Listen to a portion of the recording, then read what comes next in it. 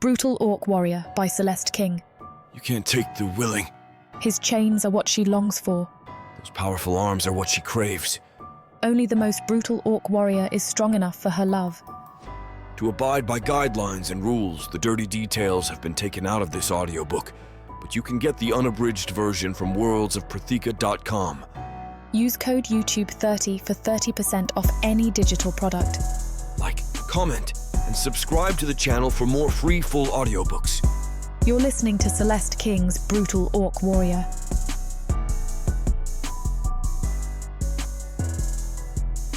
Chapter 1. Yuli. They're traitors! Kian's voice bounces off the waters around us, loud and ringing. The vein in my forehead begins to throb. My brother is not a trusting orc, and does not believe that anything good can come from our treaty with the Ravenhawk clan. And though our journey to Swallow Island might be proof of his claims, I cannot help but rail against his unforgiving mindset. You cannot live like this, Kian. My voice is as loud as his. You have to see the goodness in others. You cannot always assume the worst. You are a fool, he says, and his voice is hard and devoid of emotion. You always have been. Despite the lack of emotion in Kian's voice, I know that he is furious with me. I hate it when any of my clansmen are upset with me. But in this case, I know that Kian is wrong. The wind whips around us then, sending a spray of water dancing through the air. If you want things to change, I say, doing my best to make my voice gentle. I place a hand on his shoulder. Then we will have to be different from the other orc clans who only drink and brawl. We can't go to war every time our feelings get hurt. Kian lets out an angry huff and turns to look at Swallow Island, which has just come into view. I continue on steadily with my little speech, because there is always hope in my heart that my brother will soften and change. But my hope has started to wane in the last few years. Kian has always been so hard, so brittle, that I'm surprised that he hasn't snapped in half yet. War won't do us any good. War is what destroyed our world, remember? The world you loved so much. I don't want to start another war and make this new world, this world that has been gifted to us, unbearable. When Kian turns to look at me, his eyes are so cold and flat that my skin prickles with slight fear. I know that he won't do anything. I'm his chieftain. He knows it, and I know it. But what I also know is that he is tired of my policies. He thinks I'm too soft. Maybe I am. But my softness hasn't led us astray yet. We are orcs! My brother's voice is hot, belying his cold eyes. We should divide and conquer. We also have to think about the future. We need to think about what we're leaving behind for young orcs. Do you want us to destroy this earth, the way we destroyed our last home? I don't think Uluruk will see things your way, Kian says, as our boat gently bumps against the sand. I have to agree with Kian when I see about 24 guards surrounding the other chieftain. The chieftain we have come to see today.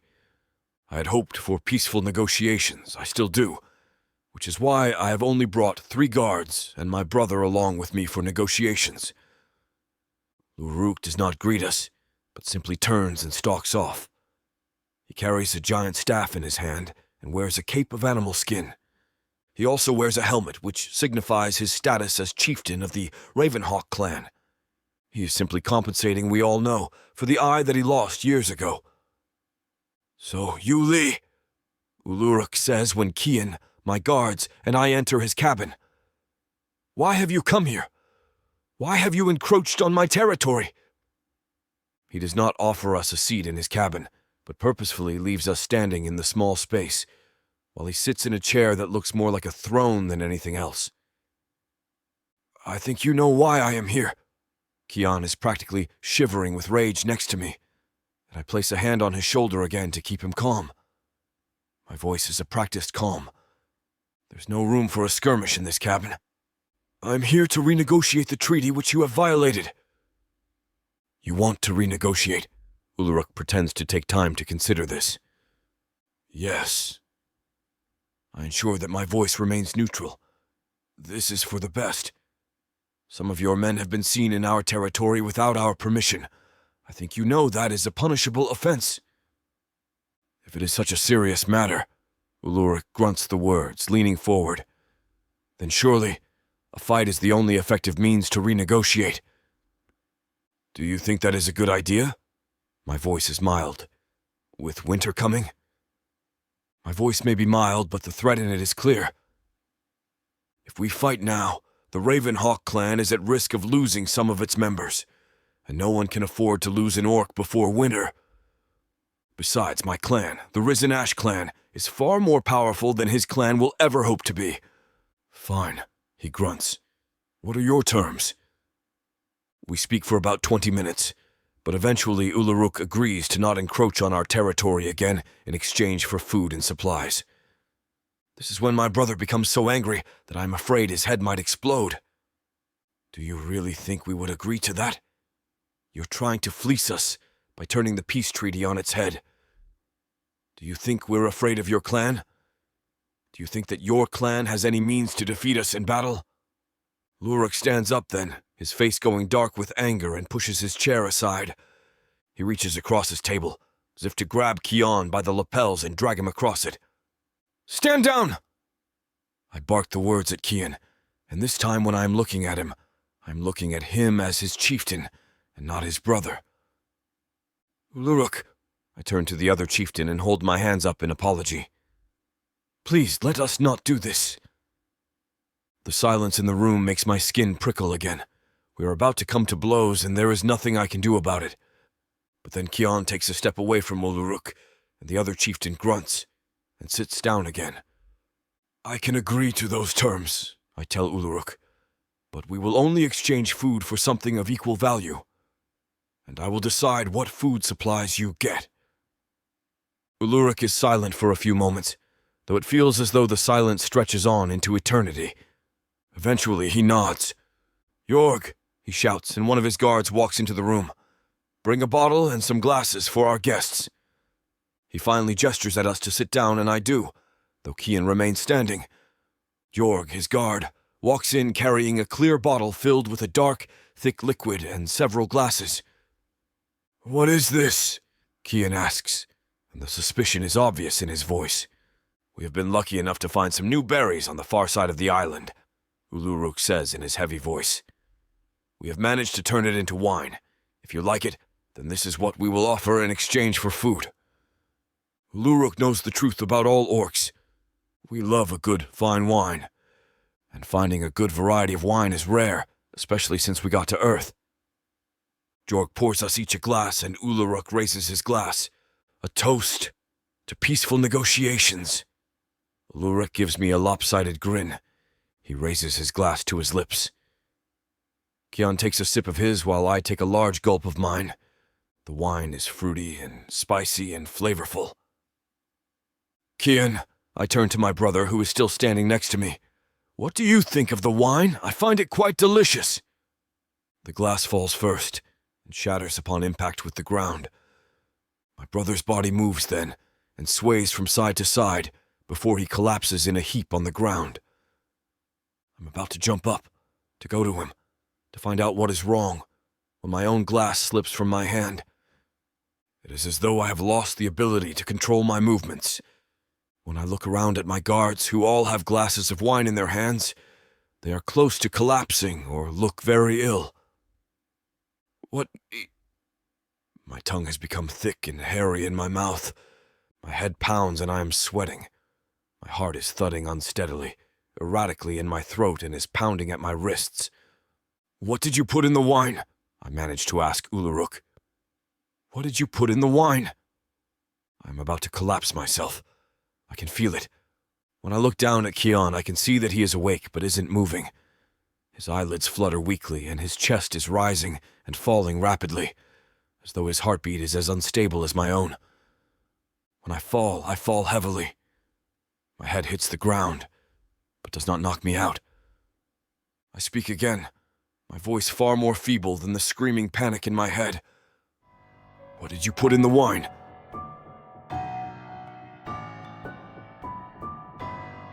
Chapter 2. Julie. The settlement is quiet this morning. I wake up early and after completing my morning ablutions in a nearby stream, I try to find something for breakfast. It has become an unspoken rule among all humans, and in our settlement particularly, that we will always move about as quietly as possible. Our main goal in this life, as humans, is to not draw the attention of the Orcs who live near the Great Lakes. We stay away from their territory around the lakes, and instead stick to the caves which are quite a distance away from the Great Lakes. I look around myself in dismay, my breakfast in hand, at the small cave at the very end of the settlement, which I have been using as a classroom. Someone, one of the parents no doubt, has trashed the place. Great. This is just great. Humans, I have come to learn, are almost crueler than Orcs. In fact, I am more afraid of the people I live with than I am of venturing out near the Great Lakes. This settlement was created a while ago and is made up of humans who have been rescued or who have run away from the cruelty of their original settlements. This settlement is small. We're all a damaged bunch, really. And though we try to look after one another, I cannot deny that the streak of cruelty that we have run from seems to raise its ugly head here too. Dawn comes and goes. I spend most of the time eating the small breakfast I scavenged and fixing up my classroom. Since coming to live here, I have taken it upon myself to teach members of the settlement to read and write. My class ranges in age from young children to fully grown adults. I guess when you're fighting to survive on a daily basis, learning the basic skills that everyone should know is not a priority. My first group filters in around noon. I have just recently taught them how to tell the time from the position of the sun, and they all seem eager to learn. This is a diverse group of 3 adults, a child, and 2 teenagers. Good afternoon, everyone. They greet me eagerly. I had to teach them how to do that too, and take their seats on the makeshift furniture. It is time for our reading lesson. This is going too well, I think to myself when we're halfway through the lesson. I have my detractors, as this morning's trashed classroom showed. Usually one of them would have shown up by now. We're nearly done with the reading class and are about to move on to writing when someone bursts through the curtains that I have put up at the entrance to the cave to keep the sharp sunlight out. Right on cue. Actually, she's late. It is the mother of Sarah, one of the teenagers in my class. Sarah's mother, Ellen, marches in angrily and grabs her daughter by the arm. "Stop!" I protest. Sarah is one of my best students, as Ellen starts dragging her out of the classroom. "Why are you doing this?" "Because this is a bloody waste of time," Ellen shouts at me. The young girl in my class, the youngest one, winces and places her hands over her ears. "I told Sarah to drop this. Reading and writing won't help us. We're just trying to survive, and here you are, filling their heads with nonsense." I try to remain calm. Reading and writing are important skills for everyone to learn. My voice remains mild. Knowing how to read or write won't help when you're running for your life from a bloody orc, or even a human. Ellen hisses at me. She continues before I can interject. Maybe if you were teaching them to survive, none of us would have a problem with it. Look at how we're living. We're living in caves. Reading is useless. I curled my hands into fists, but still remained calm. Reading and writing are necessary. These skills are what separates us from orcs. Reading is what reminds us that we're human. Ellen sputters as I continue, determined to get my point out. Knowledge has always been our greatest power, our largest asset. If we all know how to read, surviving will be easier and easier. The books you spit at hold the knowledge about science and technology that can keep us from going extinct. Ellen's face is almost purple with rage, but I continue my monologue. If I get through to even one of these parents, maybe things will be easier for me. That is all I want. I want it to be easy to teach those who want to be taught. Look at that! I point up at the lights that flicker on automatically when the light in the cave goes low. That runs on solar energy. Our leader engineered that, using knowledge that had been written down. The doctors we have now only know what type of medicine to use because someone wrote it down and then taught them how to read. Ellen sighs and rolls her eyes. Behind her, Sarah has her arms crossed over her chest and tears are streaming down her cheeks. We can't hunt and fish forever. If we can just use the knowledge we already have, then we can change the world we live in. But Ellen doesn't care about any of that. Today will not be the day that my life becomes easier. All that will do no good, Ellen hisses. When the Orcs come knocking, what use will books about solar lights be against the Orcs who want to kill us? I take a step back because it feels as though she has struck me across the face.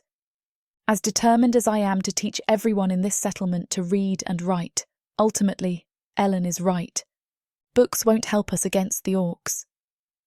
Ellen turns on her heel and pulls Sarah along with her. I turn listlessly to the front of the classroom. The other students haven't moved an inch, but I don't see any point in keeping them here any longer. After what Ellen said, however true or false her statements were, I cannot concentrate on the work. Listen, everyone. My voice is heavy. I cannot stop myself from sighing. Class is dismissed. Go do whatever you want for the day. I fill my bag with the most important things in the classroom. Despite Ellen's tirade, I will be here tomorrow, and there are certain things that I do not want destroyed. There is only one place I go to when I feel this way. The walk will take me 3 hours, and my shoes are thin and broken, but it will be worth it, because no one will be able to see me crying if I am not at the settlement. I arrive at the gravesite at dusk. I nearly collapse at the tombstone. I am exhausted, and crying took more out of me than I anticipated.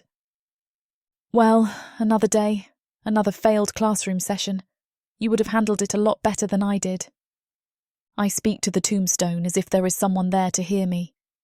The grave belongs to an old teacher of mine, the man who saved my life when I became orphaned, the man who saved my life again and again, who sacrificed himself for me so many times that by the time he died, there wasn't much of him left at all.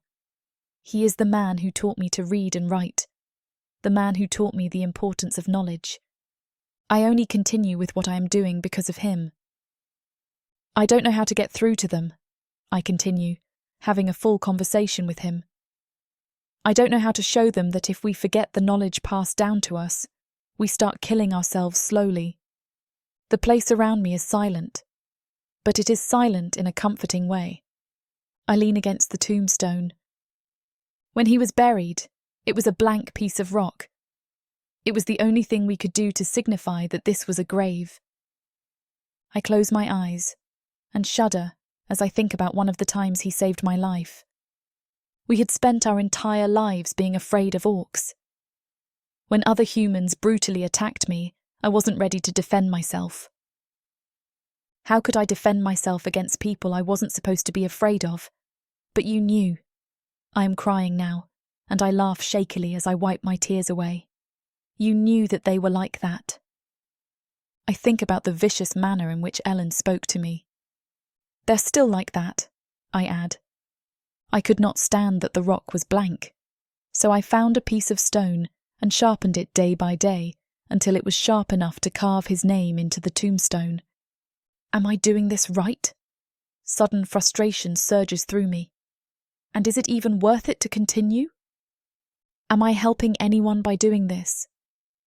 The space around me is so quiet that my voice echoes back at me and bounces off the nearby trees. Asking those questions makes me feel as though I am betraying him. He would never consider stopping, no matter what happened. He never stopped protecting you, no matter how difficult you made it. And I won't stop either, no matter how difficult people like Ellen make it. I have too much guilt to stop.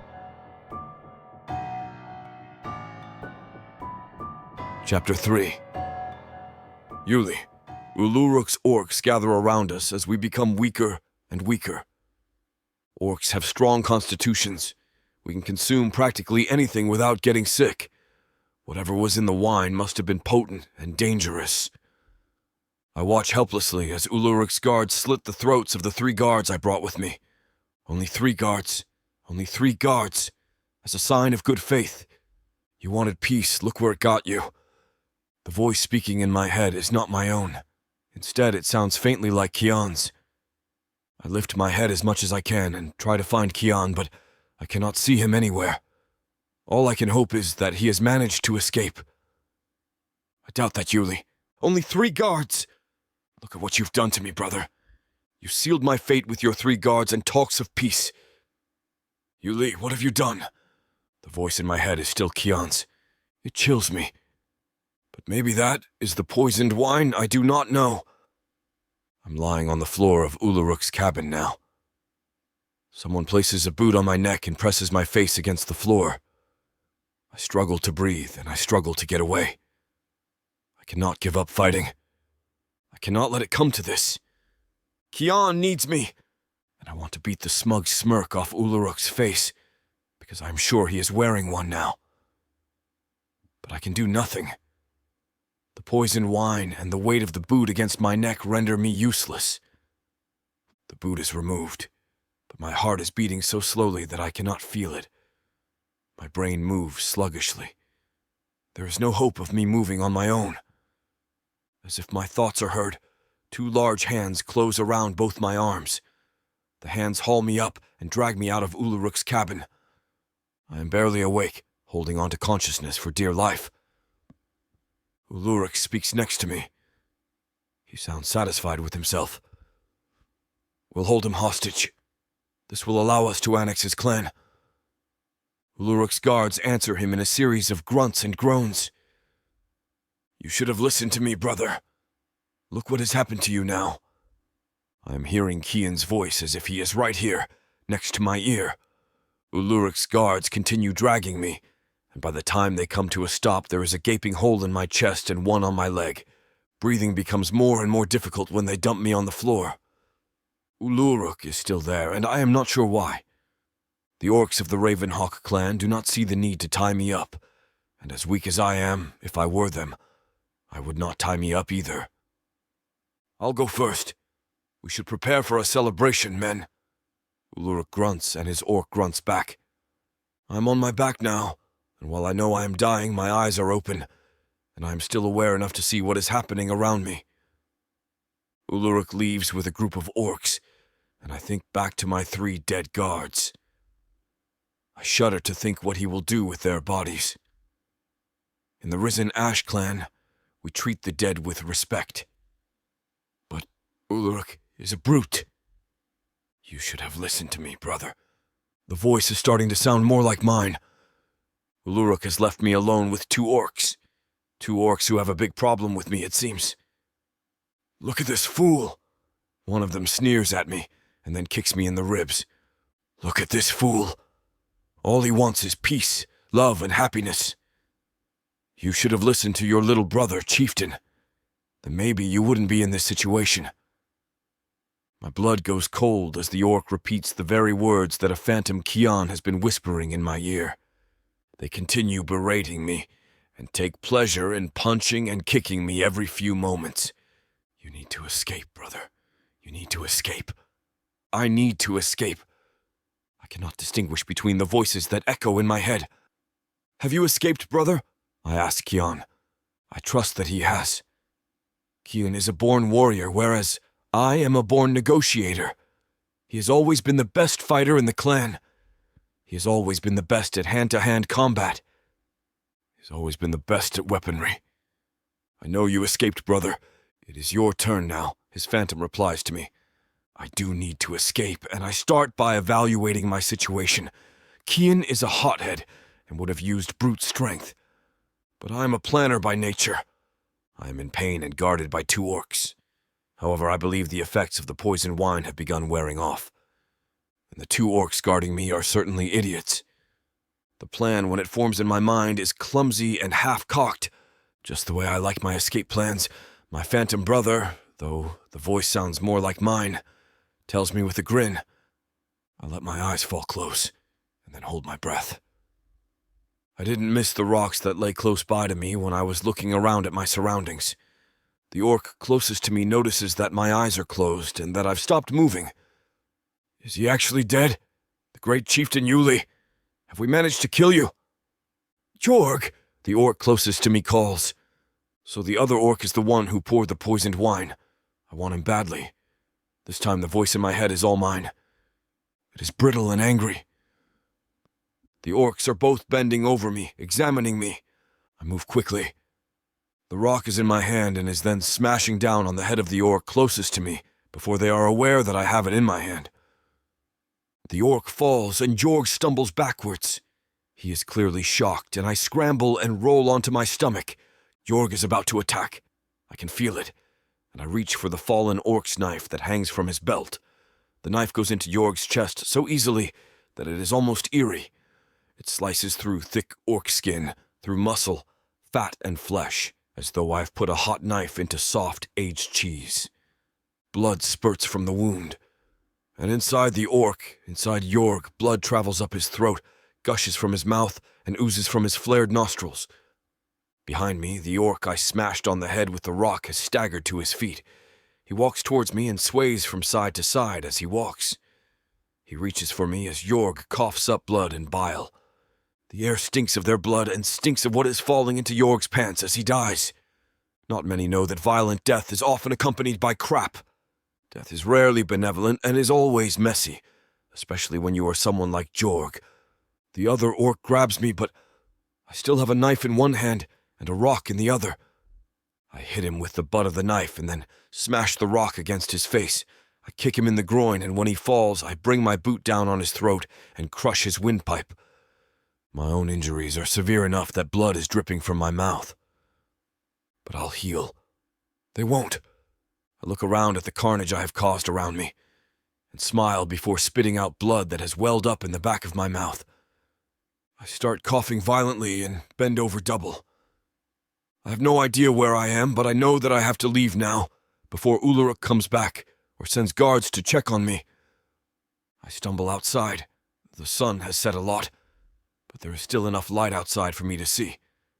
It must be close to dusk, or just after it. Focus on your escape, brother. This voice is my own, although I am using it to conjure up Kian in my head. I'm a planner, but my plans take time. Kian would know what to do right away. His instincts are near perfect. I stumble around until I reach some bushes, and then sit down where I cannot be seen. Hiding won't help me much. Orcs can smell blood. I need to leave before Ulrich returns. You need to leave now. I know. I get up then and begin walking. I remain in the shadows, close to trees and bushes. And all I can do while I try to escape is hope that Kian has escaped too. I also hope that Ulrich will take his time celebrating his win. Because if those two things do not happen, I am screwed.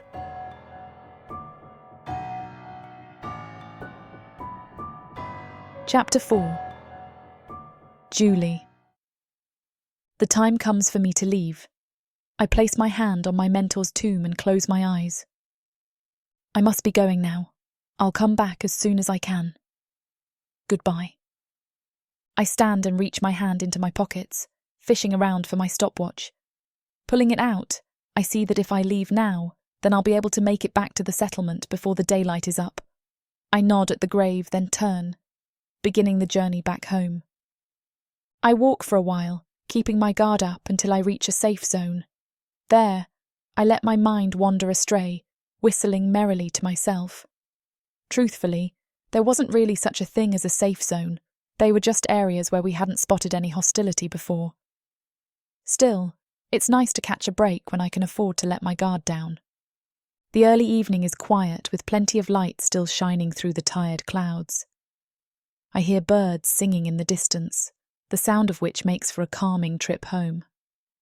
I look to the far ruins of abandoned buildings, seeing spots in windowsills and on rooftops where birds have made nests for their young. The streets are ever desolate. To me they seem haunted, but in an eerily beautiful way. This is Earth after all. It wasn't many ages ago when these roads were filled with humans enjoying normal lives. I run my eyes along the pavements, picturing what it would have been like to live during that time before it all hit the fan. I wish I could stay here and rest for a little while, I think to myself. Then again, It's far too dangerous to take the risk, and not because of the orcs. There were some humans that still find it hard to believe that orcs weren't the only thing to worry about out here. In fact, the area through which I currently walk goes completely ignored by them, for it's way too far from their encampments. But even that doesn't make this place safe.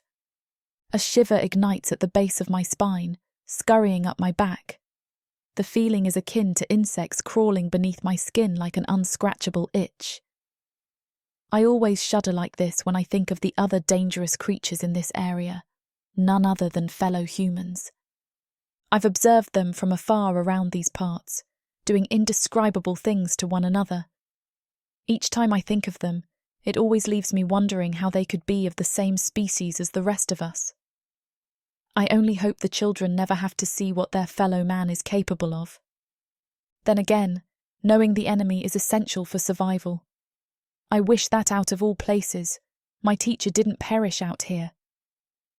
If only I was able to bring your body back to the settlement, then I wouldn't have to travel so far just to see you, I say to myself. I enter a hotspot for human activity. Here, I must be on alert at all times. I walk through the desolate, quiet streets. I keep far away from alleyways and tight corners, remaining in open ground where I have the room to fight if need be, or better yet, run. I walk past signs of an old fire. Beside them are the feet of birds and cracked eggshells. No doubt it's the work of the other humans around here, making meals of the animals around them. For that, I could not judge them. We all have to do what we can to keep going, but it is everything else they do that frightens me. Sometimes I wonder what it'd be like to take a group of my humans and approach the others in an attempt to recruit them. Strength lies in numbers, and humans need each other to thrive. Always accompanying the thought were the words of my mentor. Life is life, I hear his voice say in my mind. Some of us may look different on the outside, but each of us are flesh and blood beneath the skin. And we should always help one another, I say aloud. But it's easier said than done. I brush off the thought, knowing my settlement would quickly shut down the idea. I come now to an old park, littered with bushes and trees. I walk past one that stretches high, peering my eyes up just to see how far it goes. As I refocus my gaze back forward, there glides through the air a low groan. I stop in my tracks. What? What was that? The groan comes again. I snap toward its direction, seemingly stemming from behind the large tree. My hand whisks to my knife, unsheathing it from its pouch. Goosebumps crawl up along my arm as the groans come once again. They sound like they're coming from a large animal. Realizing my knife won't do much good against one, I begin backing away, still holding the knife. The groan ripples through the air once more. Only then do I notice it sounds like one of pain. I try peeking around the tree from where I stand, suddenly picking up on the trail of blood running along the ground. It bends and disappears behind the trunk. I discern that whatever lays behind there is in agony and likely not in a position to attack. It could be an animal caught in a trap laid by the others around here. Perhaps I ought to go, I think to myself. But what if it needs help?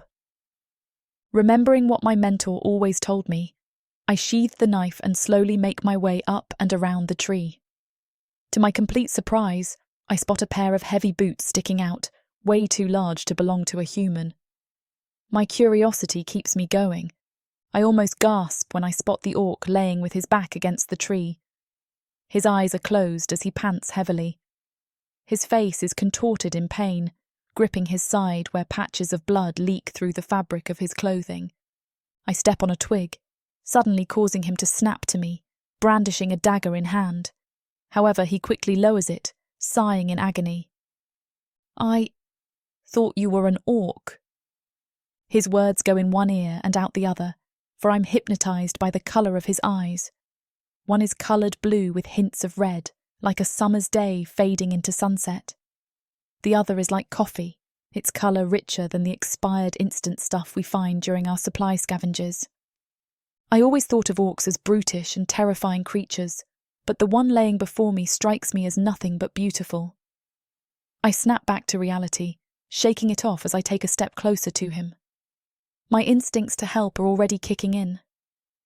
"You're badly hurt," I tell him, analysing his wounds from afar. "Go," he mutters. "Get out of here. You must live." "Let me help you," I say, throwing up my palms. "No, don't come any closer to me," he gasps. "Run away from here, human woman, as far as you can before they come for me." They? I brush it off and take another step closer, as if pulled magnetically by his eyes. I look at the rest of him, noticing how pale his skin looks. Although I had never seen an orc up close before, I could tell he was fading. The sight of his half-closed eyes and shallow breathing only confirmed it for me. I try not to think about how threatening these guys are supposed to be, but somehow I anticipated being terrified at the prospect of running into one. This orc isn't doing anything to make me feel scared. Then again, he doesn't exactly seem full of energy at this moment. Had that been the case, I'm sure this would have been a very different type of encounter. "Let me see what I can do for you," I say, kneeling by his side. "Run away." "Shush for a moment and listen to me. You're bleeding badly, and if we don't stop it, then you're going to die. If not that, then you'll be hunted. Better to die than to be a prisoner." "Let me clarify," I snap. "You'll be someone's dinner if I leave you here, and judging from the size of you, it'll be an all-you-can-eat buffet for them." "Leave me be," he groans, his tone growing weaker by the minute. "There is no hope left for me now." His eyes close with his breathing audibly slowing down. Without thinking, I grasp him by his muscular shoulders in an attempt to shake him awake. "Hey, stay with me! Don't fade, come back." Suddenly I stop shaking his body. Only now do I register how close I am to him. If I could grasp him like this, then he could certainly lash out and snap my neck like a twig. Only he wasn't doing it. His eyes slowly open one last time. "Go." He sighs, his neck then slumping. "Damn," I snap, throwing fingers to his neck. I could still feel a pulse, but it's weak. I rise to my feet, looking around me as if the answer lay nearby. "Damn it, what do I do?" I ask myself before peering back down at the orc. He is huge, and there's no possible way I can carry him by myself. The possibility of leaving him crosses my mind. It'd certainly be the easiest thing to do, but if I leave him here, he'll die for certain. This man may not have been human, but he is still a living creature. Realising it's a matter of life or death resting in my hands, the answer comes to me instantly. You better be worth it. Chapter 5.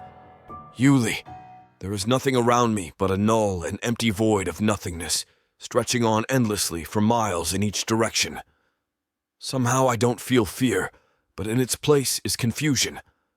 I hear the sound of Kian's voice ringing out all around me, echoing through the chasms of wherever I am. Images flash through my mind of fighting and escaping the wrath of Chieftain Uluruk's men. Suddenly there ignites a burning pain at my side where they got me. I feel the warm blood pouring from my wound and sliding through my fingers. I remember growing weaker, eventually retreating behind a tree where I could hide out from pursuers. Then there echoes the voice of what sounds like a human woman. I don't recognize her, leaving me questioning just exactly what was real and what is just a fabrication of my mind. Am I dead? Suddenly, a white burning light flashes through the air, blinding me. It gradually fades, my vision slowly returning to reveal my surroundings. My eyes sting, causing me to rub them. I then look around, finding myself in what seems like a dingy little hideout. Red rocks form the walls around me, but they're far from flat.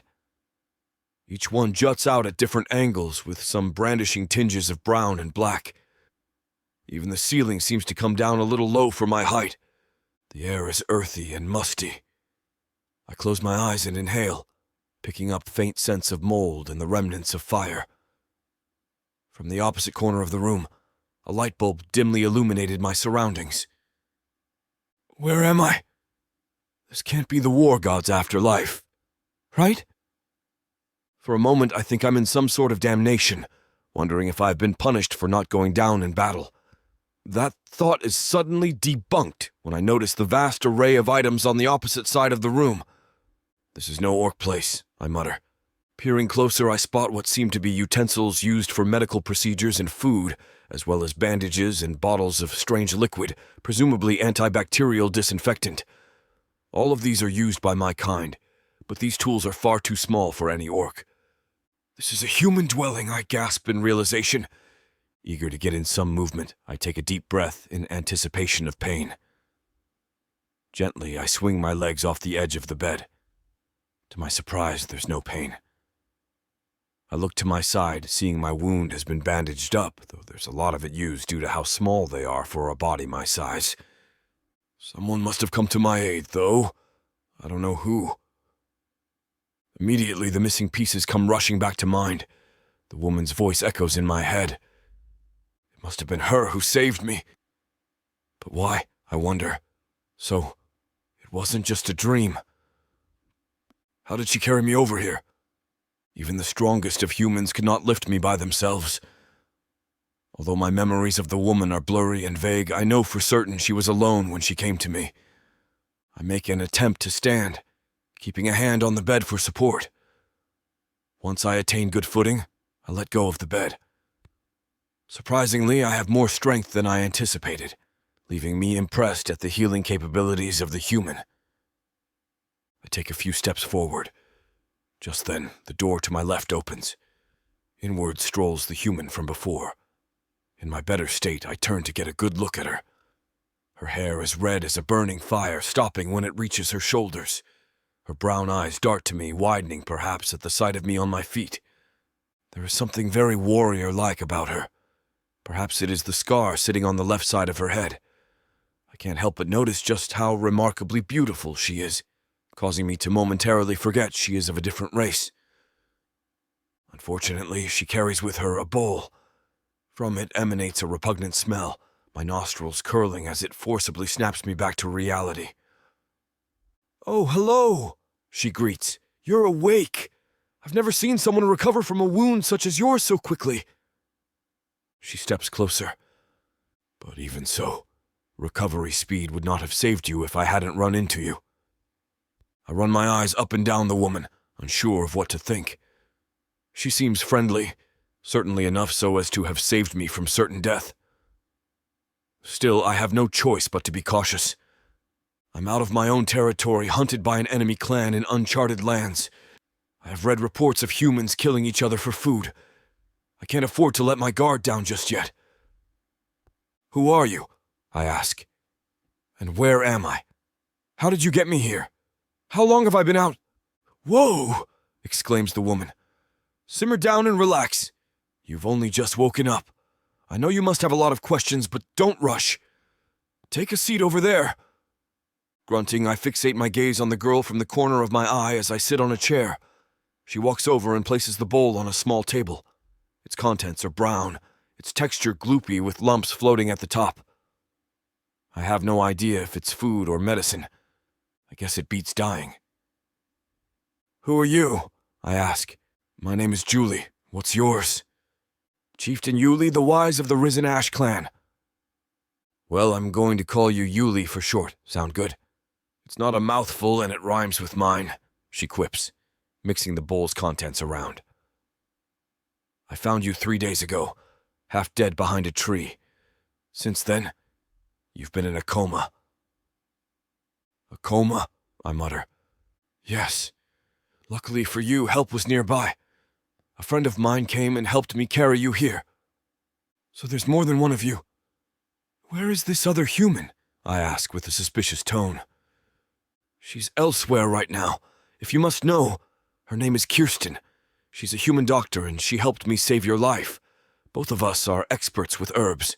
Plenty of them grow around these parts. We needed as much as we could get for someone your size."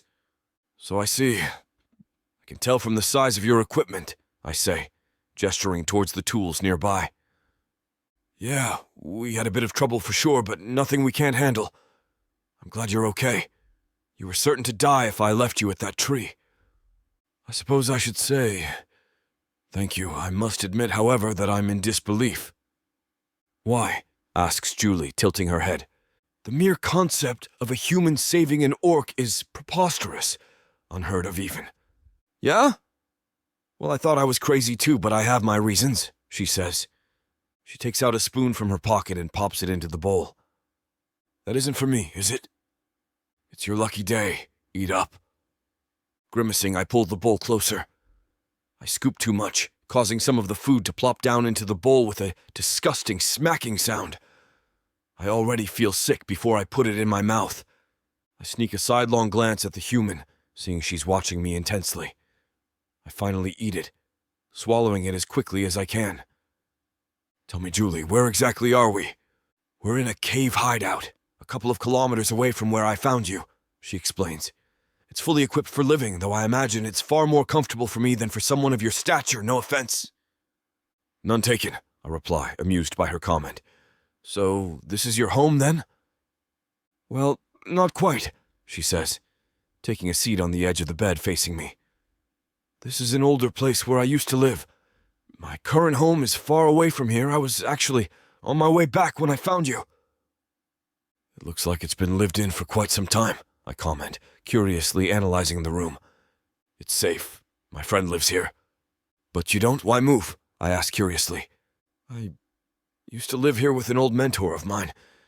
This was his old spot. Ah, I mutter, seeing a look of deep thought coming over Julie's face.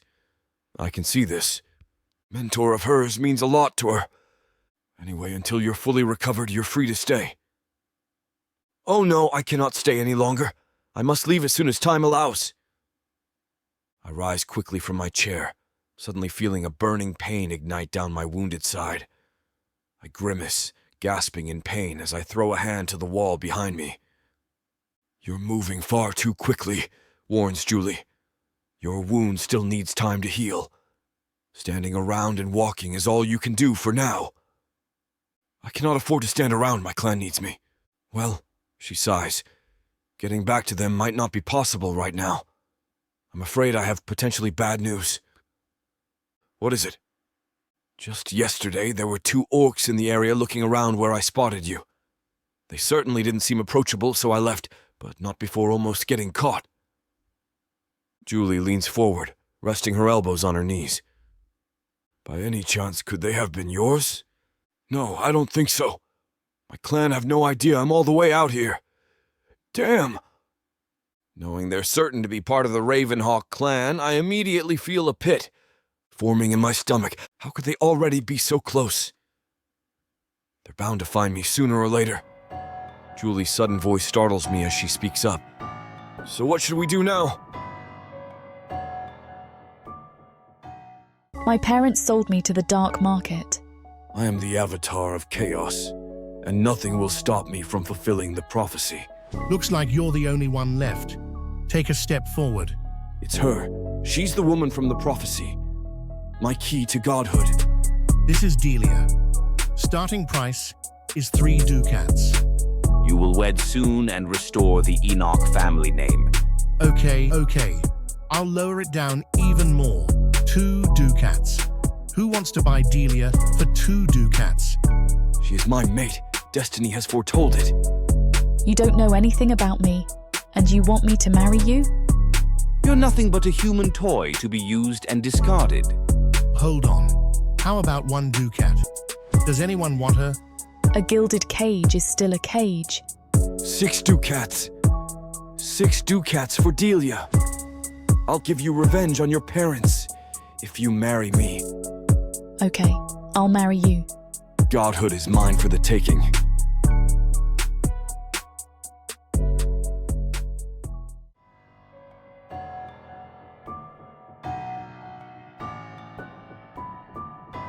Chapter 6. Julie. I see the look on his face at the mention of the other orcs.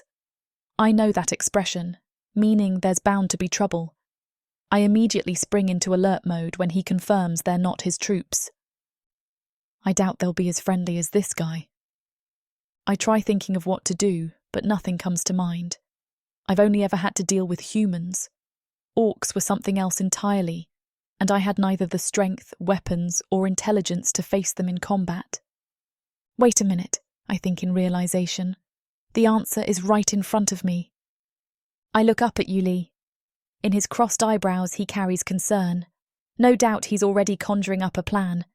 He's a chieftain. He definitely knows how to deal with those of his kind. Relief comes over me, knowing he has the solution. So what should we do now? I ask him. He looks up in surprise. Why are you asking me?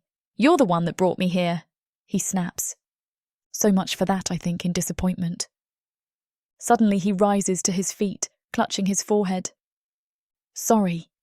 It's just that this is concerning. I don't know this area at all, and the enemy is on our tail. Let me think for a moment. As he paces back and forth, I make my way across the room, coming to the equipment table. From it, I fasten my utility belt around my waist, as well as the sheath containing my knife. Tell me, says Yuli, are there any dangers in the immediate vicinity outside the hideout? Well, as of now, we're safe, although I'm not sure how long for. Okay, he mutters, stroking his chin. Us orcs are born with innate tracking and tracing abilities, so if they're already a few kilometers nearby, then we might not have long. That doesn't sound good, I stammer. Do you think any of them followed you back here? He asks. They didn't. How do you know? He presses with frustration. I'm certain of it. There hasn't been any signs of them in the vicinity. Besides, if they found us, then would they not have already stormed the place? Indeed, you're right. But this still isn't good.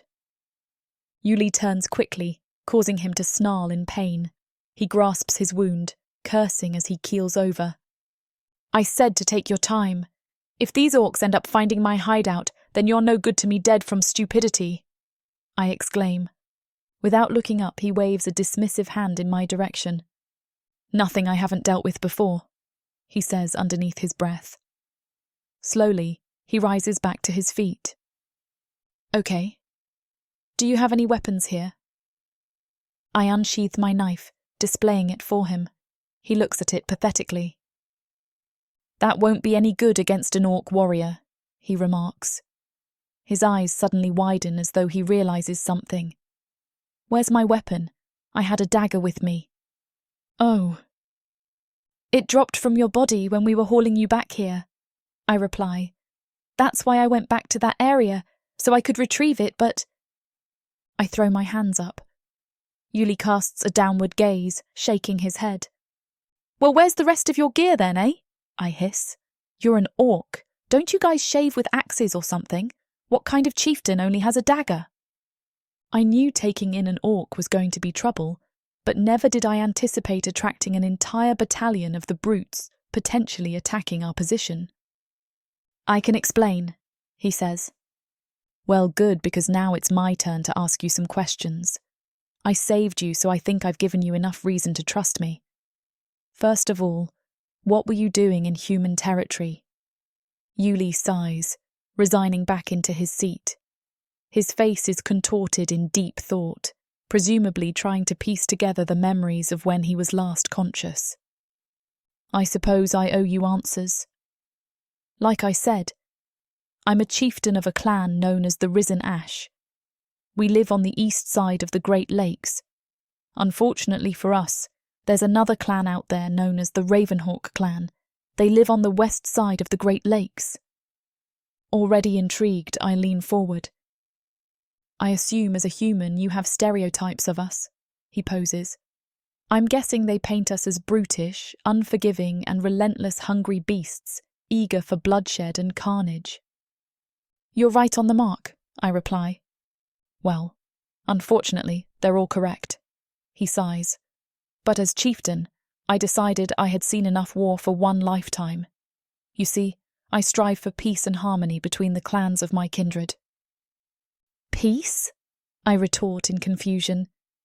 Yes, believe it or not, of course I cannot attain these goals by myself.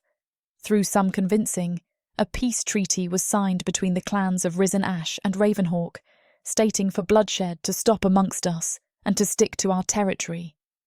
I nod along attentively, fascinated to hear mutterings of peace and harmony emanating from an established Orc chieftain, let alone an Orc himself. It resonates with my core values, only making me ponder more about this man. I thought you all fought things out to the death. Usually, yes, he says. Not me, though. I've only ever led my clan of warriors into battle when I had absolutely no other choice.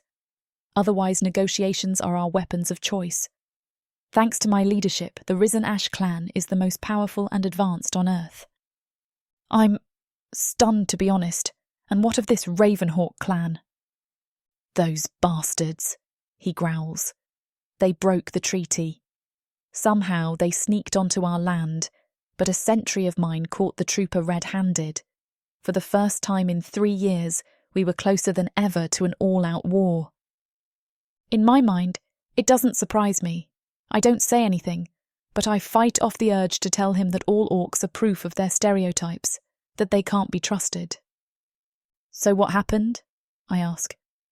After some messages were sent back and forth, we arranged for a meeting on Swallow Island. I know that place, I quip. It's in the centre of the lake. Right in the middle, replies Yule, nodding along. It's neutral territory, far out of the reach for any one of us to claim for ourselves. So, I went there with some of my best men and my brother. I should have trusted him. He looks down at the ground, shaking his head. Hey, I call to him. What happened? He had his doubts, and by the gods was he right. The Ravenhawk leader, Uluruk, is perhaps the finest actor I have ever seen. He had it all planned out. I was so convinced he shared a common goal in peace that I foolishly made the mistake of drinking his wine. Damn, I mutter, having a good idea of what happened next. My men fell one by one. I fought with all I had, but the poison was too strong, and so they took me as hostage. They were going to use me to annex my territory. I don't suppose that went well for them then, considering you're here now. Yes, he replies, chuckling for the first time. I conserved my energy and waited for the perfect opportunity to escape, but... His lips quiver. I don't know what has become of my brother. Did you see him there with you? Well, no. He wasn't amongst the corpses of my men either. Yuli looked up at me with newfound confidence in his eyes. My brother Kian is a fine warrior. I believe he made it out alive, though there's only one way to know for sure. If he's anything like you, I'm sure he's okay and back with your clan by now. Hopefully, he says, smiling at me. For a moment, I'm awestruck. The first time I saw his eyes, he was dying, and even then I thought they were beautiful. Now here he stands, on the mend and with restored hope, giving new life to his eyes. They glimmered with ambition, a quality every leader needs. From what he told me, that's exactly what he has. I never once associated Orcs with the prospect of peace. It causes me to think that I made the right choice in saving him, that it wasn't a mistake. Yuli is living proof that the world can change. I had thought he may have tried something upon waking up with renewed strength, but he has proven to be harmless. Maybe our paths were destined to cross, I wonder. I should help him reunite with his clan. No doubt he is different, and his clan must be exactly like him. I'm suddenly hit with the idea of working together, realizing he could be the key to the change I want for the world. Why are you for peace? I ask. I come from a distant world called Kainvu, not of this planet, he explains. For many ages it has been plagued and ravaged by the atrocities of war, thanks of course to my kindred. My clan has been given a second chance to live in prosperity with Earth, and so I will not subject its beautiful potential to total annihilation. He steps closer. Julie, he says in a way that makes my knees weak. Why did you save me? I think of my mentor, wondering if he's observing from the afterlife. With a smile, I beam back at Yuli. Helping others, regardless of race, is what I was taught to do. He and I gaze at each other in admiration. Suddenly the door swings open. Kirsten bursts through it. Ignoring the awoken Orc, she glares right at me. Julie! she exclaims. "We must get out of here immediately." "Slow down a second, what's happening?" "Those orcs you saw yesterday, they're on their way." Chapter 7. Yuli. Shock overcomes me at the humans' news. Orcs? Here? They got here a lot quicker than I anticipated. I've become annoyed with myself for getting sidetracked by all the questions. I grow more nervous, knowing that I stand far less of a chance against the attackers in my current injured state. Didn't help that all I have for backup are 2 small humans, not a squad of my best men. There's gotta be something that we can do, I think, trying not to panic. I can't ignore the possibility that I might get recaptured. I cannot let that happen at any cost. I was too quick to assume I was in the clear after cheating death. Now, it comes back for revenge to claim me once and for all alongside these 2 humans. If I fall, the Ravenhawk clan may yet stand a chance of annexing the Risen Ash territory and enslaving my men.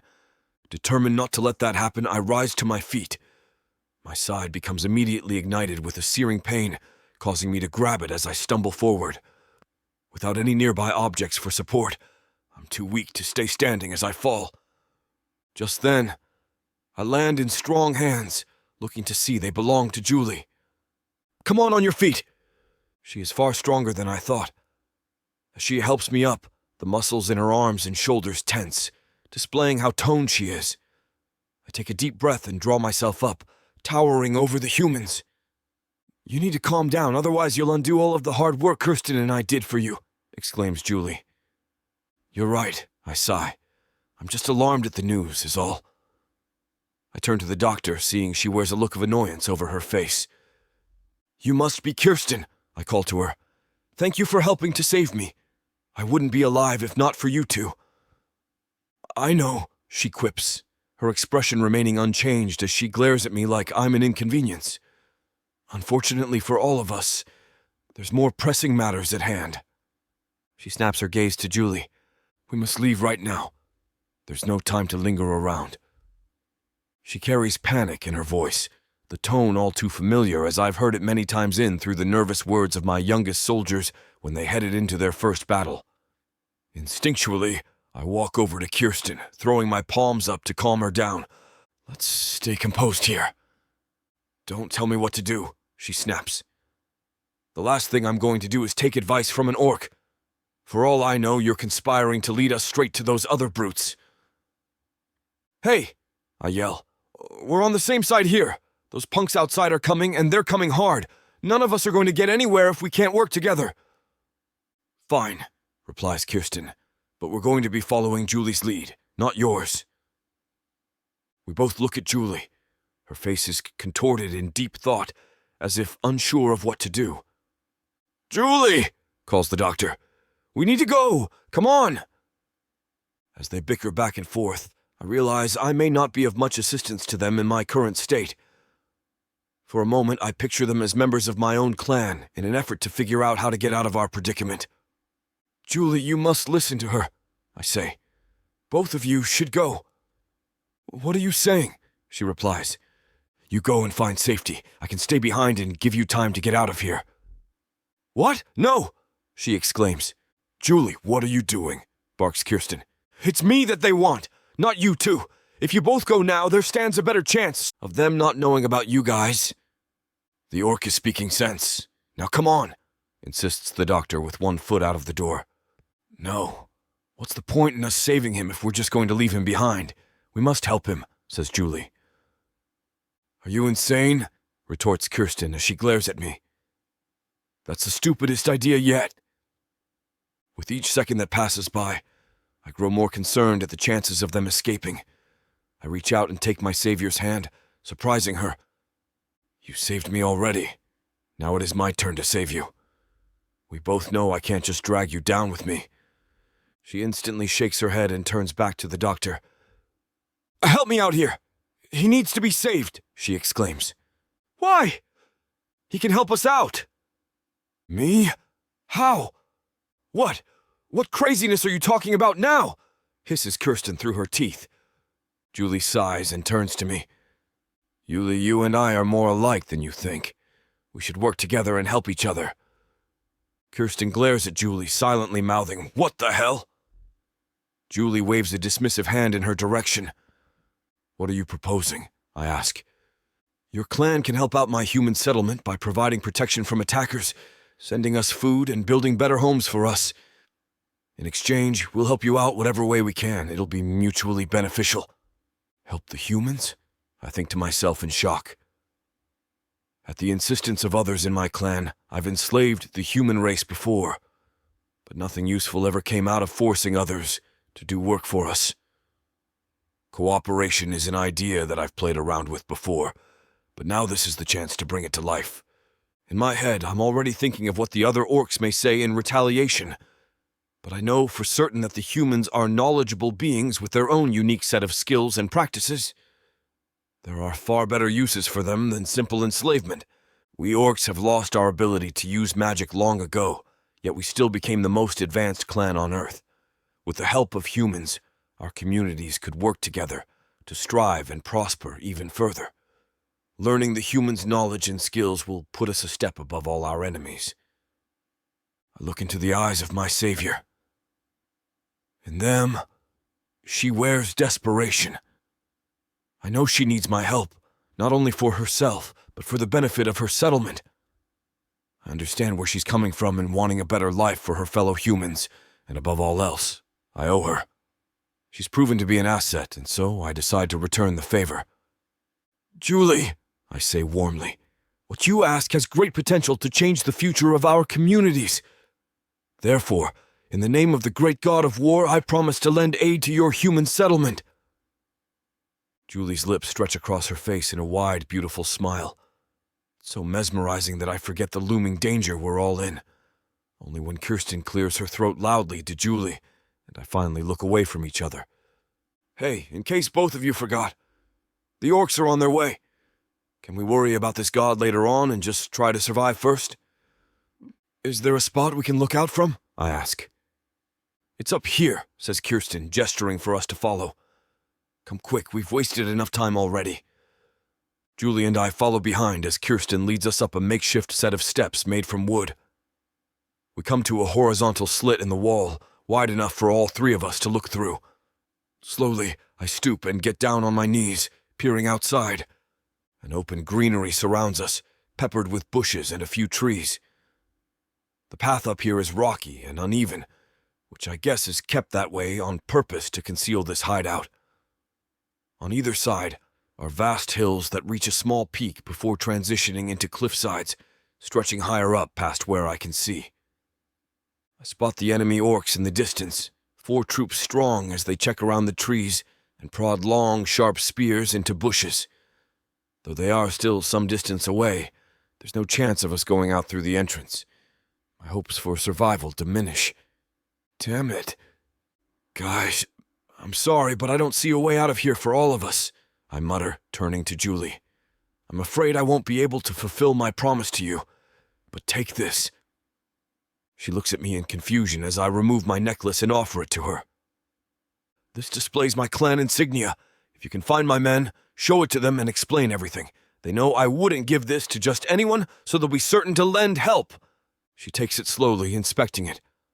I'll create a distraction and draw them all to me while you girls sneak around. I go to move, but Julie grabs my wrist. No, we're all getting out of here together, she says insistently. But for you to offer your insignia, why would you do that? Because I made you a promise, and us orcs do not compromise our honor. I can't believe this, groans Kirsten, burying her face in her hands. The both of you are like star-crossed lovers confessing your undying love. Guess what? We're all going to die if we don't get out of here. If I cannot sacrifice myself, what then do we do? I ask. Kirsten grabs Julie by the shoulder. We need to leave. Where's that secret passageway you told me about?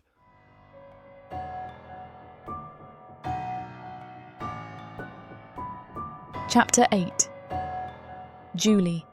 The passageway, why didn't I think of that before? Rejuvenated by the chance of getting out of here, I grab them both and motion for them to follow me.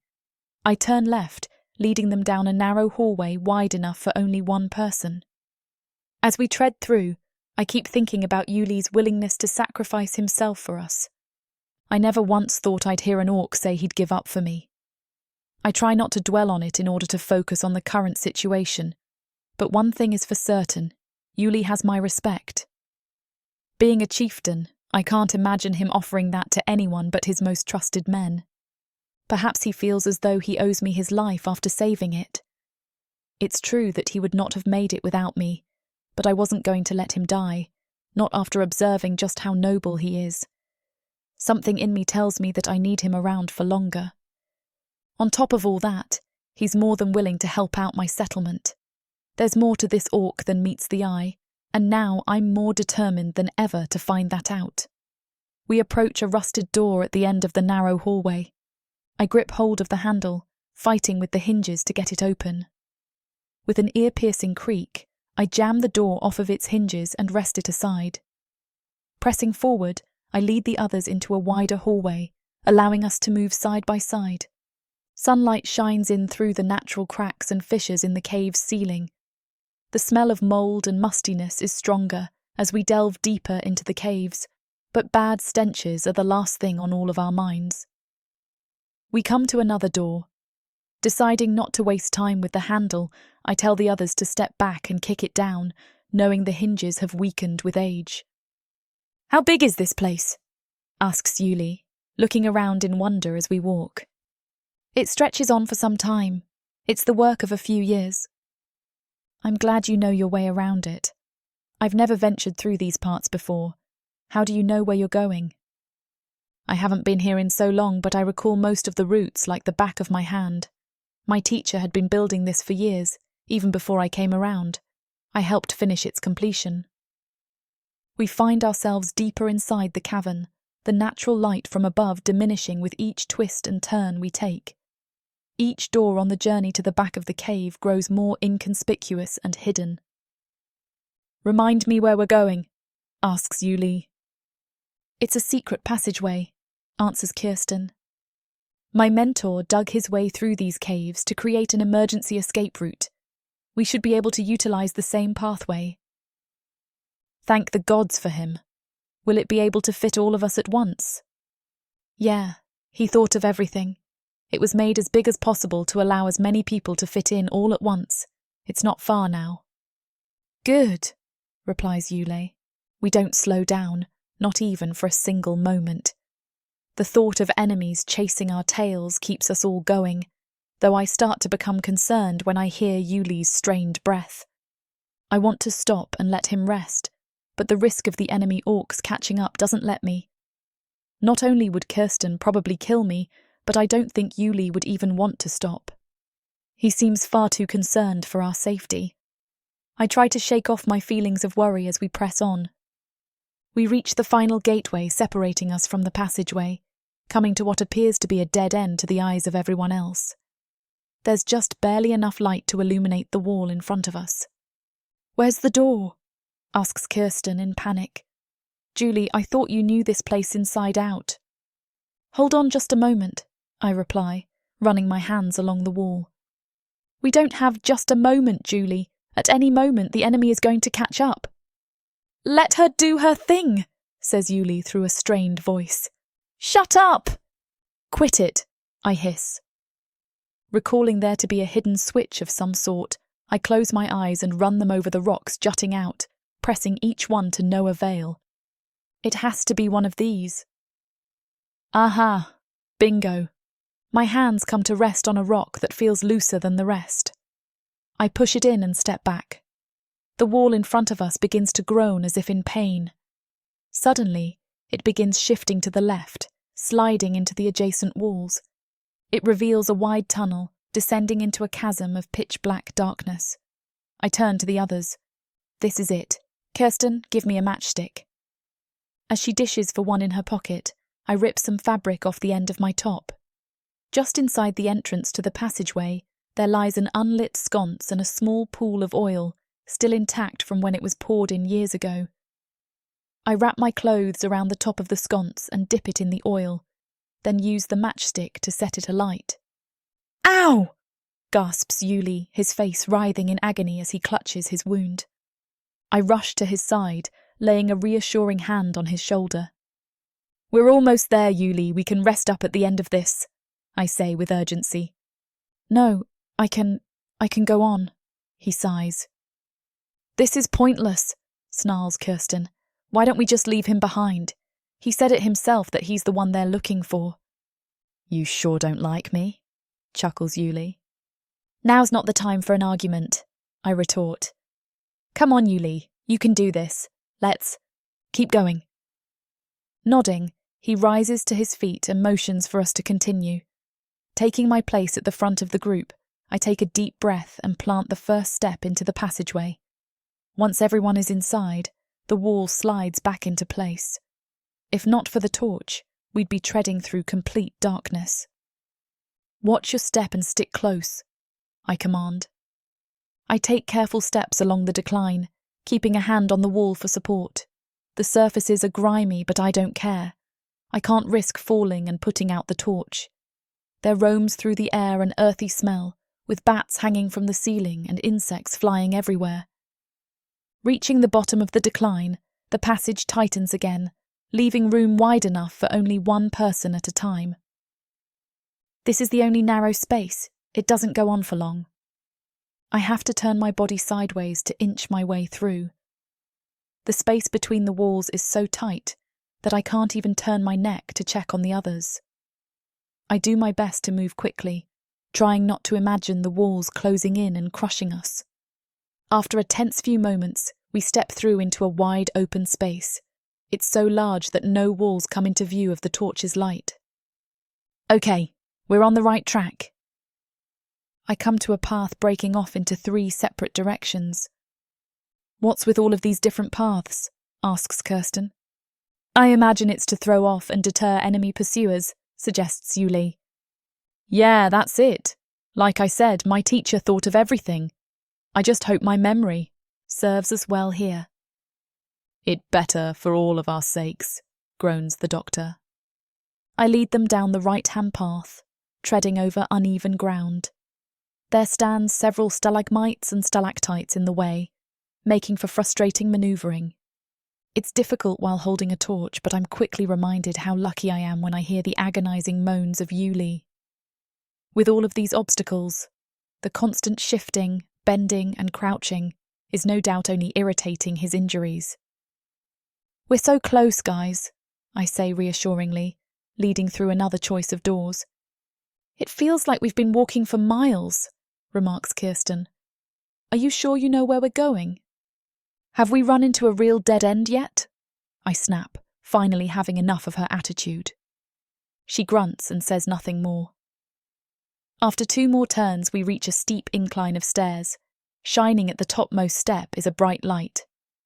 "There's the exit!" I yell. I trudge my way to the top as the light dims down, revealing the bright blue sky. I step out onto the peak of a slope, giving us a vantage point of the whole east side of Chicago. I turn to the others. Kirsten breathes a sigh of relief, resting against a rock. Yuli finally gets the chance to sit down, a sight I'm glad to see. I put out the torch and toss it to the ground before joining Kirsten. "Well, we made it out," I sigh. "We cannot stay here for too long," calls Yuli from the opposite side of the slope. "We'll need to keep moving very shortly." "But we only got here." "I know, but orcs are like beasts. No doubt they would have found the hideout by now and are scavenging through everything there. They'll inevitably find the tunnel. Where should we go from here?" Kirsten grabs my arm. I turn to her, seeing she wears a look of concern over her face. "We can't risk going back to the settlement with him, Julie." Chapter 9. Yuli, after finally making it out of the caves, I'm glad to be able to afford some rest, even if not for long. The pain at my side is calming down as I take deep breaths and wipe the sweat from my forehead. We have just narrowly dodged the enemy orcs for now. I wonder if they can be seen from here, I say to myself. Rising to my feet, I make my way to the edge of the slope and peer downwards. With a bird's eye view, I spot the enemies congregating outside of the hideout. No doubt they are discussing their next move. I turn around and glance over at the humans. They stand on the opposite side of the slope and are locked in what seems to be a heated discussion. With the sound of the wind, I can barely hear what's being said. The cranky one keeps glaring at me as she talks, occasionally pointing a finger my way. Although her antagonistic attitude gets on my nerves, I know it would be wrong of me to be angry at her. After all, she lended assistance to Julie in saving my life. It's not every day the enemy comes knocking at your door and your life is put in danger for helping out a stranger, so I deem her angry, understandable. Still, I decided best not to accost the humans right now. Suddenly, Kirsten lays a hand on Julie's shoulder, mouthing something to her with a look of concern. She then shoots a final look at me. For the first time, she seems worried as she gazes my way. The human doctor then spins on her heels and descends down the opposite side of the slope. Where could she be going? I think to myself in confusion. Is she not coming with us? Julie casts a downward gaze as she turns my way. She approaches me with a thoughtful yet troubled look. What's going on? I ask as she reaches me. Where is Kirsten going? She won't be staying with us, explains Julie. She's headed back to the settlement by herself. So what about us? Why don't we join her? She's convinced me that bringing you back right now might not be such a good idea. I've been gone for some time, so they're going to be wondering where I am. If I show up with an orc chieftain, they might think I'm trying to sell them out. Damn it, I groan. I tried coming up with a cover story for Kirsten to tell the others, but we couldn't settle on one. She's going to have to tell the truth about why I'm not with her. They won't be happy and likely aren't going to welcome me back with open arms. I may as well be on the run. Go with her, I suggest.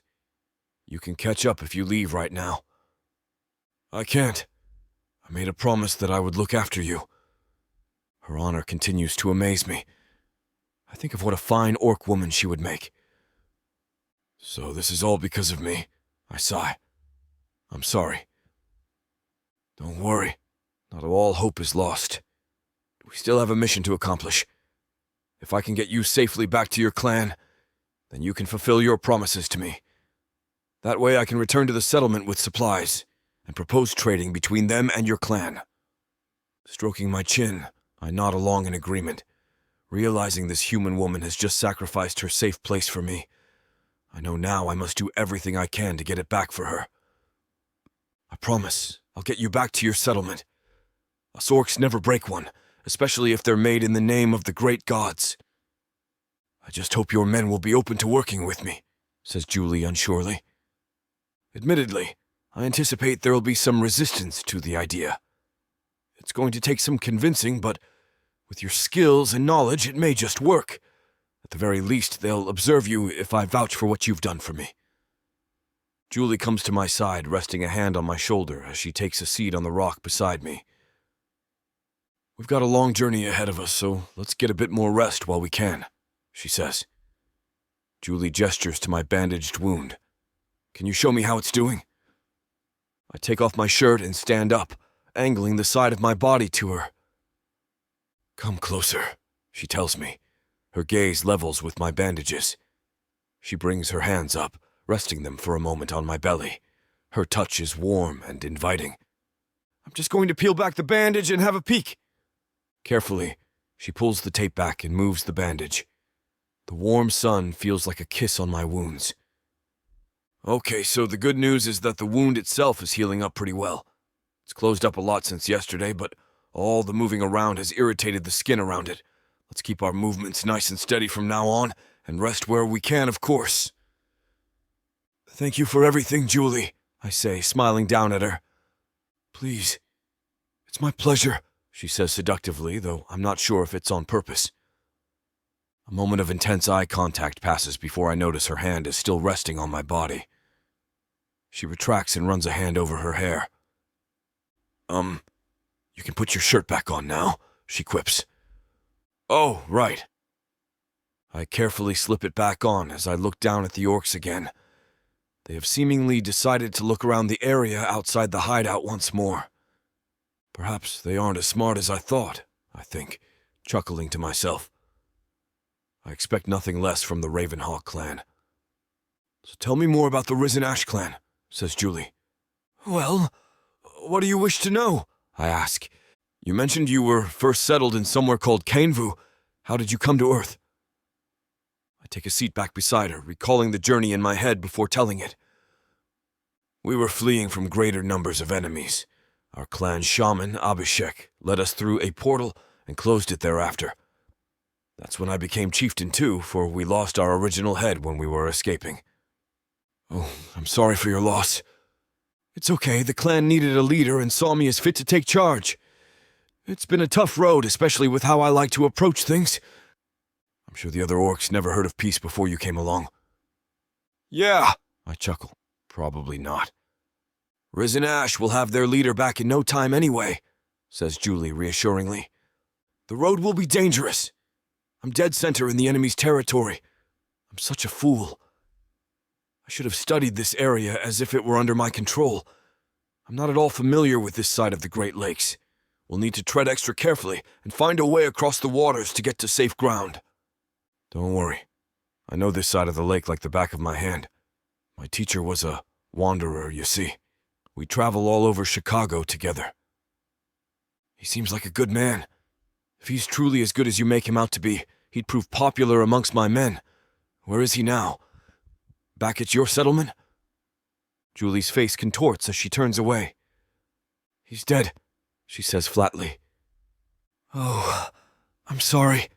It's okay, she mutters. I just wish he was still around. He'd be such a great help right now. Look, we may get lucky, I tell her. By now, my clan will have sent out search parties for me. On the chance they're on this side of the lake, we may run into them. Probably, but I wouldn't bet on it. The orcs always keep an eye on the coastlines, probably because of your clan, she replies, turning back to face me. You're likely right. Well then, we better get a move on. How long do you reckon the journey will take us? I ask. At a normal walking pace. We're roughly 5 days out.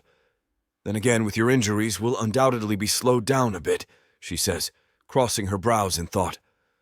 I'm going to say a week. A week? Okay, I guess we don't have much of a choice here, I say as I stand up.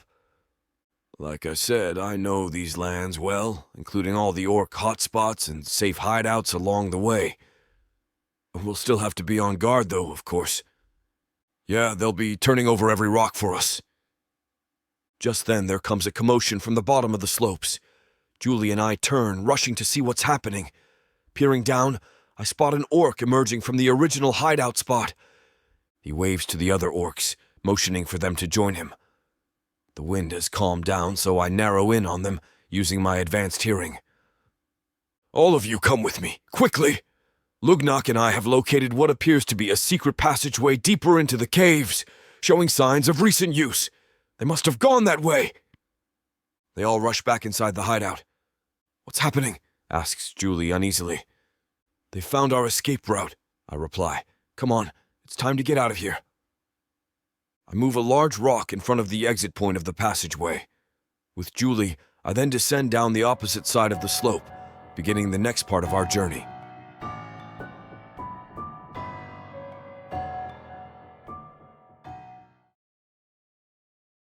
This huge orc brings out the animal in me.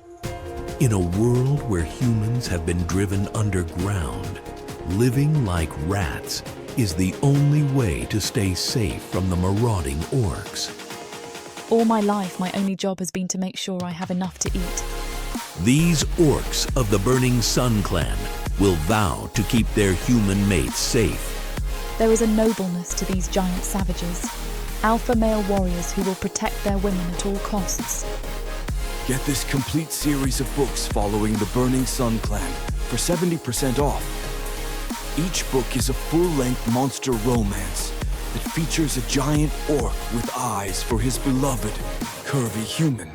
Happily ever after guaranteed. Protheka's magic is eternal.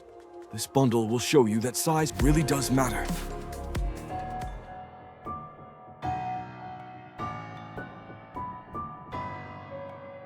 Chapter 10. Julie. 4. The air is hot. dry, scalding to the skin. It feels like we have been travelling forever. It feels at this point like I have known Yuli forever, but it has only been 4 days since we met. In those 4 days, nothing much has changed in my life. Nothing large, nothing significant. Except I have made a deal with the natural enemy of humans, an orc. And I am on the run from a horde of bloodthirsty orcs, set on killing Yuli. And I am still waiting to see how this decision will affect my life. I am still waiting to see whether I have been foolhardy or wise. Right now, I wish my old teacher was here to guide me. Maybe he is. Maybe he hasn't left you yet. I think this to myself as I remember the escape mechanism in the cave that he often used as a hideout from orcs and other humans. I look over at Yuli. He seems to have healed well enough, and now that he has, mostly, returned to his old strength, I can see why he is the chieftain of his clan. He is a massive, magnificent orc. He is also wise and calm and peaceful. And that is saying a lot, especially when I only have the brutality of humans to compare him to. I cannot help but worry about him, despite the fact that he seems to have healed. And I am not sure why. I am not sure why my heart beats slightly faster when I hear him grunt as though he is in pain. I am not sure why I insist on feeling his forehead to check his temperature every day. I don't know. I am not sure. I look down at the map and the makeshift compass that I constructed a long time ago.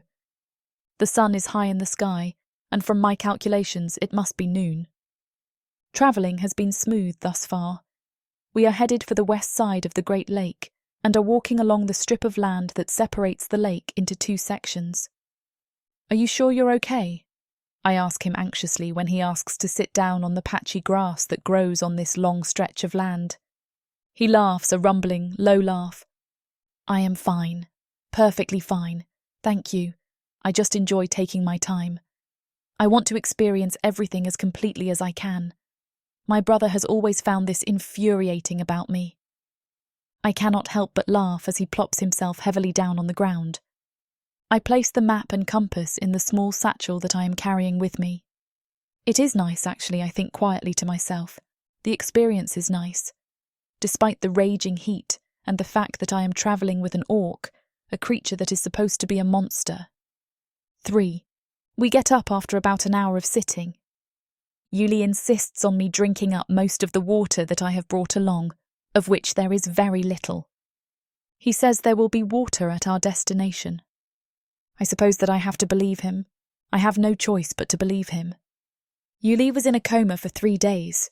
I still remember watching over him while he was unconscious. He slept so peacefully with no violence on his face that I could hardly remember the tales told of fearsome, bloodthirsty creatures that would rip me apart as soon as they saw me. He was in a coma for 3 whole days, 3 heart-stopping days, 3 days in which I prayed to whoever was listening that the orc with the gentle, bright, intriguing eyes would survive. 3 days in which I badgered and bullied Kirsten to help me take care of him. The sun sets early. I think the seasons are changing, but I cannot be sure. I need time to study the patterns of the weather before I can really know. We find a cave at dusk. The air is cold, brisk, almost unpleasant, but not quite. The cave isn't large. It's large enough for both of us, but small enough that we're in each other's personal space. But as much as I may have feared him upon first sight, I no longer do. Yuli isn't going to harm me. I am sure of that much, so sharing a small cave with him doesn't frighten me. Instead, the thought makes my heart pound again for reasons I do not understand. Again, I wish my teacher was here to tell me exactly what I am feeling and why I am feeling it. He would know. I am sure of it. I am sure of it. Yuli may have looked completely healed yesterday, but today he is stronger. I settle on one side of the cave, and he settles on the other side. Again, I am conscious of his size. I am conscious of how large he is. And the thought doesn't scare me. Nothing about him scares me. Instead, it contributes to the hurried trip of my heartbeat and the tremble and prickle of my skin. We wake up early. Well, I do. When I wake up, Yuli is gone. I panic at first, jolting out of sleep. But then he returns and hands me a piece of cooked meat. Here, you humans need to eat a lot to maintain your strength. He speaks in his rumbling voice. I shudder as I take the meat. Outside the cave, I see that he has been hunting. He has also started a fire and cooked the meat of some animal that I do not recognize. I find a stream several paces away and wash myself before we continue walking. 1 week can change so much. The water of the Great Lakes shimmer underneath the weakening sunlight. I think winter is coming. We have been walking for 4 days now. The sun was warm on the first day of walking, but it has become progressively colder since that day. The rays of the sunlight feel like a soft, cool kiss against my skin, instead of a violently warm blanket that summons sweat in uncomfortable places. I like this kind of weather. I know it will become cooler and cooler until it is freezing. I look down at myself. I am not prepared for the cold weather. I hope that Yuli will have some provisions for me when we get to his clan's camp. I wonder, as I look at Yuli, if he feels the weather like a kiss or embrace as I do. He has become even stronger now.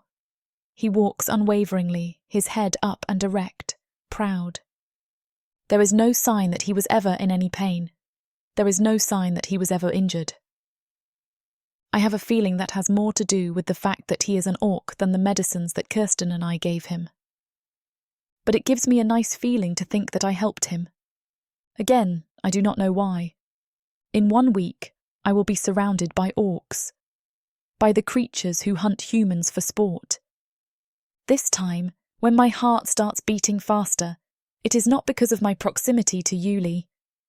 It is because I am afraid. I do not know what to expect. Will I be hated on sight? Will I be attacked? Will I be shunned? Will my presence cause Yuli to lose respect among his fellow orcs? Will my presence hurt his position as chieftain? Will I go to sleep one evening and wake up outside my body the next morning? Will I wake up broken dead the next morning? Even if I go completely unharmed, as Yuli has promised me that I will he keep his promise? In 1 week, I will know if this orc is as honourable and peaceful as he claims to be. In 1 week, I will know if this winter will be a horrible one for the humans in my settlement. In 1 week, I will know if I can count the number of children who will starve in the settlement, or if everyone will have a happy winter. Are you well, Julie? Yuli asks me. His voice is softer, and I wonder if he rumbles the way he does just to scare away humans. I am fine, I reply, my voice equally soft. We have taken a break from walking, and I know it is for my sake. As a human, I do not have the stamina that an orc does, even though I am one of the fittest humans in the settlement.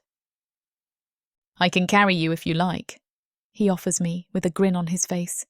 His beautiful eyes sparkle. I burst into a fit of giggles. No, I say, almost breathlessly. I can walk. I know I am slowing you down, but after this break I will be able to walk further.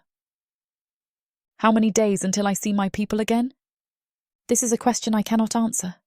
The number of days until I see my people again, other humans, goes untold. I suppose it is fine. I don't think they'll miss me. Most of them will be happy that I am not bothering their children with reading classes any longer. At least they'll be able to focus on survival. The voice in my head is petty, snarky. It is my voice. It is the voice of someone who has worked inordinately hard and whose efforts have been shunned again and again. They won't miss me, but I hope to see them again. Chapter 11. Julie. Yuli's wounds have healed well. He has gotten stronger and stronger by the day. I have lost track of how long we have been walking, until he tells me that it has only been 2 days. I am quite hungry, and I think Yuli senses this because by the end of the day he insists that we come to a stop. There are no caves close by for us to retire to, but he manages to find a large tree whose branches extend to the ground, creating a barrier between us and the world, after we walk underneath it. "Stay here," he tells me, and his voice is the rumbling voice of the Orc chieftain again. "I will return soon." I nod obediently, although this is more because I am exhausted than because I want to listen to him. If I weren't as tired as I am, I would be out there with him, hunting. I must fall asleep, or at least fall out of consciousness, while I wait for him.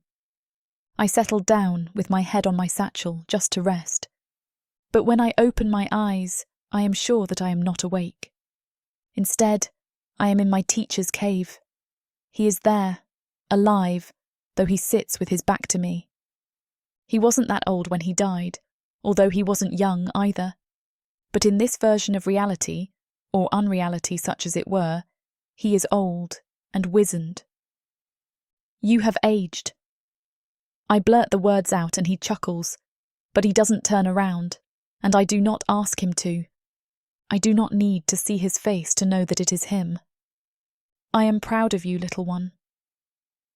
My heart clenches, and my stomach twists when he calls me the pet name that he always called me. I don't know what there is to be proud of.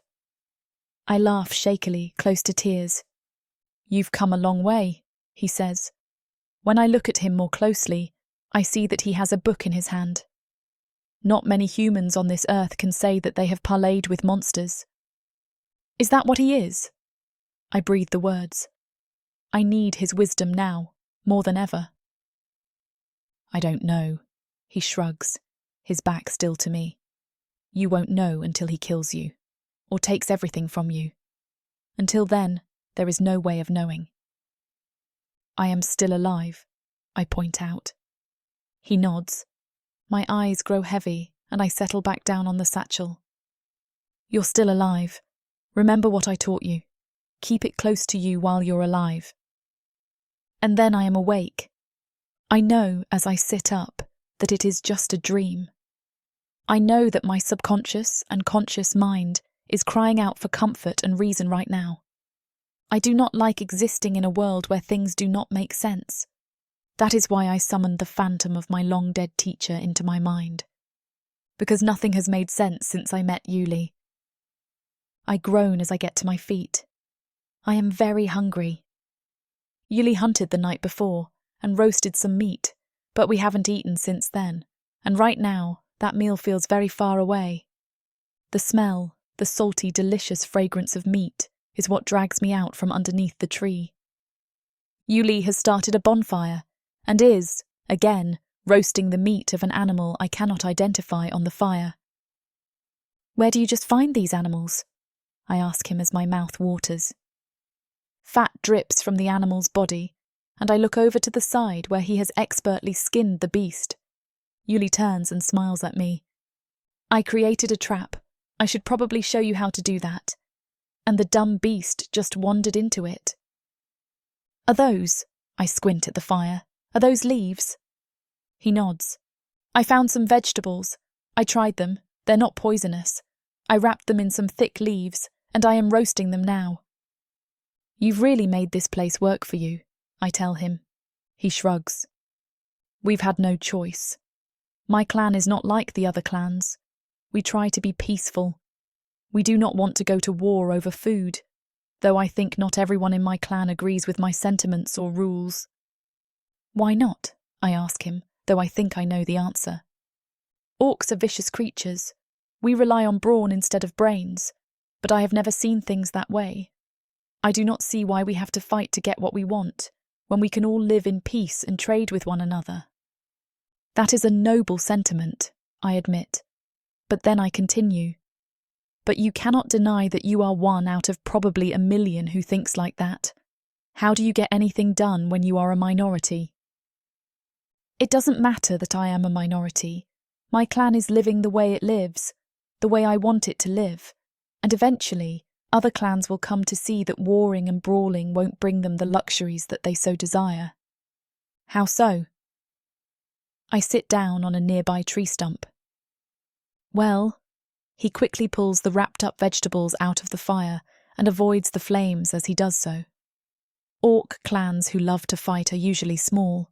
They succeed at nothing except killing each other off, but our strength lies in numbers. He douses the flames and pulls the beast off the wooden rod it is on. No one can survive if they're alone in the world, and the larger your group is, the more likely you are to find more resources and to keep warm in the colder months. But that also means having to share more resources, and sometimes there isn't enough to go around. I point out the obvious flaw in his logic. That only happens.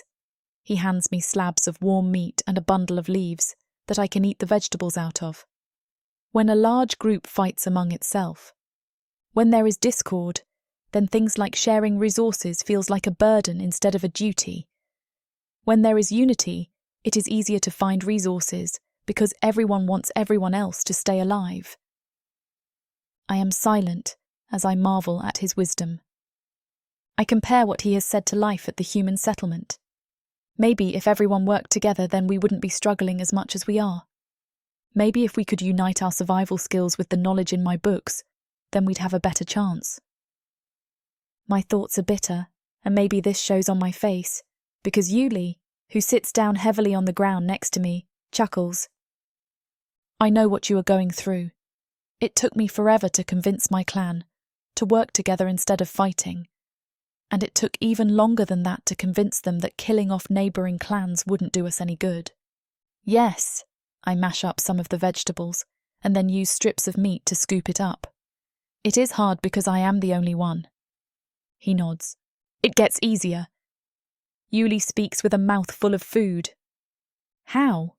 I laugh, and this time the bitterness is in my voice instead of just on my face. Humans and orcs are not that unalike. My orcs, they got tired of fighting against me after a while. They didn't see the sense of my rules for years. But long before that, they just got tired of fighting. Your humans won't understand for a long time, but they'll give up resisting eventually. I sigh then. I hope so. How did you make it to the human settlement? He asks me then.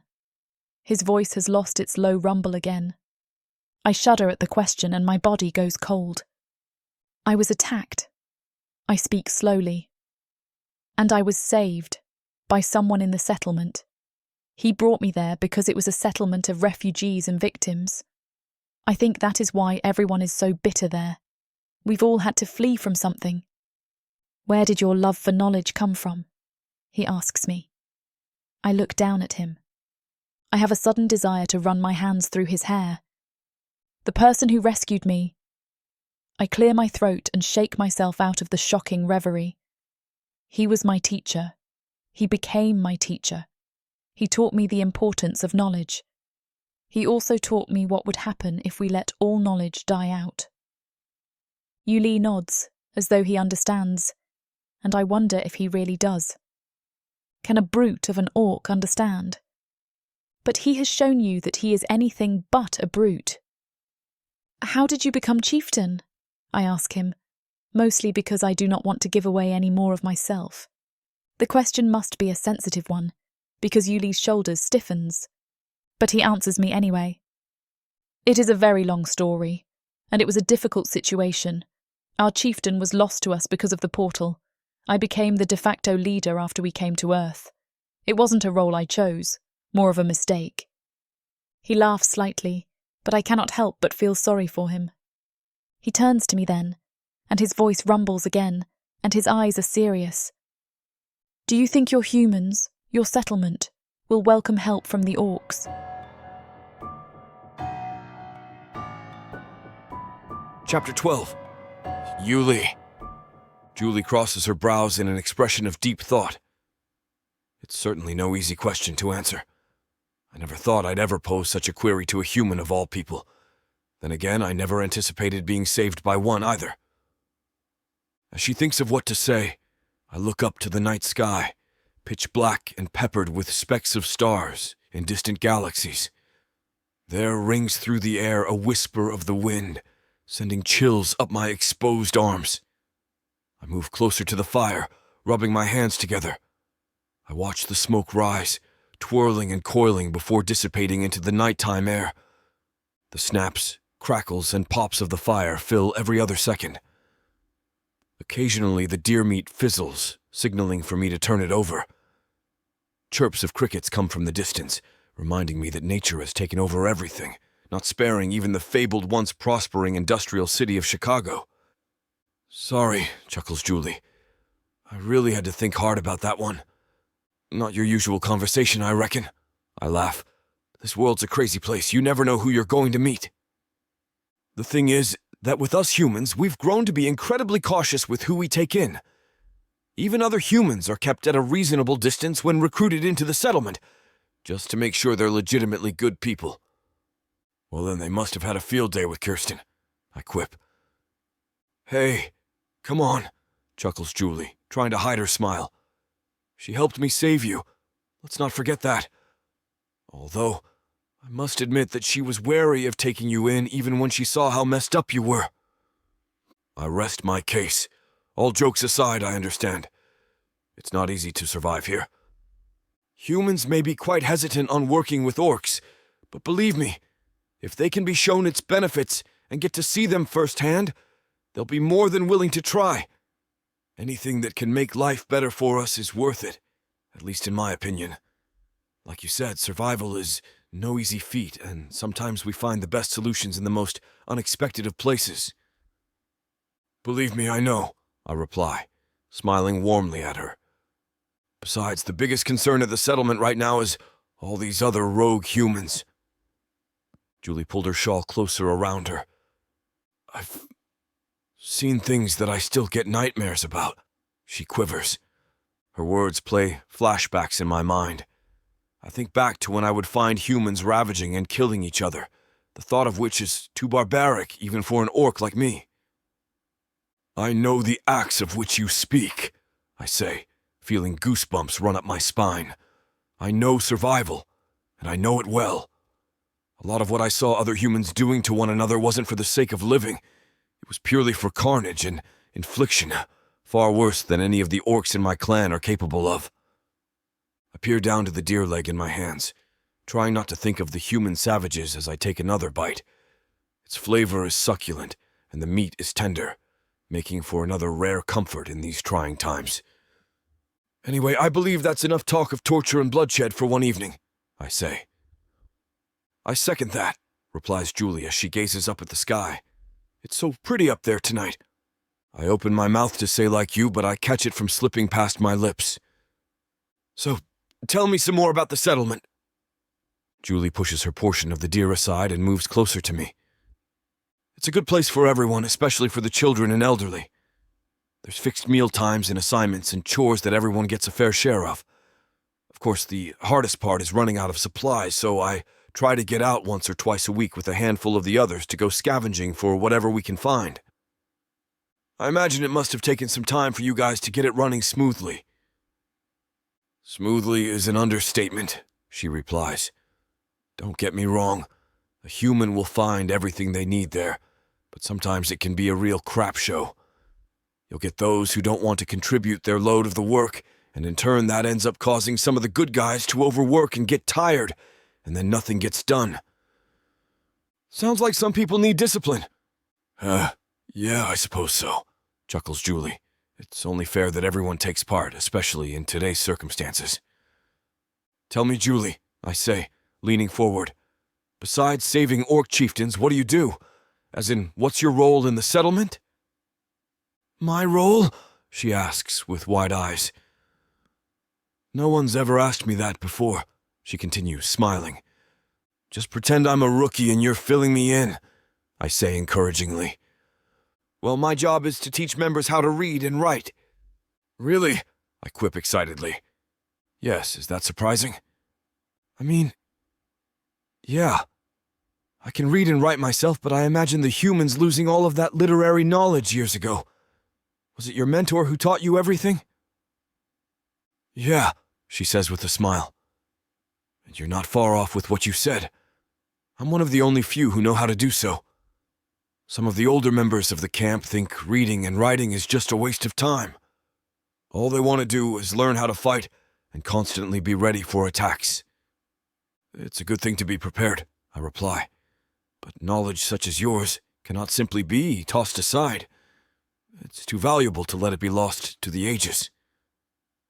Try telling that to some of the humans in my settlement.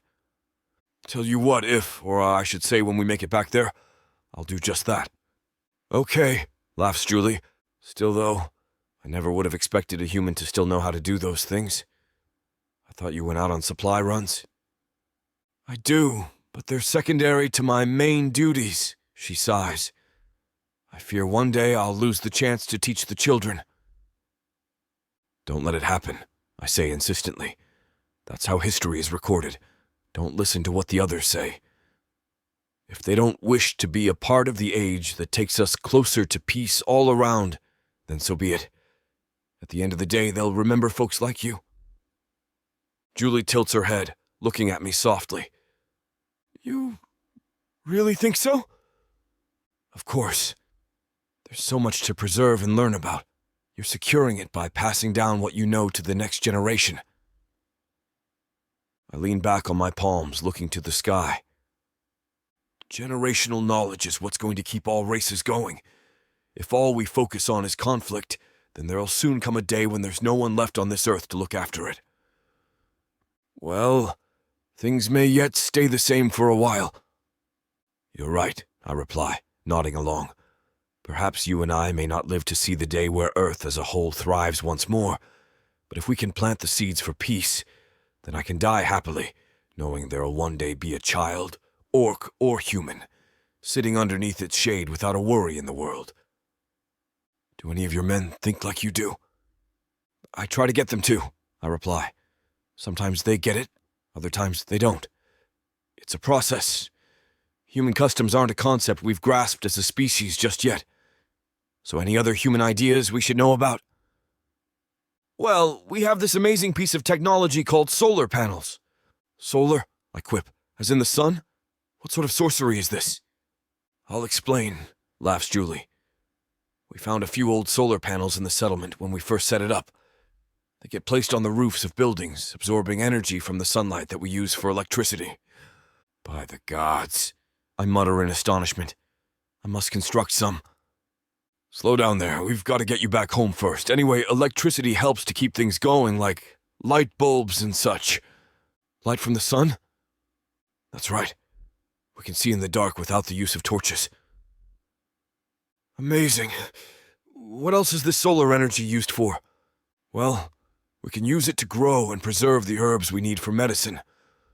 Herbal medicine. That's what you used to help heal me, right? Indeed. It's a specialty of mine, so no one in the settlement stays sick for long when they fall ill. My teacher showed me how to do it all. At the mention of her mentor, her eyes beam with a melancholic look, as if she's happy to think about him. It seems as though it saddens her at the same time, to know he's never going to show her anything anymore. I want to ask her more about what this man knew, but I hold back after seeing how she is discussing him. Well, they're lucky to have you on their team, the settlement, I mean. Thank you, Uli, she replies, gazing back up with a hopeful smile. So it's your turn. Tell me some more about Orc history. I remember you briefly mentioned your journey to Earth, but tell me a little more about it. Gladly. Chapter 13. Julie. We were at war. His voice is, surprisingly, devoid of its rumble. The rumble that I think he affects when he speaks about something serious. At this moment, Yuli seems almost vulnerable, but maybe I am fooling myself. I don't think orcs can be vulnerable. They're the strongest creatures on this planet right now. On Kainvu, well, he laughed slightly, things were very different from Earth. We were constantly at war with the Dark Elves and the Naga. Yuli goes on to speak about creatures that I have only ever heard of in the books given to me by my teacher. I try to picture the Dark Elves and the Naga in my head, but it is more difficult than I thought it would be. You have to realise, I drag my attention back to the sound of Yuli's voice. The way orcs are now, there are reasons for that. I am not saying that those reasons excuse their behaviour. But what I am saying is that before we came here, we were the prey. And the Dark Elves were your predators? My breath hitches in my throat. I am afraid. I cannot believe that there are creatures, beings out there who the Orcs are afraid of. Yuli nods. Yes, and the Naga. We were easy pickings. And then when we came here through the portal, suddenly we were the masters of this place. And you decided that humans had to endure what you went through? I try to keep my voice neutral, but the resentment in my voice is obvious. Yuli looks at me with an apology in his eyes. My resentment right then is not directed at him. Instead, it is directed at the Dark Elves and the Naga, and also the Orcs, who think that certain species exist to be abused. That's why the Orcs here are so power-hungry, Yuli continues. Because we lived in fear. We had our settlements like the one you live in now. We tried to eke out a life there, but we were often running from the Dark Elves who wanted to wipe out our existence. As afraid as I am also curious. Right now, I wish I had my writing tools with me, so that I can write this part of history down. I have not come across any history that was unimportant enough to ignore, to forget. What would Yuli do if I told him I wanted to write down his history? I think to myself. He is still talking, and I listen again. There was so much devastation on Kainvu. We had a beautiful home. Our lives were lush, abundant, before the wars began. We even had magic. My jaw drops at this admission. Magic? What kind of magic? How? I trip over the words that I blurt out and watch as a smile spreads across Yuli's face. Orcs had magic once upon a time. A long time ago. When we fled Kainvu, we lost our magic, but when we had it, we were as powerful as the Dark Elves. Losing the magic stunted our abilities to fight the Dark Elves properly. And there's no way for you to get your magic back? I ask him. My brain is burning with possibilities as I think through everything I learned from my teacher. I can think of 100 different experiments my teacher would have done to try and get the Orcs' magic back. This would be a project that would delight him. These past few years on Earth have shown me that we are heading towards creating another Kainvu if we aren't careful, Yuli says. What do you mean? I ask him. Everyone, Orcs, Elves, humans, Naga, we're all the same. The patterns that rippled across Kainvu, I see them repeating now. Here. I shudder at his words. Do you really think that what happened there could happen here? I ask him seriously. Yes. His brilliant, beautiful eyes shine when he looks at me.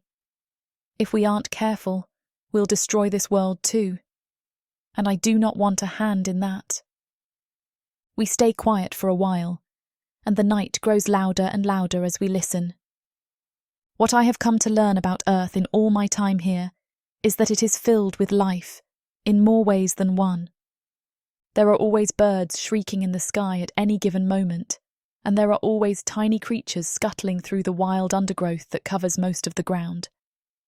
Now, as we sit quietly, the noises of the animals become almost harmonious, because they feel safe, because they know that there aren't any predators around. I wonder how the humans on Earth would flourish if the Orcs just let us live. If we had no predators. I close my eyes briefly as I let my imagination run wild. In my mind's eye, I can see the human settlement growing. We do not live in caves any longer, but have constructed houses for ourselves. In this glorious vision, we have a farm where we grow our own food and keep livestock. We have enough water to go around, and Kirsten has her own rooms where she can help anyone who is ill or hurt. But when I open my eyes, the vision fades, and I know that there is no way we will ever achieve that. Yuli might be a good Orc, and maybe the Orcs in his clan will be willing to work with us. But ultimately, the rest of the Orcs on Earth want the humans dead. We'll never have that future. Never. I hope you're wrong, I find myself saying a bit later. I know that he is still awake because every few minutes he moves. I hope things here do not turn out like they did in Kainvu. How would you like it to turn out? The question surprises me, and for a minute I am afraid of sharing the vision I had of our settlement with him. But then I find the courage within myself to tell him. I want peace, I say, after I have told him about what I envision for the human settlements. I want peace among all humans. I want the brutality to end. I want the fighting to end. Because in certain cases, some humans are more violent to other humans than the Orcs are, and I want humans to value knowledge the way we once did. I want that for the Orcs too. Yuli's voice loses its rumble. We can be so much more than the brutes the dark elves made us out to be. Our culture was always violent, but it doesn't have to be that way. We can live civilized lives if we try hard enough. I don't think anyone of any species is born to be violent, I say to Yuli. His eyes widen with surprise. I wouldn't have thought you'd have that opinion after your experience with my species. He admits. The sky outside is dark. It is the kind of dark that only occurs before the sky is about to lighten. I can almost see the sun start to come up, though it is only my imagination. I decide to be completely honest with him. After meeting you, I think I know that not all Orcs are the same. Violence is clearly not in your nature. He laughs. You haven't seen me in battle yet, Julie. I think you should reserve your opinions until then. I laugh too. I wonder when I'll have the opportunity to see you in battle, I ask teasingly. I can show you a few things when we reach the camp. Training is a big part of our culture. It's important for us at the human settlement too, I say honestly. It helps us fend off, well, the Orcs and other humans, and it helps us hunt too. As we continue speaking, we continue finding similarities, not only between our cultures and species, but between ourselves. Yuli might not have access to the same amount of knowledge that I do, but he reveres the importance of knowledge as much as I do. He believes that peace can lead to prosperity, the same way I do. He also believes that not everything requires a fight or war, and avoiding conflict has always been important to me. I tell him more about the man who saved my life. I tell him about my love for reading and writing. I tell him about my love for history, and Yuli tells me stories from his childhood on Kainvu. He regaled me with stories of his parents and growing up with a younger brother. Kian was always the better warrior. He says reflectively, I think my father would have preferred to train him to be chieftain, but I am the oldest, and I also think they saw the wild streak in Kian. I wish I knew what it was like to grow up with siblings, I murmur. I think it is a different experience for everyone, and it is different at every stage of your life. I hated my brother at certain times in my life, and now I cannot see my life without him. Dawn has arrived, I think to myself. We should get some sleep. We've been talking all night. I tell Yuli, who nods. That was a nice conversation, Julie, he tells me sincerely. I appreciate everything that I learned from you. I do too. Protheka is a dark and dangerous world. My parents sold me to the dark market. I am the avatar of chaos, and nothing will stop me from fulfilling the prophecy. And the quest for godhood has made it even darker. Looks like you're the only one left. Take a step forward. Delia only seeks her freedom. A gilded cage is still a cage. But Thorn has something else in mind for her. It's her. She's the woman from the prophecy. My key to godhood. Will they be able to escape their fate? Get every episode from worldsofprotheka.com right now. Get the series bundle and score a 70% discount. Protheka's magic is eternal, and this series is just the beginning.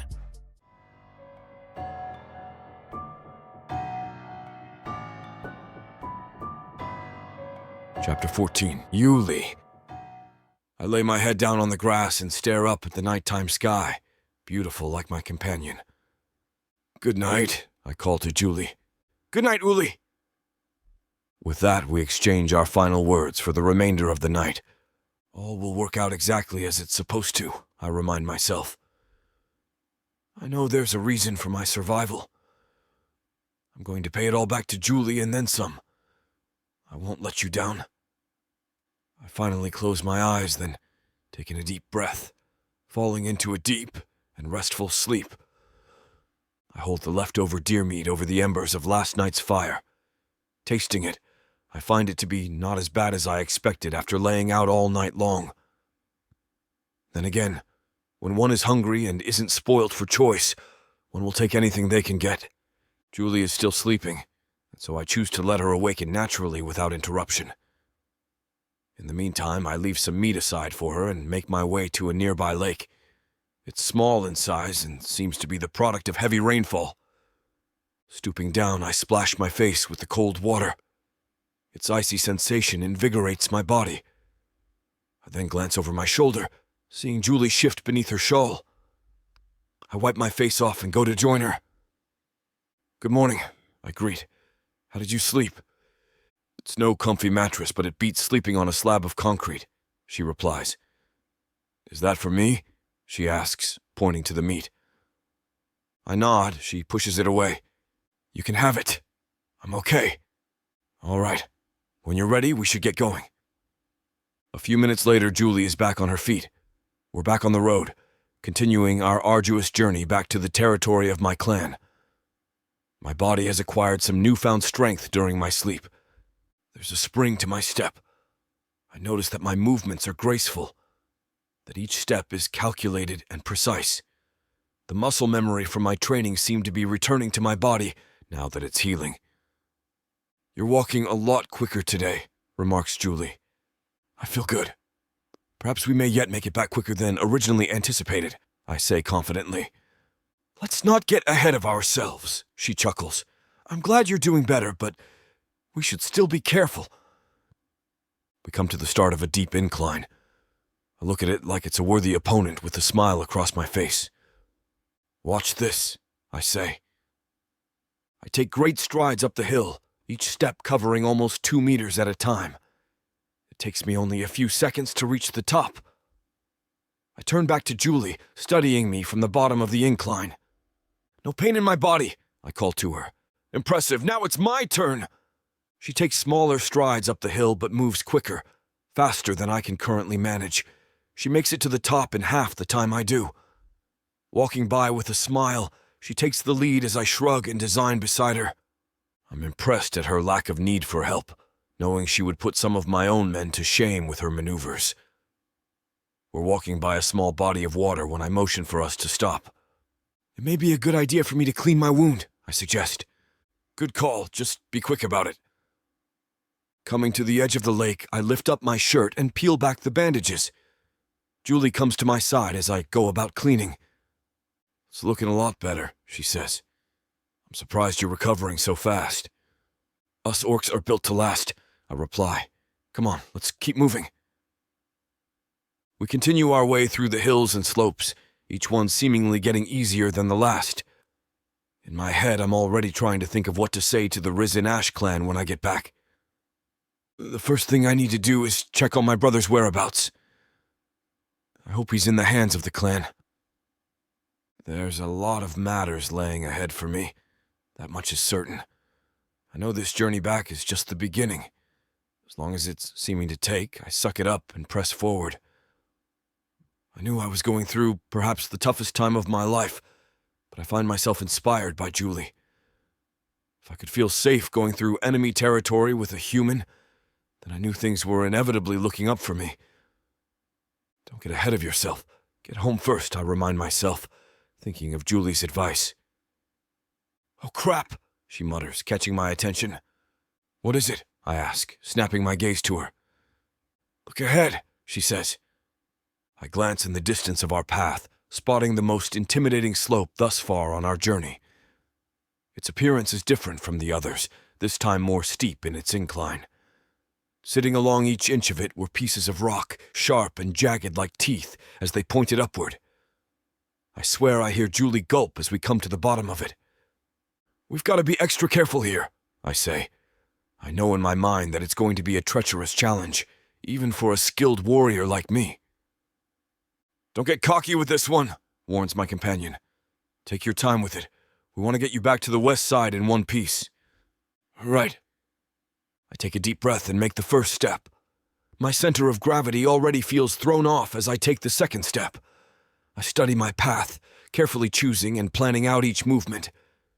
If I fall here, I could open up my wound again or worse. Okay. So far, so good, I think, as I approach the peak of the slope. I turn back and offer my hand to Julie. Together, we reach the halfway point and begin our descent down the other side. "Almost there," I say reassuringly. "Slow and steady," replies Julie. "It'd be worse to fall here." Within another minute, we reach the bottom of the incline. Breathing a sigh of relief, I turn to my companion. "Well, that wasn't too bad." Suddenly, the ground beneath us shakes violently, sending both of us to the ground. "What was that?" yells Julie. The tremor rocks the earth again, throwing us some distance apart. I land with a hard impact on the ground, luckily on my uninjured side. I look to where Julie is, struggling to get back to her feet. I spot the mistake she's making and call out to her. "Stay low to the ground. No use trying to walk. Keep low and I'll come over," I yell out. The ground beneath us continues to shake consistently, not giving up for a single moment as I crawl toward Julie. A roar rings through the air as if the earth has come to life. We need to get out of here. I scurry over to Julie and extend my hand out to her. "Take my hand quickly." She grasps it tight.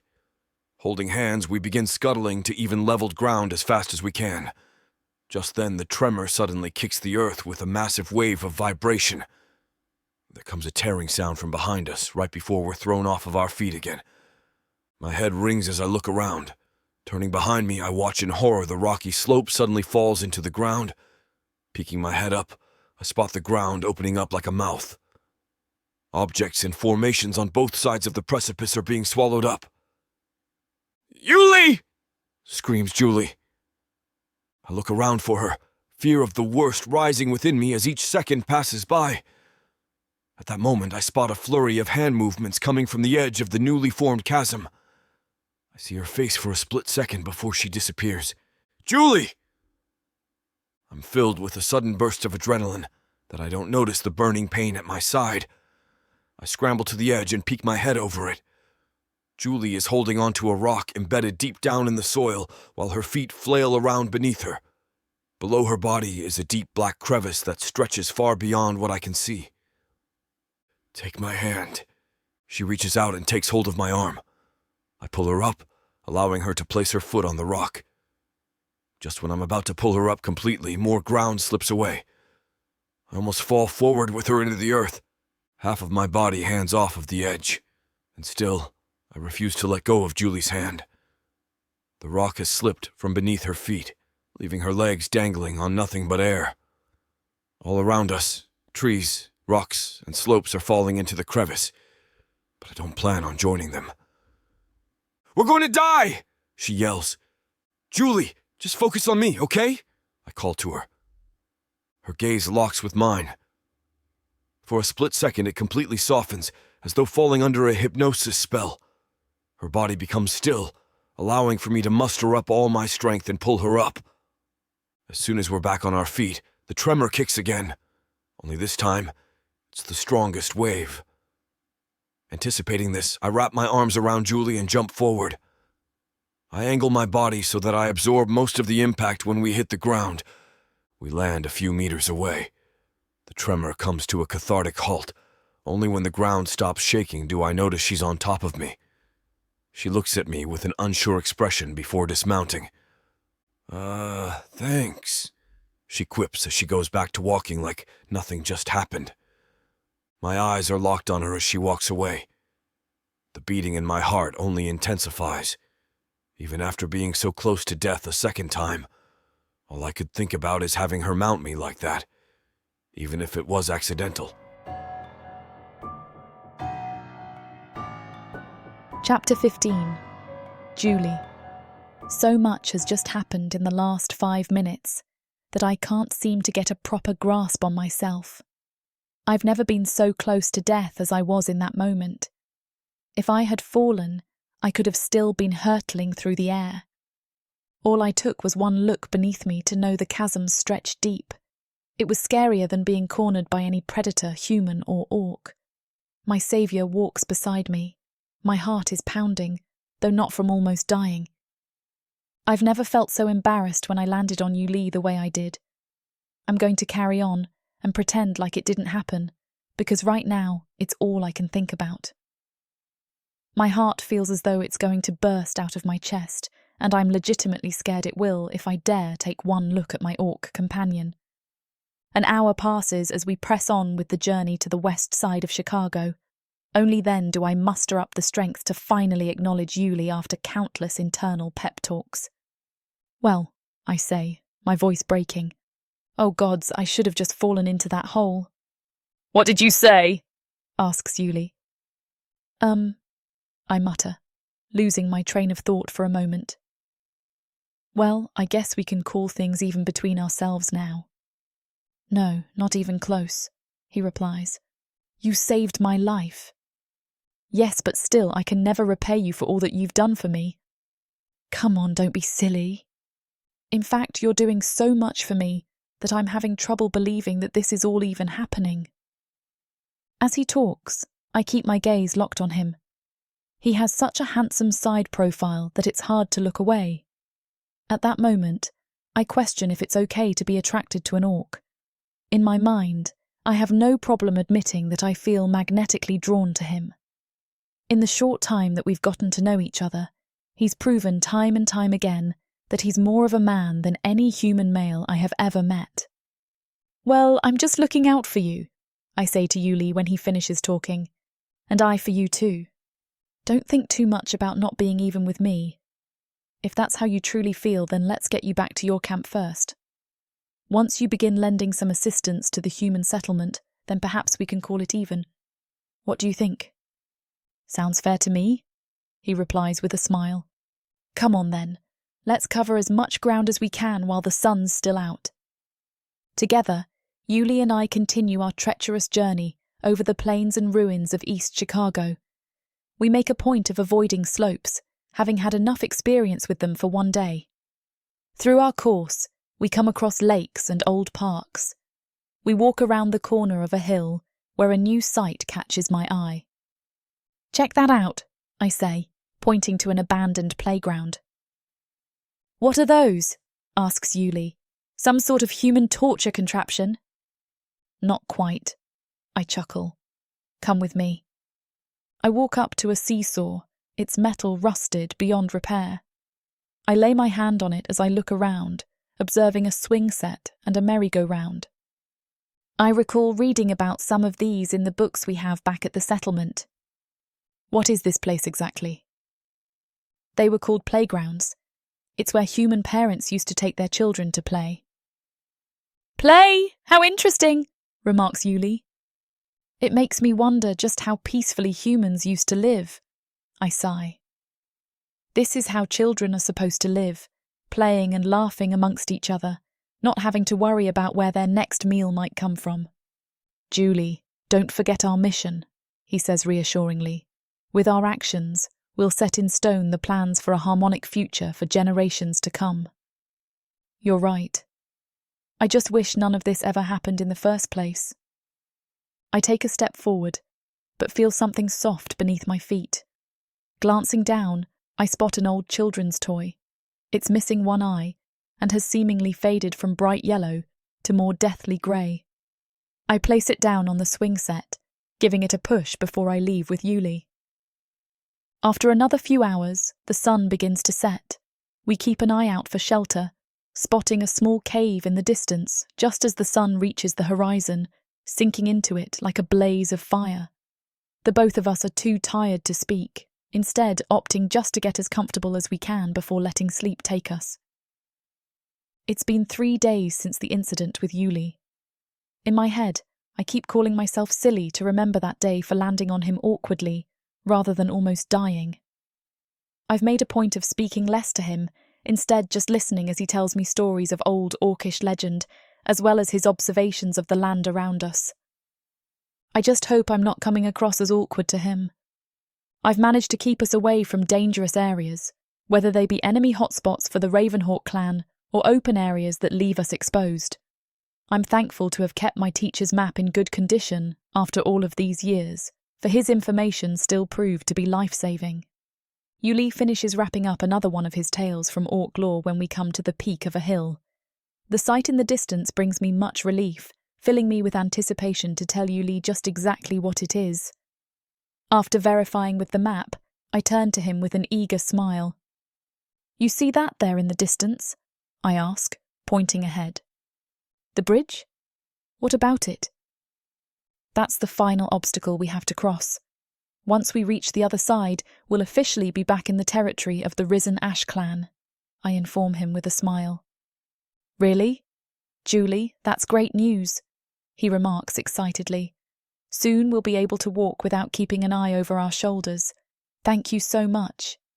"Don't thank me yet," I laugh. "Well, I could not have done this without you." "Come on then, let's get moving." As we begin making our way to the entrance, I shoot a sidelong glance at Yuli. He wears a relaxed grin on his face, a sight that fills me with joy. Remembering all he had been through from before our paths crossed, I'm eager to get him back and fulfill my promise to him. Somehow, though, I think to myself, this has become more than just a promise to get him home, more than just a ray of hope for my settlement, and even greater so, more than a vow I made to my teacher. I'm overcome with attraction to Yuli. Over the course of our journey, he and I have had each other's backs from the moment we met. I recall how even when he was dying against the tree, he was still telling me to run, still looking out for my safety. It saddens me to think we're coming close to the end of our journey, that we'll soon have to part ways.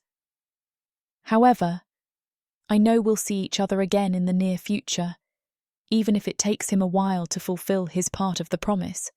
As long as he gets home safe, then I know I'll be fine. "What a trip it's been, eh?" I say. "You can say that again," chuckles Yuli. "From escaping the clutches of my enemies and being saved by you to almost being eaten by the earth. Now, you'll have plenty of stories to share with your men. Indeed, and through them, they'll see just how much of an asset you are to the Orcs. You'll go down in history too." "Oh, come on, you're kidding." "I'm dead serious," he laughs. "It's not an everyday occurrence that a human guides an Orc chieftain through the dangers of the enemy territory back to their home." "Perhaps I can make a living out of this," I joke. "Yeah, let's do it again sometime," he says jovially. "Do you want to know something? I don't think I would have changed a thing." "What do you mean?" I ask. "I was led into an enemy ambush and almost got killed. Now I've just finished treading dangerous lands to get back to my clan. Despite it all, I'm glad I went through it, because I got to meet you." "Oh my gods," I think to myself, turning away in embarrassment. I'm scared to face him again in case I'm blushing. "I mean it," he says insistently. "I think you and I are going to accomplish some great things together. While nothing happens overnight, I think this is only going to be the first of many feats." I'm still searching for what to say back to him by the time we reach the edge of the bridge. "You know, Yuli, I think—" Suddenly there rings through the air a loud crash. We look ahead, seeing the bridge beginning to crumble to the ground, falling into the water below. At that moment, I can't help but think the universe is playing some sort of sick joke on us. "No!" I cry, falling to my knees. Chapter 16. Yuli. There's nothing left. I can see the bridge as clearly in my mind's eye as if it still exists, as if it isn't in pieces right in front of my eyes. This cannot be happening. I can still feel the aftermath of the earthquake rumbling and roiling in the earth below me. It is as though the earthquake is wreaking vengeance on something. Maybe she is wreaking vengeance on you. There is no way that we'll get across this divide. The bridge has been completely destroyed, and not just by the earthquake. Nature has taken over, and on the far side of the bridge, furthest away from us, plants and bushes have grown wildly, consuming the remnants of the bridge. The earth is wreaking vengeance. She is consuming, destroying, and renewing The words repeat over and over in my mind, and I cannot help but shudder with despair. There is nothing left. This is hopeless. No, no, no. Julie mutters the words quietly, over and over again, and her words become a song to which I begin to sway. We can't do this. I cannot believe this is happening. I start to worry about her then, because her breathing has become shallow. Her eyes are wide, her pupils fixed, and her chest rises and falls erratically. The hopelessness that she feels thickens and swims in the air around us. There must be another way. I blurt the words out. My voice is more steady than it is in my head. Surely there must be another route. I gesture at the map in her hands. Julie unfolds the old map carefully and looks down at it, examining it as if our lives depend on it. Because right now our lives do depend on it. No! She shakes her head. The word came from her in a whisper, as if she could not bring herself to say the word out loud. There is no other way on this map. That can't be, I say immediately. I'm sure there must be another way. Someone, somewhere must have created another route. I realize then that I am shouting. Julie takes a step away from me, and her eyes widen even further, although I am not sure how that is possible. The only thing I can think of, she says slowly. Hope rears its ugly head inside me, is going through the forest. But that is dangerous and will probably get lost. And right now, we do not have time to get lost. Julie is staring at me, and I stare back, as we try to figure out how we're going to get to the other side of the chasm. How are you going to do this? You made a promise to her! You can't give up now. We don't have any other options. Julie's voice is small. She turns to look back at the devastation that lies ahead of us. There are no other options. I examine the bridge, or what is left of it, carefully. The side that we're on is completely demolished. However, some of the bridge still stands on the other side. There are also trees growing out of the bridge and growing around it. It is as though the trees are holding that side of the bridge up. The trees also do not touch the water that flows wickedly, violently beneath the bridge. We need to make this crossing. Right then, I am simply thinking out loud. I continue staring at the bridge as I think. Maybe we could use the trees, but it probably won't work. We can try. Julie's voice is still small, but I hear a hint of hardness in her voice, a hint of determination. We would need rope, though, and lots of it. We don't have any rope. The desperation in my voice is obvious to anyone listening. If we had the rope, we could sling it onto one of those trees, Julie says reflectively, and we could hang on the rope to cross the chasm. Chasm is a good word. I store it away for later use. The chasm glares at us. Even if we had rope, just one wrong move would swallow us up. We would never survive. You might survive. The voice in my mind contradicts me. But Julie wouldn't. And I cannot let that happen. That is when I see them. Vines. Thick, strong, sturdy.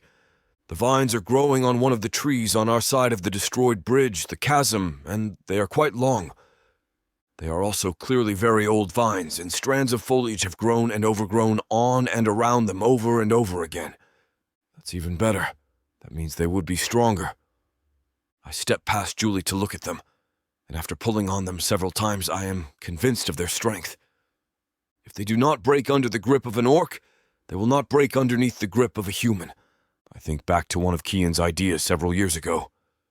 He had used vines when we did not have rope. I cannot believe I did not think of it myself. Maybe... I turn back to Julie. Maybe we can use these for rope. Her eyes regain their sparkle instantly as she practically runs up to me and takes one of the vines to examine it. The vines are thicker than her forearms, and that is what convinces me that this is a good idea. The fact that it is literally our only option does not pass me by. This is a brilliant idea. We'll need to make them thicker, though. One of these won't be enough, and I want us to be safe. Sure. Julie sat her satchel down, and together we began twisting and tying the vines together. It takes us about half an hour to get anywhere, but during that time we speak comfortably to one another. Julie regales me with tales of her childhood and tells me the stories that she grew up on. In return, I tell her old orc legends, and I also explain each of the orc gods to her.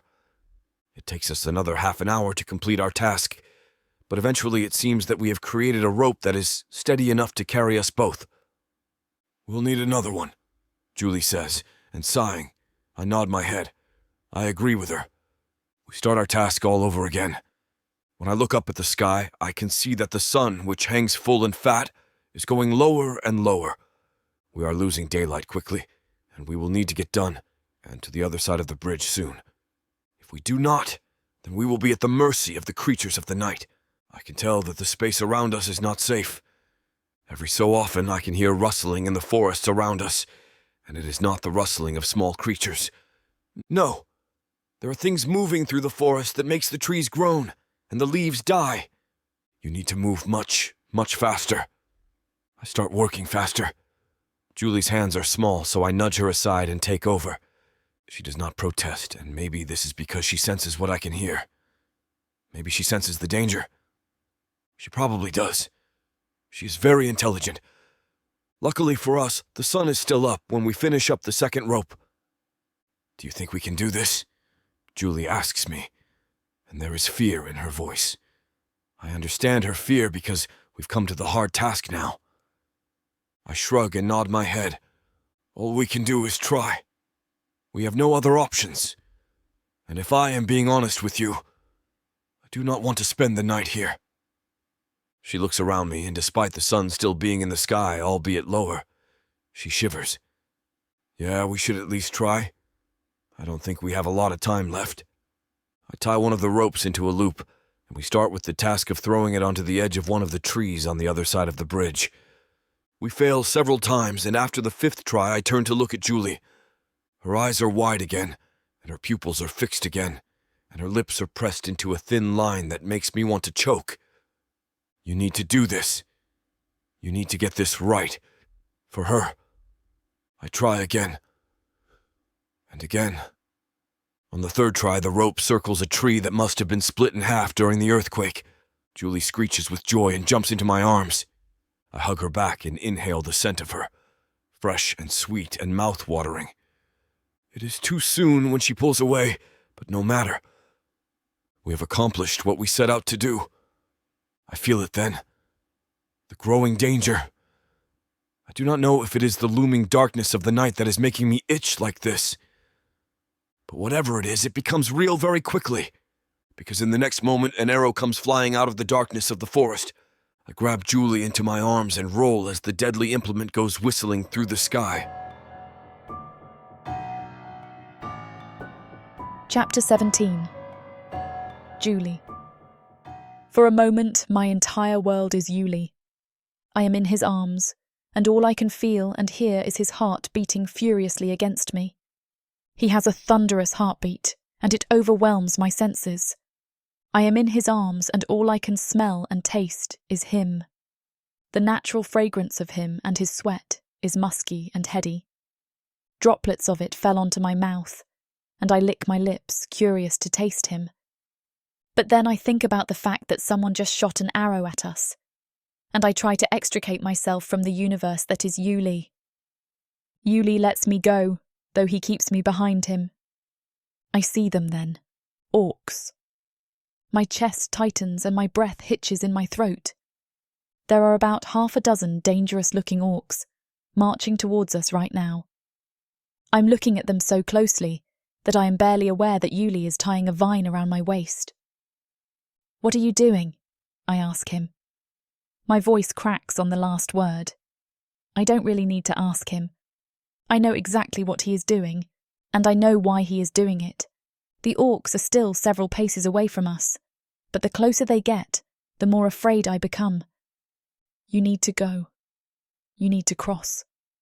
His voice is devoid of emotion, completely matter-of-fact. "No, I can't leave you."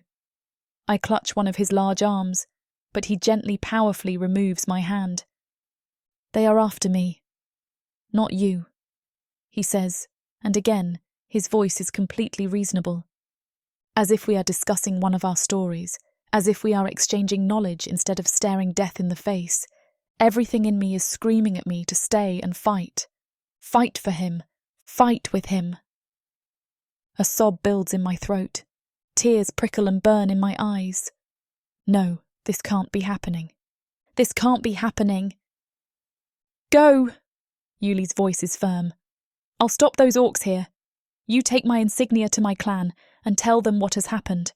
They'll help you and your settlement. The tears well up then and flood down my face. The sob escapes my throat, racking my chest. I shudder and shake, but Yuli simply smiles down at me. You can't leave me like this, I tell him. You can't die. He is still smiling when he wipes my tears away. Then he leans down towards me. I know what he is going to do before he does it. I reach up to him and cup his face with my hand. Our lips meet, and I am still surprised, even though I knew it was coming. My heart beats so hard that it might burst through my rib cage and spring out of my chest. When Yuli pulls away, everything and nothing has changed. Everything has changed because in one moment he has become an orc that I am falling for, and it is clear that he feels the same way as me. But nothing has changed because the other orcs are still coming for us, and we are still in grave danger. This is the first time, he speaks softly, that I have liked a human female, or anyone of the opposite sex, to be honest. Ha! One of the orcs bursts into laughter. You've become weak, like the human race who we hunt like the animals they are. You have lowered yourself from chieftain to slave for a human scum. The orc's words burn me, and I clutch Yuli's arm, but he shoves me behind him, even as I hang on to him. I can't let him go. Not now. Not ever, I think this to myself, as I try to figure out a way to save our lives. Surely there has to be a way.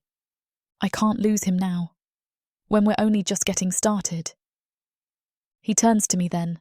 You have to go. You're only going to slow me down, Julie. There is no malice in his voice. He isn't trying to hurt me. He is just speaking the truth. Go, so that I have a chance to fight for survival. They jump then, arcing into the air, holding machetes and other weapons I cannot identify. They attack Yuli, and he holds them off as much as he can. You have to go. The voice in my head is Yuli's, not mine. I secure the vine then, and I think about all the things that can go wrong. All the things that are probably about to go wrong. And then I throw myself through the air. My body hits a tree on the other side of the bridge, and I start slipping immediately.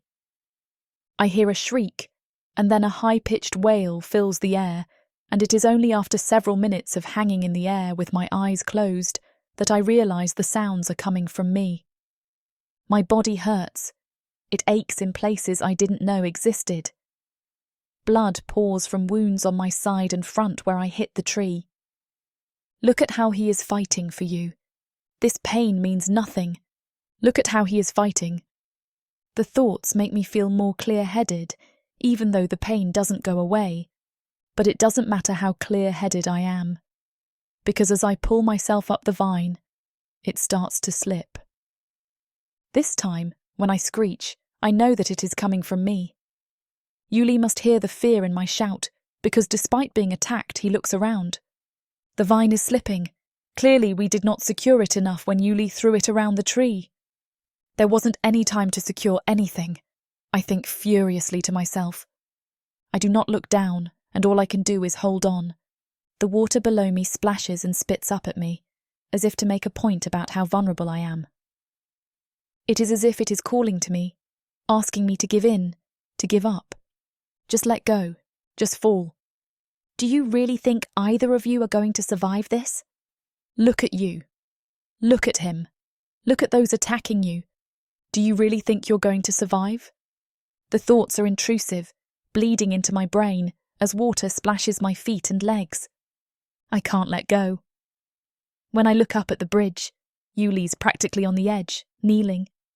It does not feel as if the vine is slipping any longer, and even though I am crying, I know I need to hang on as much as I can and make it to the top. I need to do this. If I can just get to the tree, if I can just hang on to the tree branches, then everything will be okay. I start pulling myself up then, and the muscles in my arms burn as I hoist myself up on the vine. I cannot help but cry when the skin on my palms starts sloughing off against the rough surface of the vine. When I look up, there is a big branch just above me, a few paces away. You can make it. I turn then because I cannot help it, and see that Yuli is still on the edge. He is still kneeling.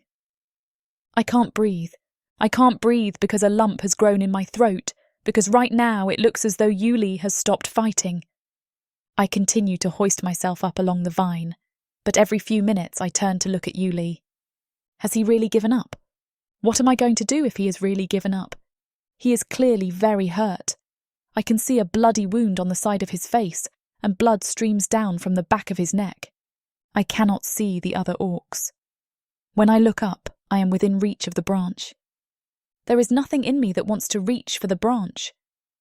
Do you really want to reach for that branch and survive when it looks as though Yuli is not about to? Maybe he will survive. Maybe he is just resting. I don't want to let go of the vine, especially when it feels as though my arms are about to give out.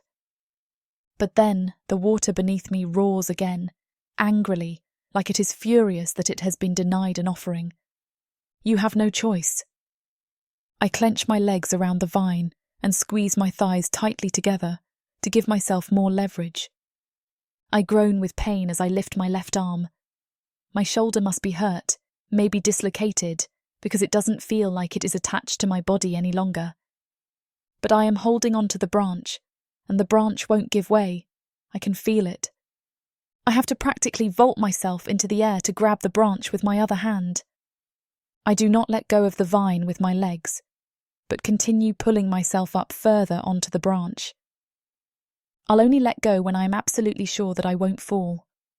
I turn to check on Yuli again. A shadow stands above him, where he kneels.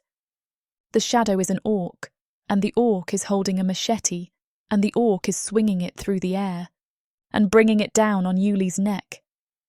When I scream, my voice rips through my throat, and later on I will cough up blood. But I scream nonetheless because what other choice do I have?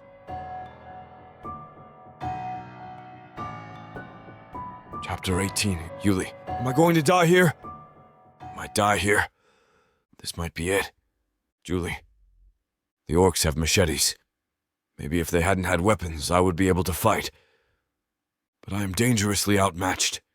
The machetes make an ugly sound when they are sliced through the air. They whistle and slash through the air and have left many cuts on my face and arms. They are torturing me, I quickly realize. They have been torturing me since they got me onto my knees. Not only do they have machetes, which they cut me with, they also have an old orc weapon, a whip made from reeds and vines and covered in a liquid that hardens when it dries. I am surprised, even in the pain that I am in, that they managed to fashion such a sophisticated weapon here on Earth. Maybe it would have been easier on Kanvu, but it could not have been easy here. They cut me and bring the whips down on my back and legs. I do not react. I refuse to give them the satisfaction of a reaction. At least Julie is safe. The only way I know that she is alive is because she screams periodically. I can also hear her crying. They continue torturing me, and as the continued pain starts to numb my skin, I think about my life and everything I have achieved, and everything I haven't achieved. I am starting to realize that Kian held more wisdom in him than I first thought. Maybe orcs are just brutes. Maybe Kian was right. Maybe peace isn't the way to go. He must have known all along this would happen. Because while I wanted to bring peace to all orcs, we had enemies plotting to torture and kill me. I could have stopped this. I think angrily to myself. I could have prevented this. I could have kept everyone around me safe if I just had not been so stubborn. Kian's voice seems to echo in my head then. You should have listened, brother. But would I have met Julie if I had listened? Maybe, but probably not. Was meeting her worth all this? Was it worth your life? Yes. But still, Right then, regret and grief surged through me like ugly twins, forcing tears to well up in my eyes. Don't give them the satisfaction. I swallow the tears. I cannot show them any kind of weakness. Not here, not now. I try to think of happier things. Things that will make me feel strong again. Julie, nothing will make you feel strong enough to fight. You're alone. I think I'm going to die here, and I'm resigned to it. I realize now that I haven't always made the best choices for myself, and as chieftain of the Risen Ash clan. I was never fit for the position of chieftain, and I know now that I put my own foolish aspirations above the well-being of the clan. My father should have shirked tradition and should have trained Kian to be chieftain of the clan instead of me. How could I have done all this? I made such a mess of things. The orcs around me are muttering among themselves. I hear snatches of conversation. Need him alive? No, we don't. Kill him then. We don't have a lot of time left. Their plans become clearer and clearer as I listen to them. I pray to the war god to protect the Risen Ash clan then. I know that Kian and Bodhi will take over and make the clan successful. But they need all the prayers and strength they can get. They will flourish. I think I'm going to die here. At least Julie is safe. At least she is safe and can get away from here. And even though I didn't have her for long, not long enough to fully realize my feelings for her, well, at least I had her. At least I had her, and at least I shared my ideas with her. At least someone was there to listen to my stories and to tell me that my ideologies weren't absolutely crazy. At least I learned a few new stories. I think of some of the stories she told me. In that moment, I also regret everything that the orcs have done to the humans. How many more orcs could have had their own version of Julie? But look what happened when you tried to instill peace into your society. Orcs do not get that kind of happiness. We're all brutes. I look up then, because no one has hurt me in quite a few minutes. But then I see the orc closest to me lift up a heavier, larger machete. When the orc raises the machete into the air, his stance changes. He places more weight on his back leg and holds onto the handle of the machete with both hands. His grip tightens. He smiles down at me, and I cannot help but notice that he is missing several teeth. I'm going to die here. The machete comes down, making that ugly whistling sound through the air. For a second, I'm blessed with being able to see every moment of my life as it happened. I see Julie over and over again, because she has become the pinnacle around which my life has revolved. And then the machete stops. And I'm not sure how I don't notice the sound of the arrow flying through the air, cutting it like a sheath, because I really have very good hearing. Maybe I'm too stuck in the memory of Julie's smile, or maybe the memory of watching Kian dance about 10 years back is too alluring. Either way, I do not die. The arrow hits the machete out of the orc's hand, and another one follows immediately afterwards and pierces the orc's hand. The beast cries out with pain and stumbles backwards, but he doesn't move quickly enough. My clan has its own weapons that we crafted after coming to Earth. One of them is a spear-like weapon called the javelin. It is made of wood and metal, and we hammer it into submission before submerging it into flames and water before it is done. The javelin, when it is thrown, flies through the air with dangerous efficiency before burying itself in the orc's chest. He dies immediately. The blood of the orc arcs across the sky, and some of it lands on my face. I jump up then, shaking blood off me, and turn to see the Risen Ash clan on the other side of the bridge. Every one of the orcs of the Risen Ash clan holds a weapon in their hands. That is when I hear it. It starts off quietly at first, but then rises in volume. The stamping of feet becomes deafening, and the war cries go from a murmur to a shout. I see something else then. One of the orcs of my clan has seen Julie, who has been hanging onto the branch of a tree all along. The orc kneels down and with one hand hefts her into the air and lifts her onto her feet. Julie starts waving at me excitedly. I move so quickly that the orcs who attacked do not have time to react. I lift the machete that had my death sentence carved into it and smile. This is going to be fun. I almost laugh at the fear that shines in their eyes. I lunge forward and the clash of machetes rings through the air. Whips crack and I have to dodge several arrows and javelins as I fight. The war cry of the Risen Ash clan rings in my ears, and my heart speeds up to match the stamping of feet. I am, in fact, not going to die here today.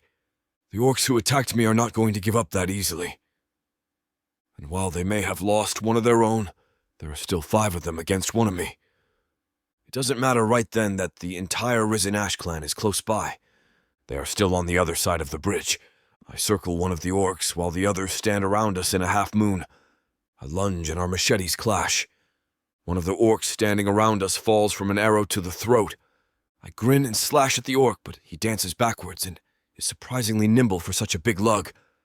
The dance between us seems to go on forever. But I do kill him eventually, and his body goes tumbling into the forest that surrounds us. That is when more orcs come out of the forest. This might be more difficult than I initially thought, I think to myself. I cannot fight all of them. They descend on me, brutally and unwavering. A scream pierces the air. I try to take no notice of it, even though the scream sounds like Julie's. I continue fighting, as I am surrounded by more and more orcs. The scream turns into a yell then. I'm tempted to look behind me, but I know that that will be the death of me. And still, as I fight, the war cries fill the air around me.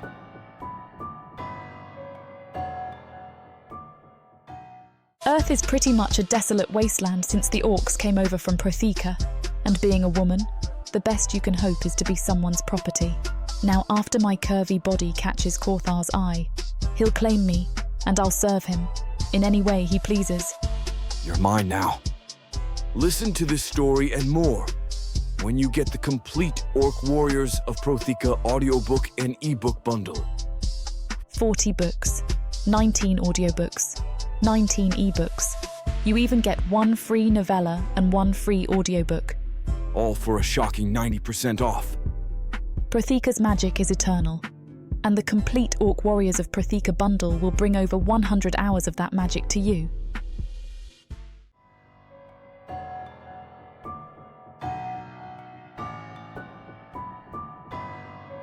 Chapter 19. Yuli. It doesn't matter that I feel revived by the stamping of feet and the shouting of the Risen Ash clan anthem. It doesn't matter that I am on my feet and killing orc after orc. At the end of the day, I am still injured, and I am only 1 orc against maybe 24 enemy orcs. I dodge a javelin that comes flying through the air, nearly miss being thrown off a cliff. I hear the shouts then, coming from the other side of the bridge. I stumble backwards when one of the enemy orcs stabs me in the shoulder and look around. My heart lifts at the sight before me.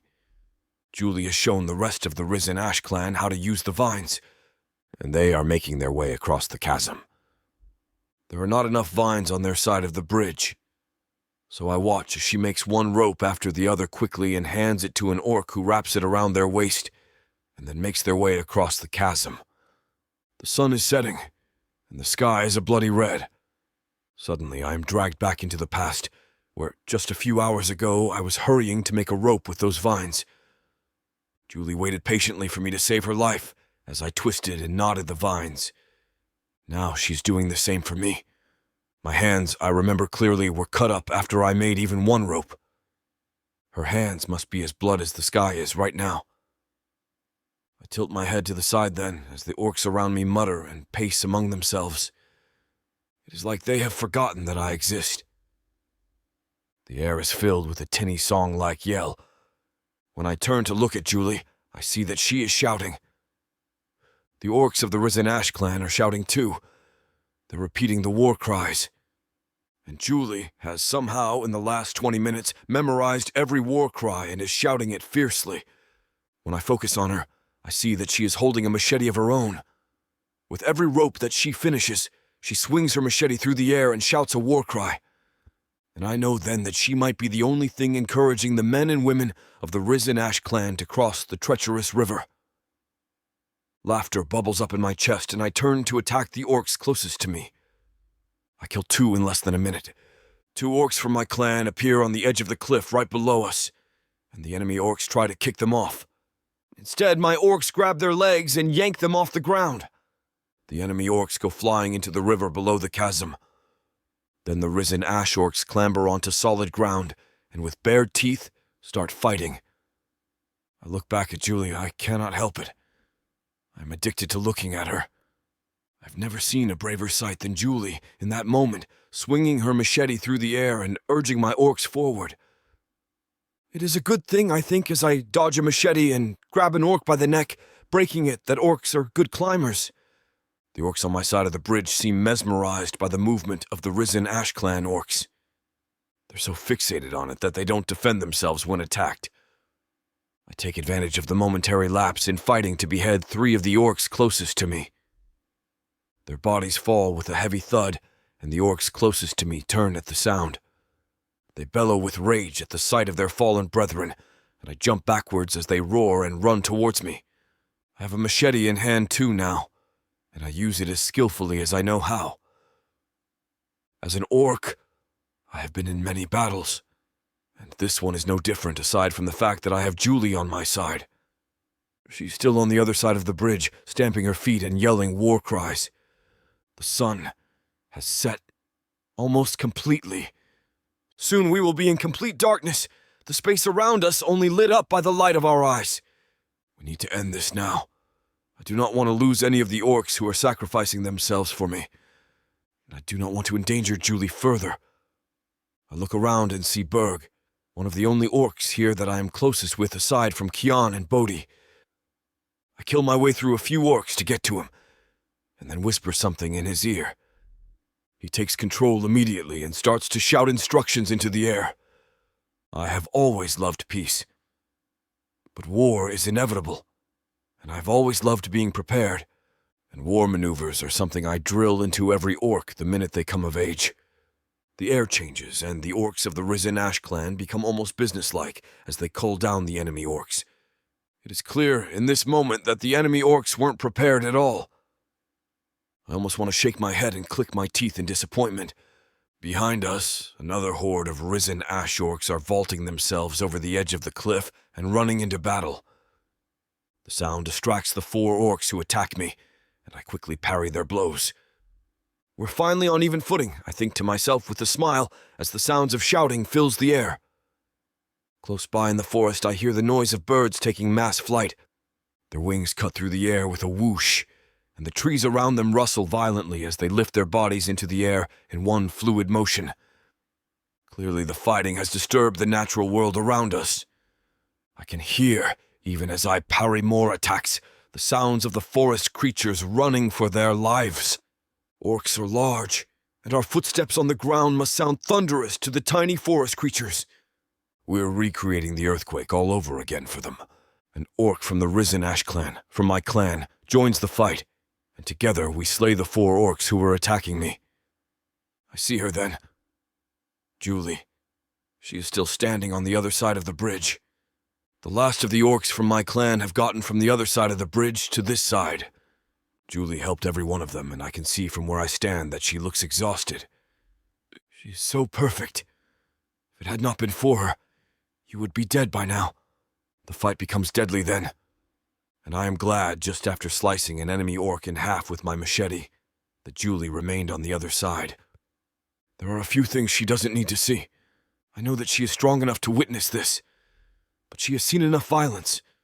She shouldn't have to see this. I can still hear her yelling the risen Ash war cries on the other side of the bridge, and some of my clan members join her. Soon the rumbling yell of the war cry drowns out even the sound of the blades clashing together. I become almost lightheaded throughout the fight, as I swing my machete and slice through body after body. Eventually the sky is dark, not even the moon is out. Eventually the fight is over, and I am breathing heavily. Chief. My orcs run to me, and I hold on to them for less than a second. We are not an affectionate clan. I do not think any orc is. But we have almost just lost one another. I think it is warranted right now. We need to get back to the other side. The sound of yelling and chanting has vanished. When I turn to look at where Julie was standing, I see that she is standing, hugging herself with her arms and looking at us. The orcs around me nod, and we prepare to make it back to the other side. Some of my orcs are injured, and they go across first. I make sure everyone is across before I go over. It is a daunting moment as I tie the vine rope around myself and then throw myself across the chasm. I realize then that I did not know how injured I was until I go flying across the chasm. I hit the tree on the other side, and it forces a groan out of me. Large hands reach down and help me up onto the bridge. I fall to my back with a gasp as pain surges through me. Julie, your injuries will heal. Julie! I force myself onto my feet, and my orcs must know something because the crowd of them parts before me. She comes running to me then. She drops the machete that she was holding with a clatter. I lift her into my arms, and in that moment, my injuries do not exist. Our lips meet in a kiss of relief and desperation. I need to give the war god an extra large offering next time, I think to myself. Chapter 20. Julie. They certainly were not expecting this. My kiss with Yuli seems to last forever. He holds on to me gently as he kisses me, and I melt into his arms, even as I hear the murmurs around us. I don't think they've ever seen a human as anything other than prey. Yuli puts me down gently after a long minute in his arms, and my lips are tingling when my feet touch the ground again. When I look down at myself, I see that I am covered in blood that rubbed off me from Yuli. I saw a lot of the battle from where I stood, but I think the violence of it passed me by. Now, looking down at my bloodied clothes, a wave of dizziness passes over me. But I shake it off and look up at Yuli, who is giving instructions to his men. I stick close to him. I trust Yuli, but I do not know what his men will do to me if I stray into their personal space. However, as we walk away from the obvious massacre and demolished bridge, the orcs around me do not seem hostile towards me. They are perfectly respectful towards me, and even more so towards Yuli. And the further away we walk from the bridge, the more their shock and surprise at our kiss seems to dissipate. We walk in silence for a long time, and the night grows darker and thicker as we walk. Eventually, one of the orcs who was walking in front of our group stops us. We were walking on a wide, rough pathway, and though I cannot see much ahead of me, I can tell that the pathway is widening beneath us.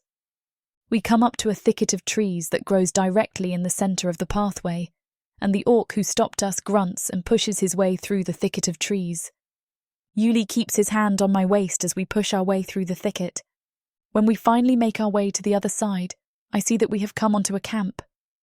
The camp is small and neat, and most of the orcs' possessions are hidden away behind trees and rocks. Now, Yuli stops everyone, and all the orcs of the Risen Ash clan gathers around us. Risen Ash clan. He speaks in the rumbling voice that I know is now reserved for serious conversations. I can feel my heart rate spike. Thank you for coming to my rescue, but now I must introduce you to Julie, the human who saved my life. Yuli goes on to tell the orcs everything we have been through together, almost everything, and everything I have done to help him. I can practically feel the atmosphere in the small camp change around me. The orcs of the Risen Ash clan look at me with respect and admiration in their eyes. Some of them even come up to me and shake my hand or bow to me. I cannot help feeling embarrassed at the attention. My reasons for helping Yuli were not altogether altruistic. Yuli turns to speak to one of the orcs then.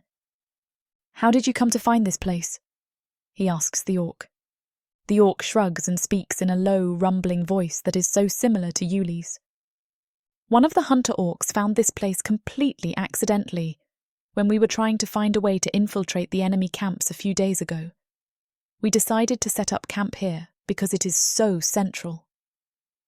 The orc leads us further into the camp, and I see that it is actually much larger than it seemed at first. The orc that Yuli questioned continues speaking. "We set up camp here, and then heard the commotion. That is when we found you fighting for your life. You were very lucky." I murmur the words more to myself than to them, but they all hear me anyway. Yuli takes my hand in his and smiles. "You are my lucky charm. Of course they found me. You were with me."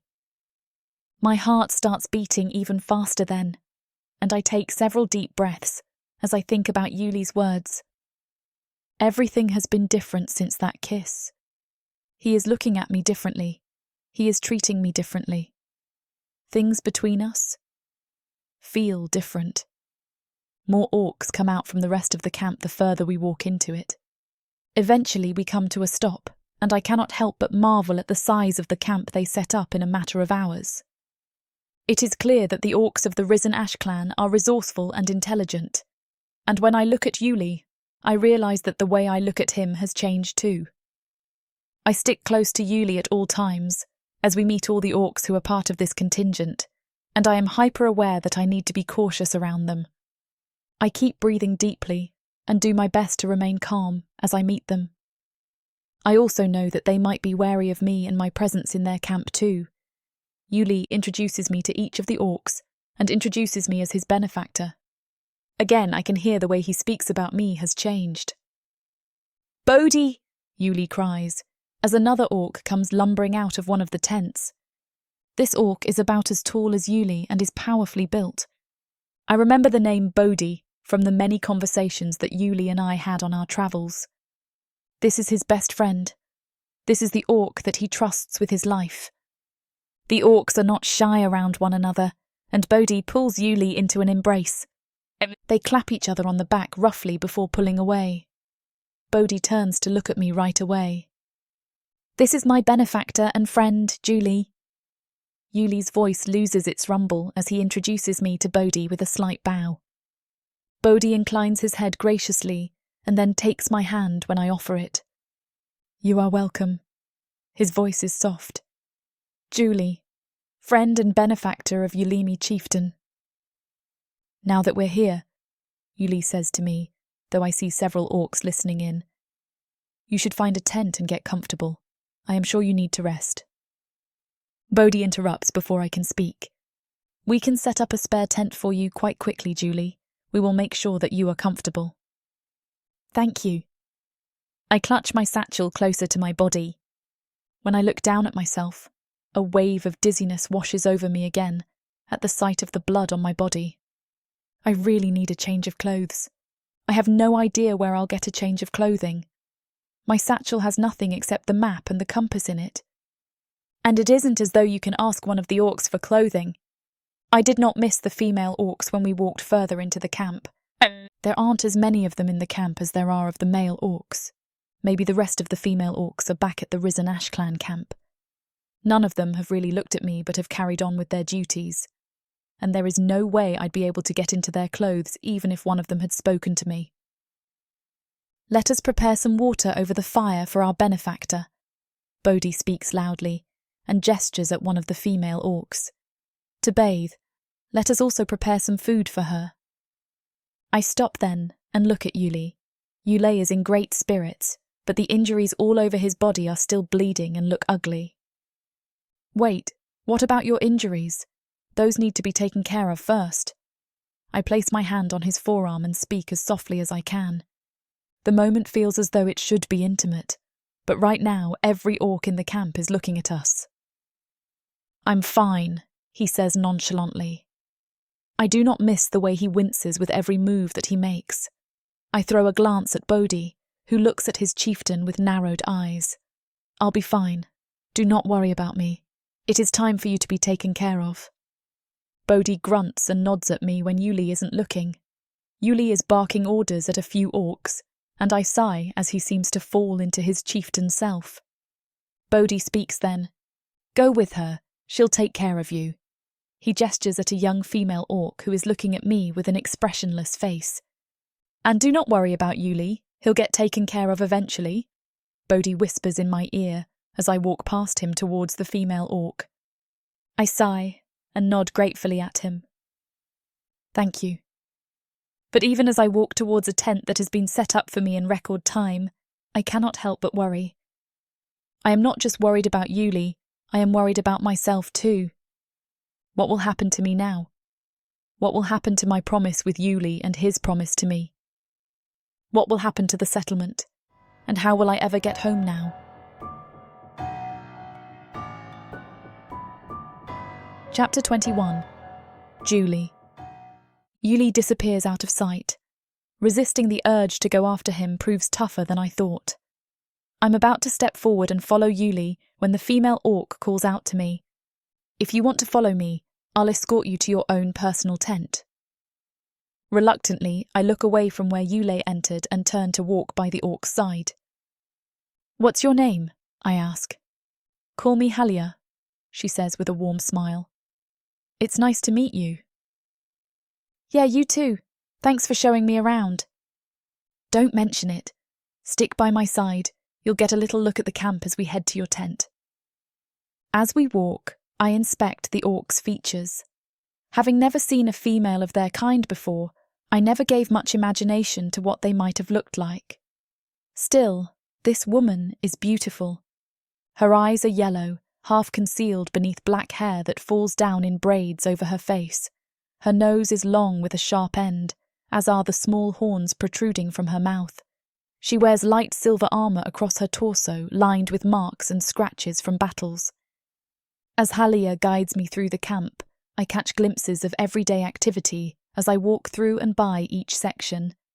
I walk by a few Orcs on wood chopping duty. Laying before them is a large pile of chopped wood, standing even taller than me. Behind them is an even bigger mountain of unchopped wood. It's obvious they're going to be kept busy for the entire day. Sparks come flying out from an approaching corner, as well as the sounds of heavy banging. When we come around, I witness an impressive smithing station. Looming in the corner is a large smelter, black as is the smoke coming out from it. 3 anvils lay evenly spaced apart, one of which is currently in use by an Orc.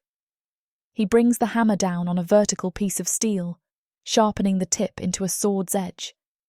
A topless Orc is hammering at what I presume to be his armour, laying it down on a workbench. A smith wearing black overalls stands with a watchful eye cast upon the forge beneath him. Fire and smoke poke out from it. There rests 2 grindstones on the side, the grey stone wheel showing clear signs of heavy use. Lined across a wide rack on the wall at the back are a large array of weapons, ranging from arrowheads and bows to axes and warhammers. "She's beautiful, isn't she?" asks Halia, gazing upon the smithing station with an admirable look in her eyes. "I've forged many a sharp sword here, and I plan on creating many more. Come on then, we're almost there." I'm led to a small tent, green in colour.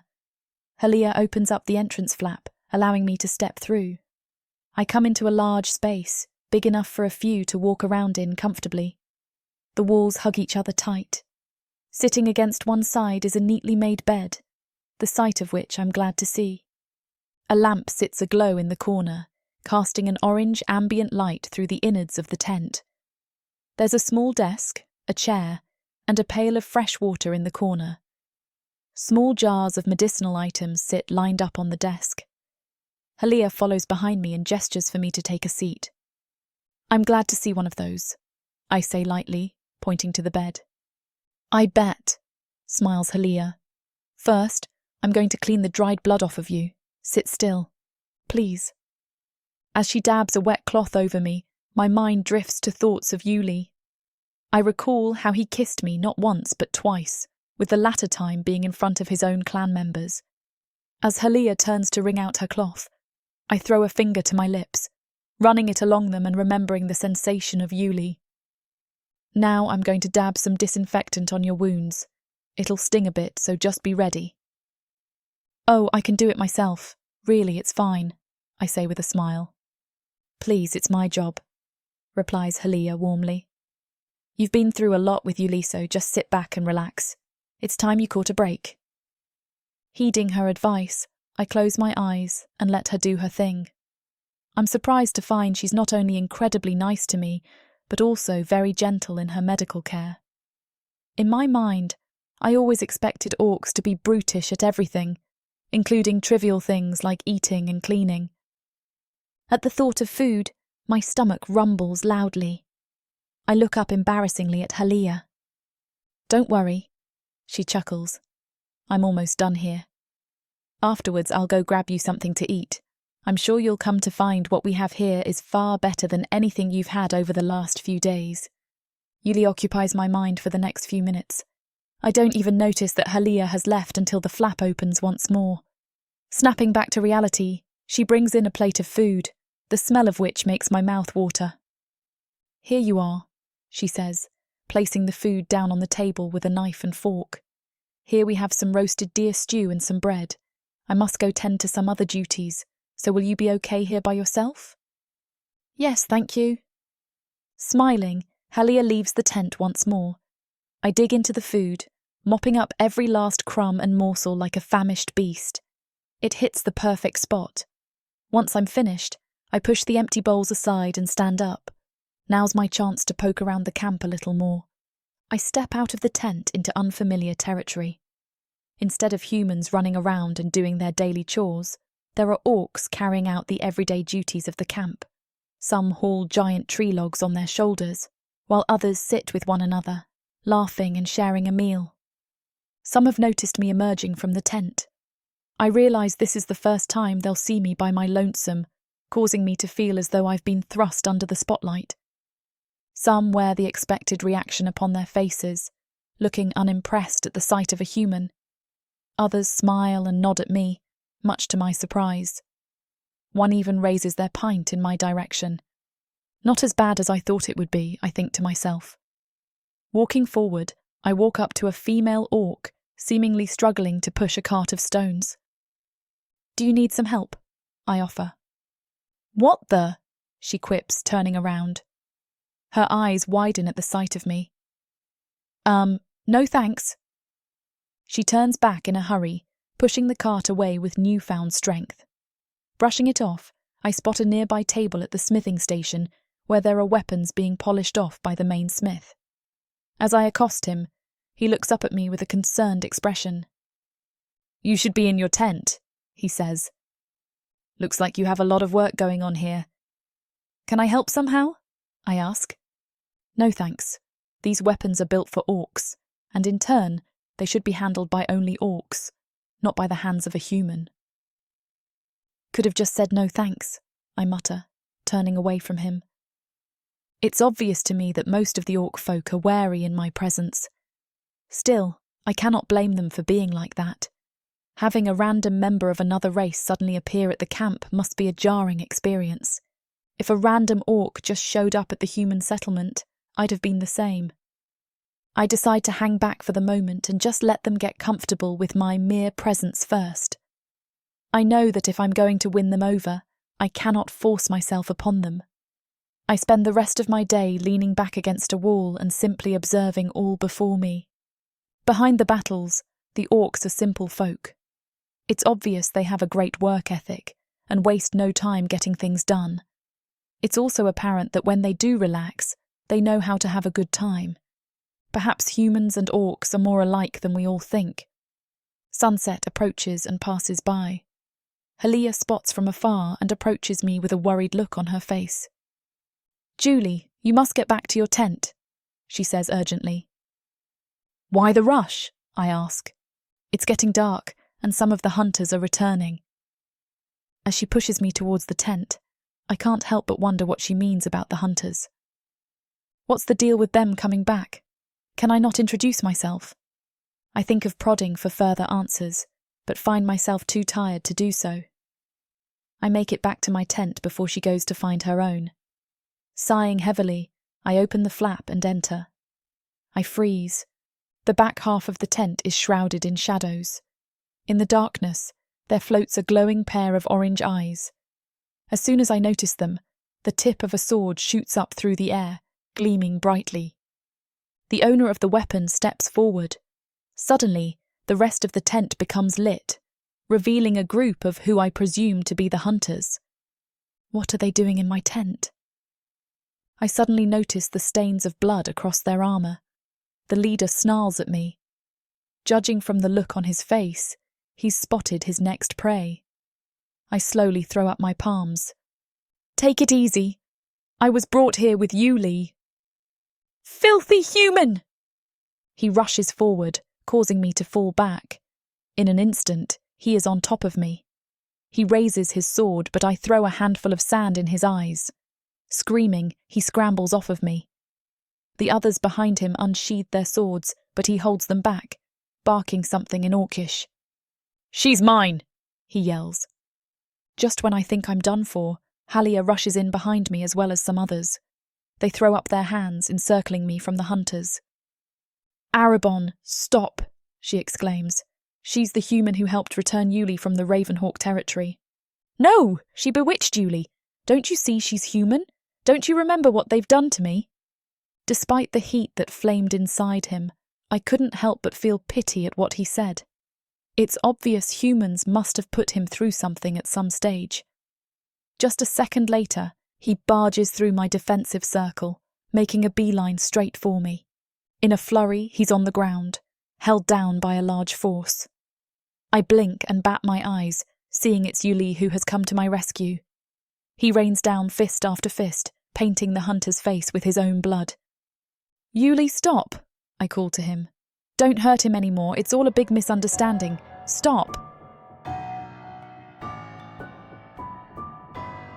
Chapter 22. Yuli.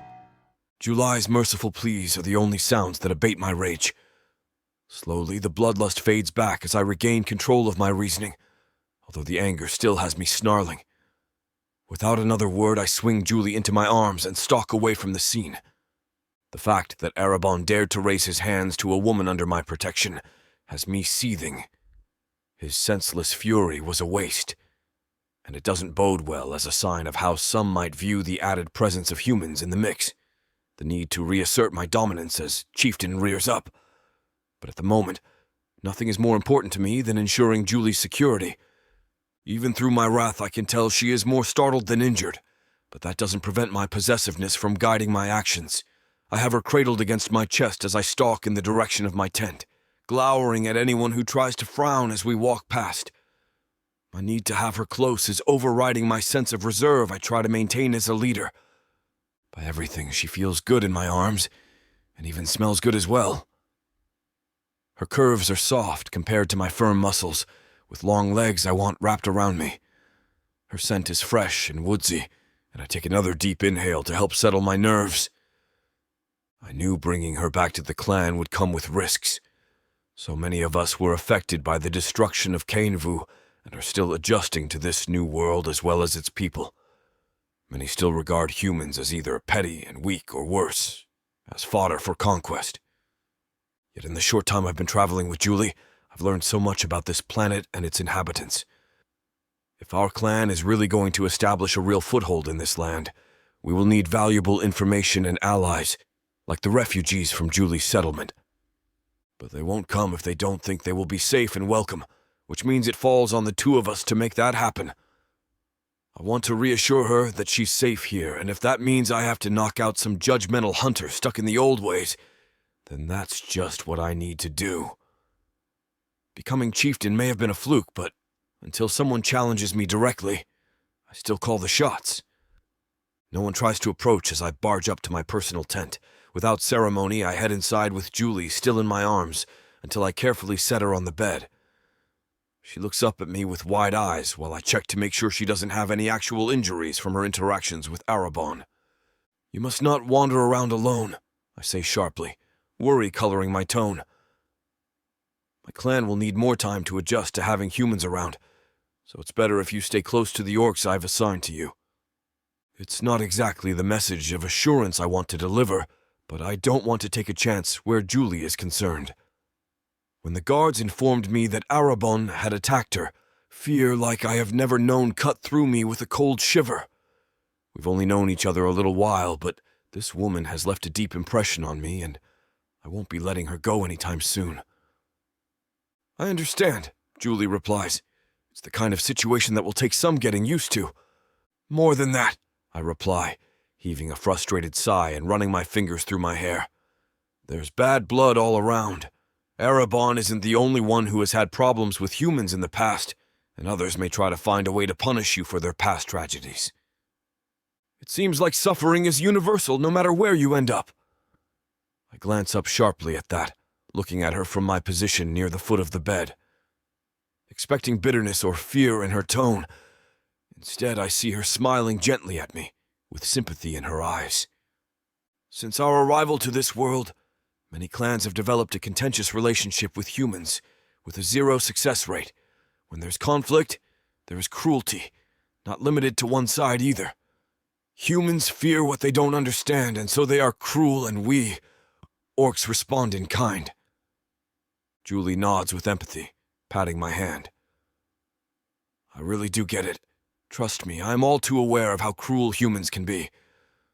I knew that Erebon guy wasn't really angry with me so much as he was with humans in general, and I'm okay at the end of the day. I stare at her in wonder, amazed at this woman. How can I not do everything in my power to keep her? Even while having to defend herself, she was able to perceive the intentions of her assailant and react accordingly to the situation while maintaining sympathy. It takes a certain type of strength to be able to understand your enemy. With the betrayal of the Ravenhawk still fresh in my mind, I find Julie's perception and insight to be some of her most valuable qualities. But I also see the flash of sadness behind her eyes when she speaks about her own kind. Once again, I find myself wondering about her past and what has scarred her to the point of leading a lonely, isolated life. What happened to you that made you turn your back on your own people?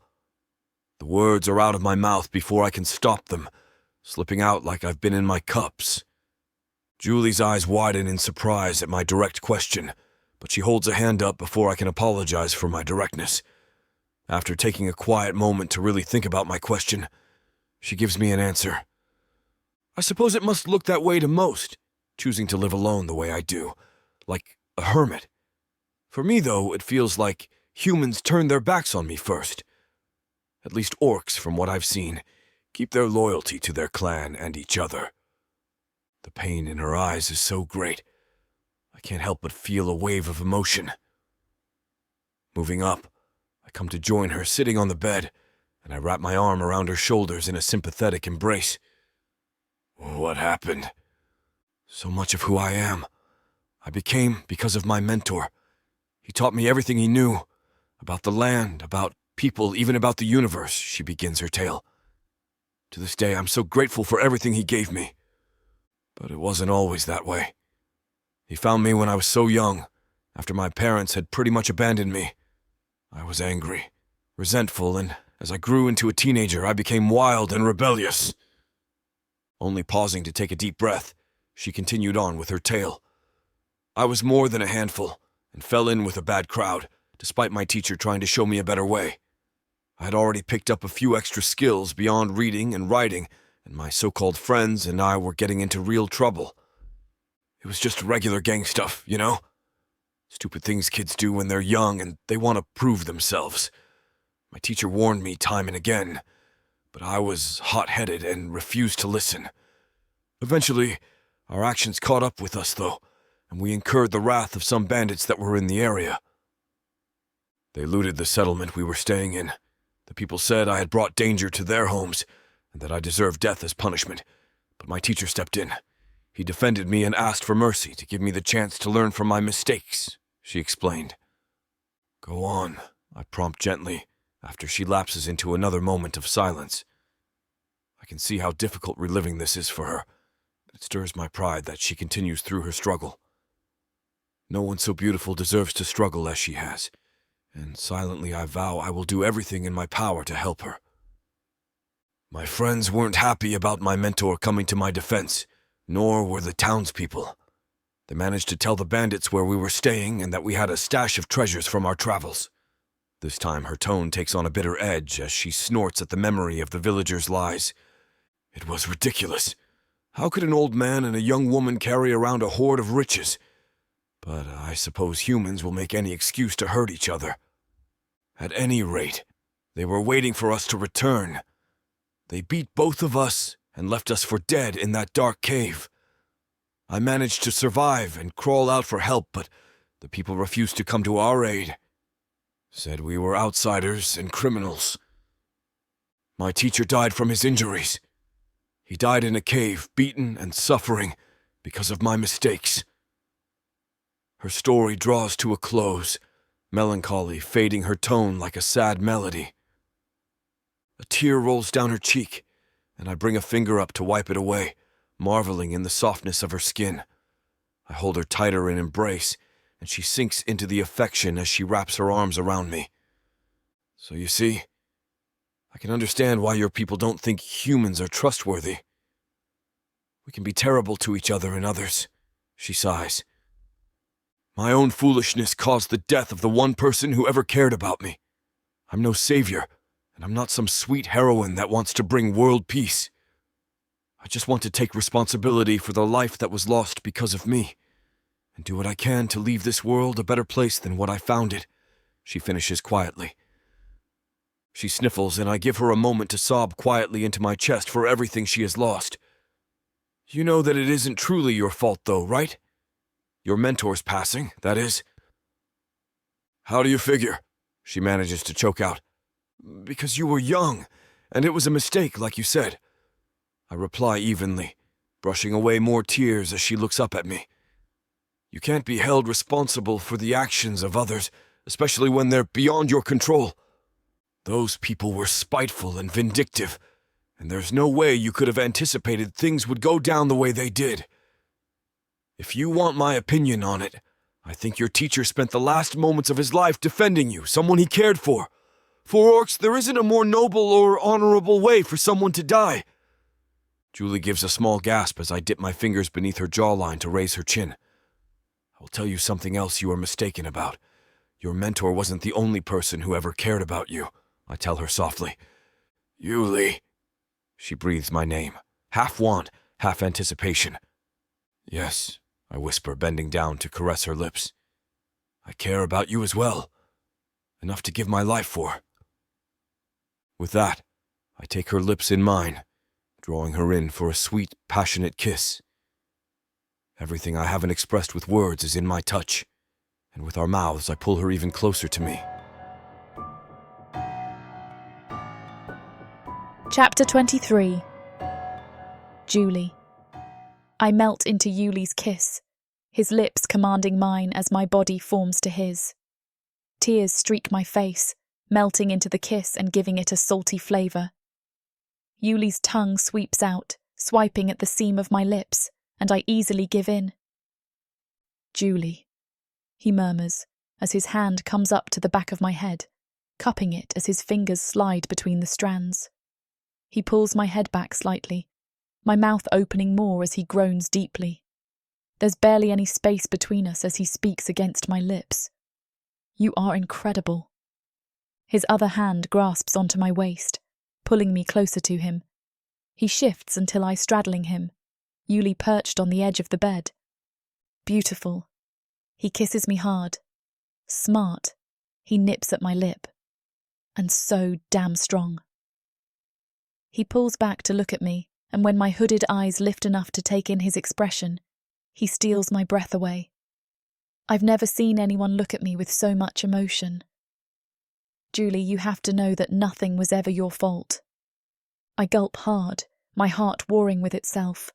Sorrow tears at me, even as hope dares to soar in me at Yuli's affection. His hand at my hip starts to work up and down my thigh. The other gently works through my hair. He shakes his head, his eyes darkening as he takes me in. His voice is a low, deep growl as he mutters, "Gods, you drive me crazy." Julie! It's a broken gasp. Maybe it's not the best way to deal with my feelings, but his mouth and hands on my body have worked me into a frenzy. I want more. I need more. I almost snort. What does he think of me? Of course I understand. And you? His hands grip my hips, almost like he's considering forcing me to stop. They are moving without thought, though. The need for him going too far. You want me? That breaks through my haze. I shift forward until our noses are almost touching. Really? My eyes search him, and I'm surprised at the flash of uncertainty across his face. His hands brush softly across my skin, and I don't know if he's comforting me or him. Yuli, I've wanted you for so long. Maybe he means that as a bad thing, but all I can think of is how attentive and dedicated Yuli is. I bet it is different with an orc. What is it? Sorry for the interruption. I know you were gearing up for a steamy scene, but it's way too hot for this platform. If we want to keep sharing our stories for free, we have to abide by this platform's guidelines. To To get the full unabridged audiobook, go to worldsofprotheka.com. Browse through unabridged audiobooks, countless ebooks, and bundles offered at a discount. If the thought of me whispering all the dirty details into your ear isn't enticing enough, use discount code YouTube30 to get 30% off of all digital products. Story after story, audiobook after audiobook, the Worlds of Protheka are waiting for you. Protheka's magic is eternal. But unabridged, it's unforgettable. Are you all right? I whimper, nodding. You feel incredible. As much as Samara and I want to finish what these two characters have started, it looks like this chapter is about to get too hot for this platform to handle. Unfortunately, we have to pause here because their guidelines won't allow us to reveal the spiciest details. To keep bringing you these free audiobooks, we have to follow their rules. But don't worry.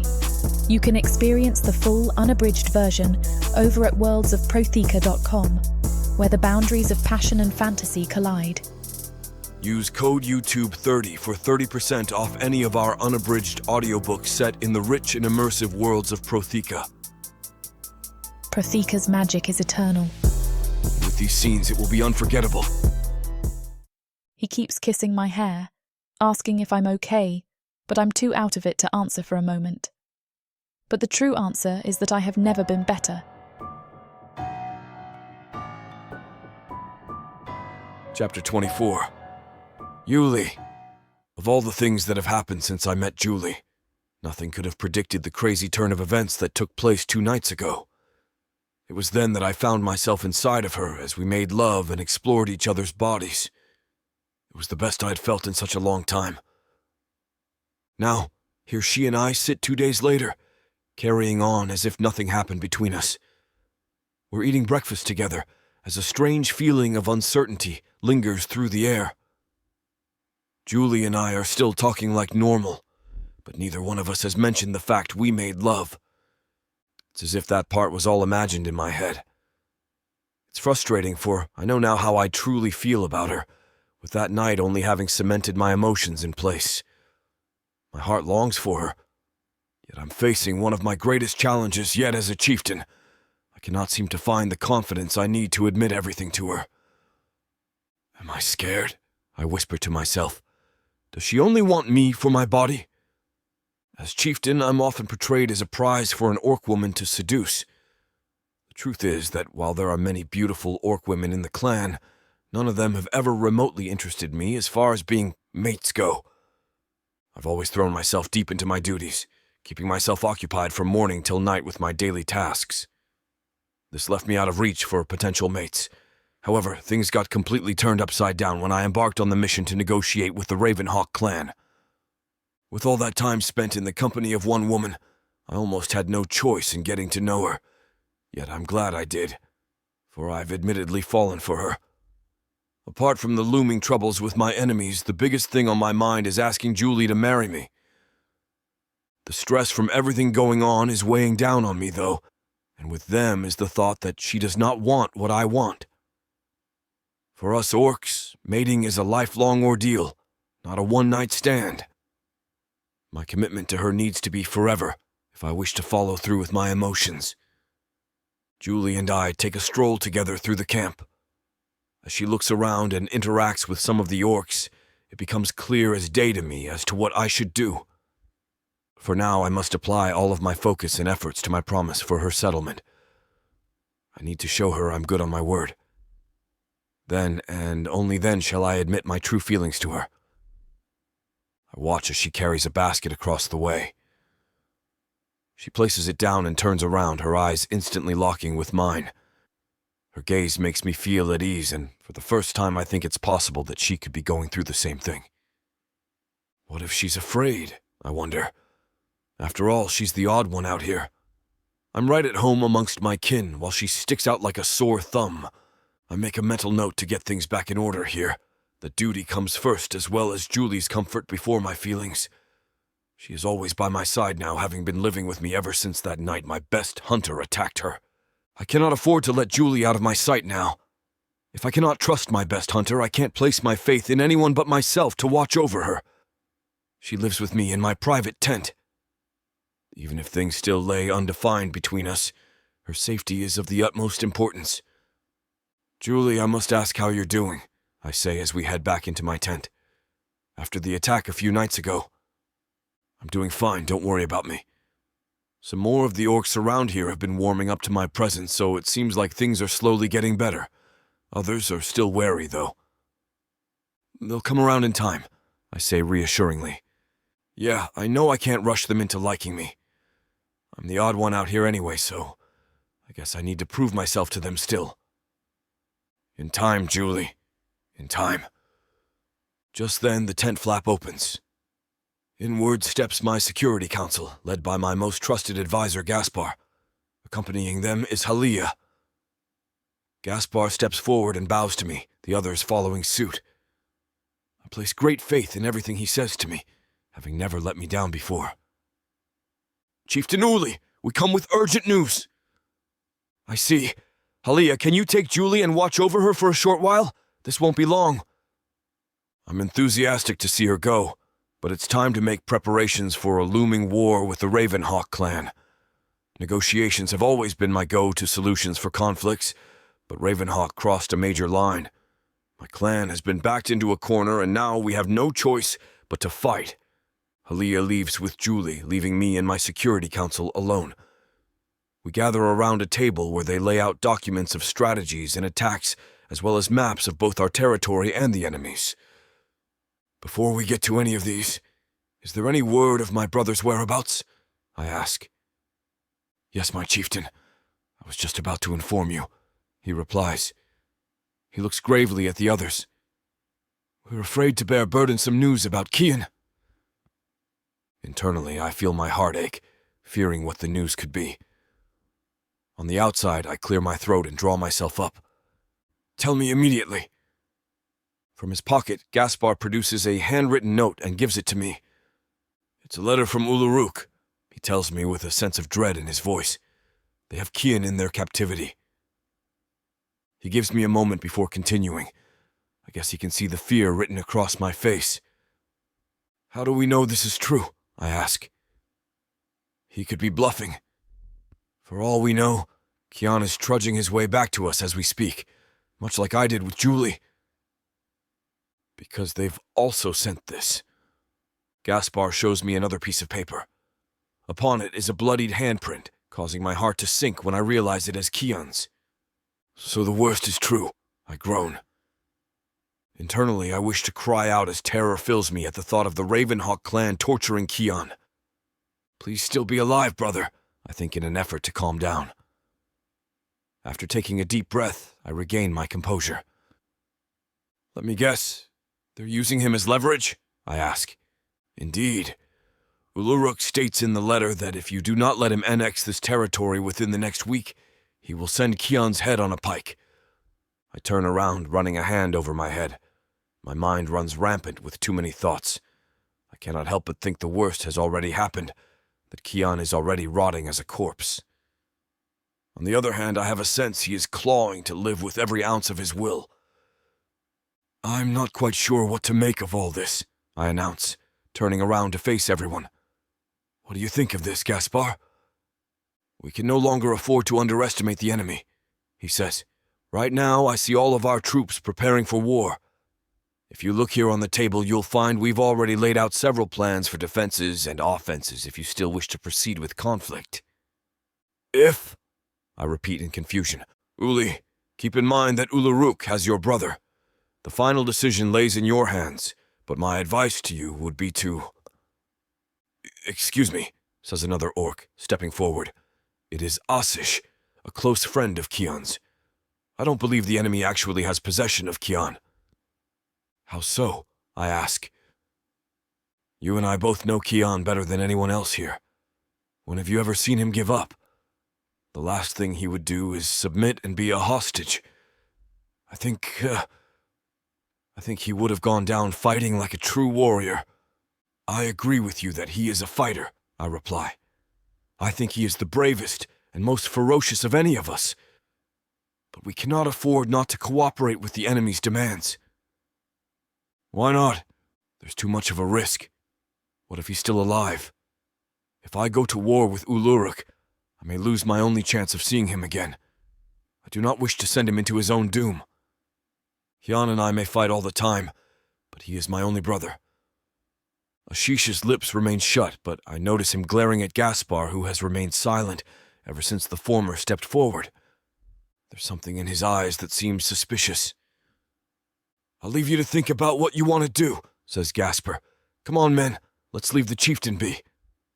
They all file out of the tent. Ashish is about to follow them, but stops when I call him back. "Why were you staring at Gaspar?" I ask. "Do you think he is hiding something?" Ashish hesitates before speaking. "Don't worry, I won't tell a soul," I say reassuringly. "What you say to me will stay between us." "I'm not sure what to think of him," he replies. "But no creature is prone to the corruption of time and power. I will take my leave." Swiftly, my brother's best friend exits the tent, leaving me alone with my thoughts. There's a strange lingering tension in the air.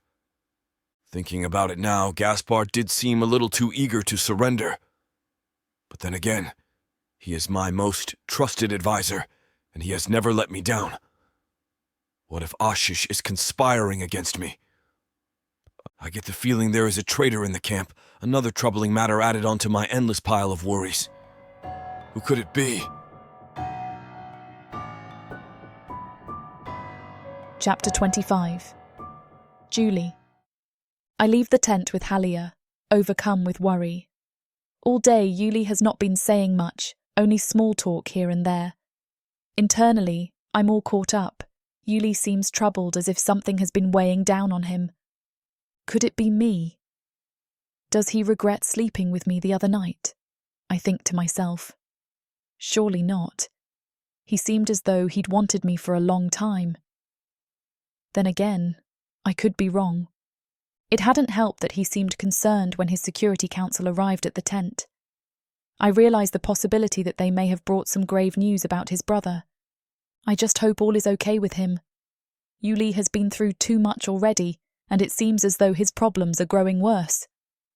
"Are you hungry?" asks Halia, breaking my train of thought. The canteen should be serving up some lunch right now.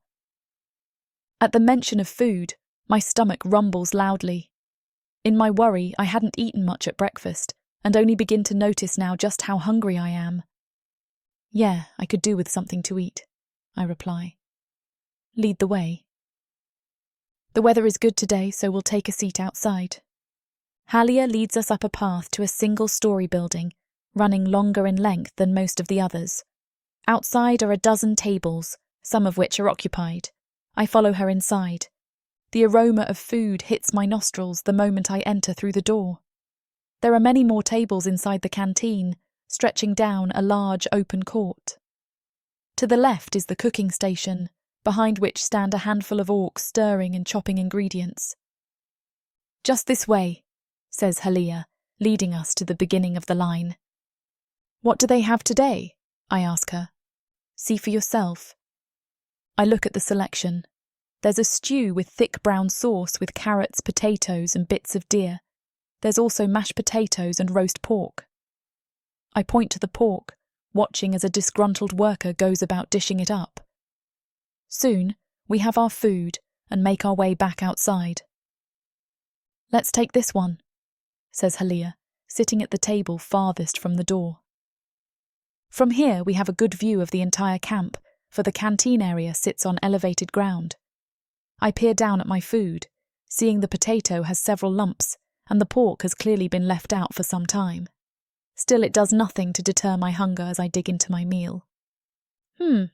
It's a little dry today," comments Halia, prodding at her food. "Still, can't complain. How have you been settling into the encampment?" "I'm doing well for someone who got attacked just the other night." "I'm so sorry about that. I don't know what the hunters were thinking. I knew some orcs might have been opposed to my presence, but I never guessed someone would try and take me out for good." "Well, I hope things have been improving for you since then," she says in a soft tone.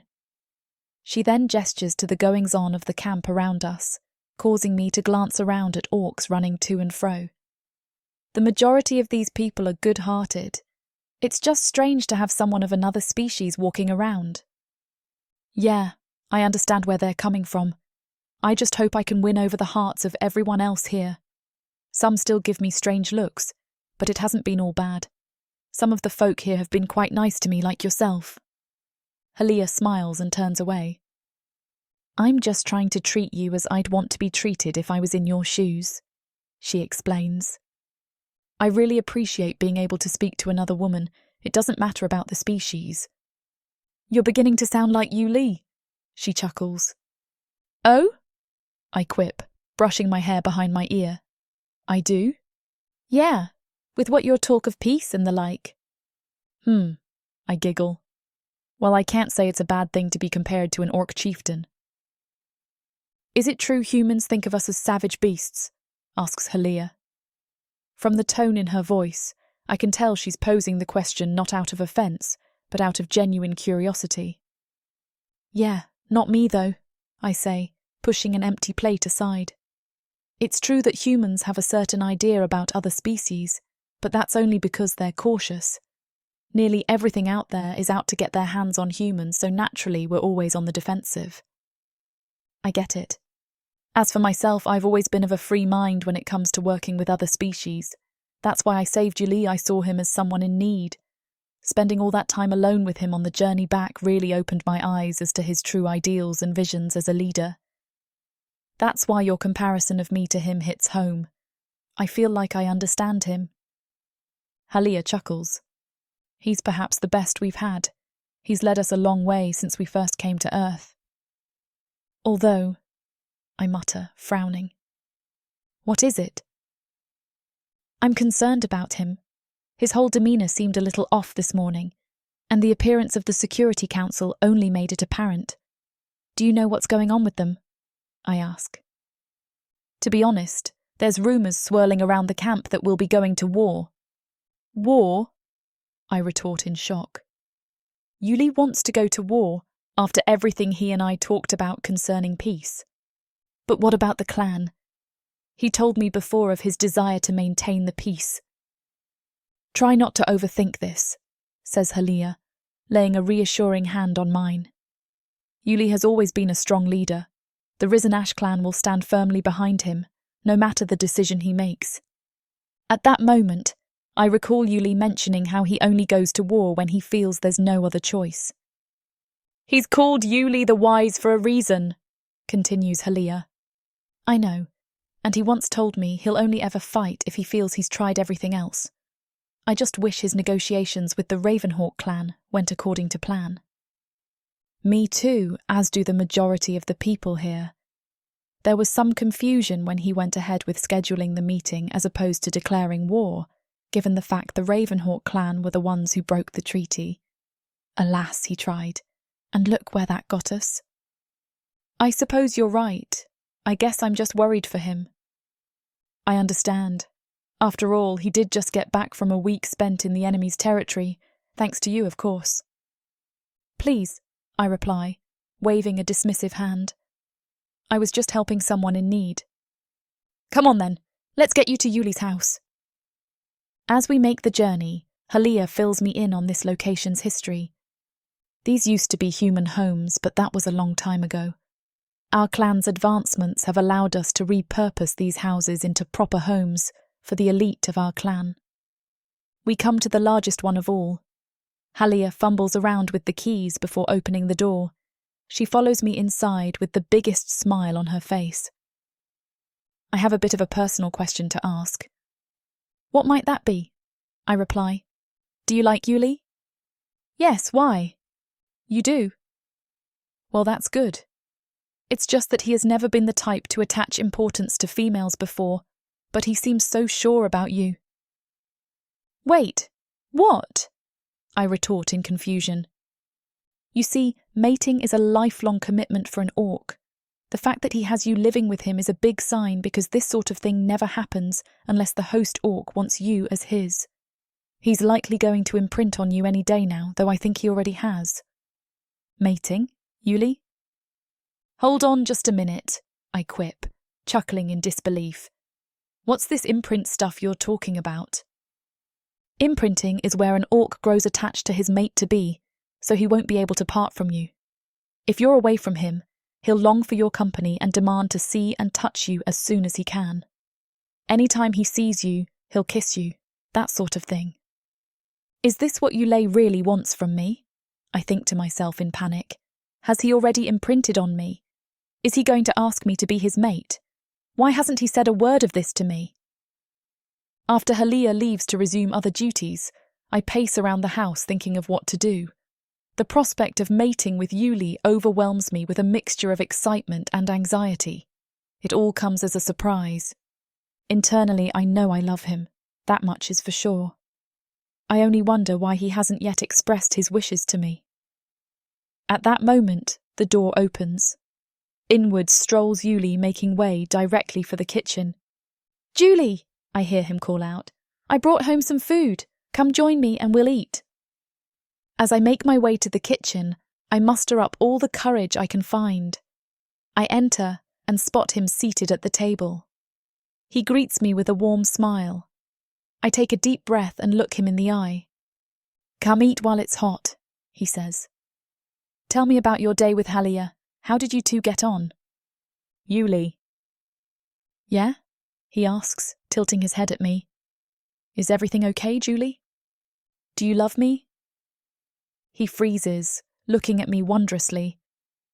I know I'm crazy for confronting him about it, but I cannot rest my mind and heart until I know for certain.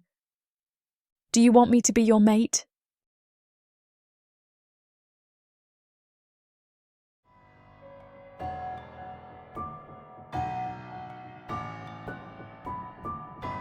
Chapter 26. Yuli. Dinner is warm and delicious, made even more wonderful by the woman who made it, now sitting beside me at the table. I've done everything in my power to resist my growing feelings, but against her, I am powerless. We tuck into our meals respectively, the peace and quiet a welcome respite to everything that has happened recently. There's still so much more to do as far as uniting our respective clans, human and orc, but it's nice to take a break from all of our well-laid plans. At least I've anticipated a quiet, peaceful evening. I'm barely 2 bites into yet another delicious meal, when Julie drops a series of questions on me, like a series of bombs designed to shatter my sense of ease. Do I love her? Do I want to be mated with her? Is she serious right now? I stare at her incredulously, long enough in silence that she starts to fidget. She doesn't take her eyes from me, but her leg begins a nervous wiggle while resting on her other knee. Where is this coming from? I ask curiously. I keep my tone casual, belying my internal nervousness. It's one thing to consider mating after everything that has come and gone, but it is another to have so openly and unexpectedly addressed. How did she even hear about that aspect of Orcish culture? Not that I mind her expanding her knowledge, I simply didn't anticipate having this conversation so soon in our relationship. There's also the question of whether or not Julie actually wants to be my mate. I know relationship commitments are not the same for humans as they are for orcs. Humans who don't seem to form bonds in that particular way. I think I've fallen for her within the first week of meeting her, but she may not necessarily feel the same. Better to enact caution, to figure out how she is feeling on the subject. It's not great to answer questions with more questions, but I need information, more so than I need to simply react to the situation. Things have been going great lately, and I don't want to scare her off, but I don't want to lie to her either. She frowns in response, cocking her head to the side. Halia brought it up, talking about our living situation. There's a flush to her cheeks that seems to make her glow, and I have to swallow back the urge to kiss her. I know we haven't really discussed it or anything, while dealing with everything else. But then Halia started talking about us being mated. I didn't really know how to answer her, or respond. I know things are different with orcs, and this situation is so new for the both of us, she finishes in a quiet rush. My eyes soften as she goes through her explanation, taking in her nervousness at this conversation. I am astounded again by how much alike we are, like a sword and a sheath, two halves of a fitted piece. She probably isn't even aware that her leg has started to wiggle, and kindly I reach over and place my hand gently on her thigh to settle her nerves. In a way, she's just as nervous as I am about this. Communication and relationships aren't really either of our strong suits. Yet somehow, against all odds we work, and I realize that I don't just want her by my side. I need her. I'm sure Halia was excited, talking about the prospect. She's pretty young for an orc female. I begin. Julie nods in agreement, placing her hand over mine. I was surprised when I learned her age. She's very capable, even if she was a little shy at first. You're probably the first human she's ever met that wasn't a threat in some way, I add. Her eyes flash to mine in acknowledgement. Introducing your clan to my clan will take time and effort, which is why I wanted to wait to discuss our mating until after I fulfilled my promise to you. Her turquoise eyes widen large with surprise, but she silently allows me to continue. I watch her carefully, and when her eyes flutter distractedly, I realize I've been caressing the top of her thigh while I've been talking to her. She seems to like it, though, so I keep doing it, even as I continue to speak. Things are different between humans and orcs. This is true, but maybe not so different in the important ways, I offer quietly. The fact of the matter is, I care about you. You're a beautiful, incredible woman whose strength matches my own, and I love everything about you. I want to share a lifetime with you, and whatever I need to do to make that happen, I will. There, I've said it. I've laid my soul bare in confession before my goddess, and can only hope she doesn't ruin me. There's a moment of pregnant silence, and then she is filling my arms, flinging herself in my embrace. I catch her easily, her luscious form fitting easily against mine, her soft curves slotting to my angled planes. Then she's kissing me, pressing sweet nips along my neck and jawline. I rumble contentedly and fold her into my embrace, delighted by her reaction. There is a magnificent woman on top of my lap, determined to smother me with kisses, and I can't think of a better death at the moment. I wasn't sure if you wanted me that way, she comments between touches, lips and hands staying occupied. That's ridiculous. How could I not? I growl, rubbing my hands freely up and down her athletic body. Like I said, I wasn't sure, she argues laughingly. She breaks in her caresses to look deeply at me. I never thought I could be this happy. Neither did I. It's another confession, this one more intimate, but not any less true. I never thought I deserved happiness, nor earned respect. Holding this strawberry woman in my arms, I know she is the key to both of those things for me. Now, more than ever, the need to make her mine rises strong, and I have to flex in order to keep myself in check. I love you, she responds. I never thought I could feel this way for someone. It's scary and exciting all at once. Chuckling with laughter, I have to agree. It's the best way to describe how I am also feeling, fluctuating between being terrified and absolutely elated. Will you imprint on me? She asks meaningfully. I nod in response. I already have, when I kissed you back on the bridge. I answer her next unspoken question. She kisses me again in response. When will we be actually mated? The process has already begun with the imprinting. I don't know if everything will be the same because you're a human, but I promise to make it enjoyable regardless, every step of the way. It's a filthy promise I'm happy to keep, even if her wiggling is distracting me in the most tempting ways. Grabbing her hips, I attempt to steady her, but it only has the effect of making her gyrate directly over my clothed groin. I groan lustfully, reveling in this wanton version of the woman I love. What about the ceremony? She asks, still grinding on top of me. I love how she takes her pleasure unabashed, unafraid to face her passion. Like everything else in life, how could there be any other woman for me?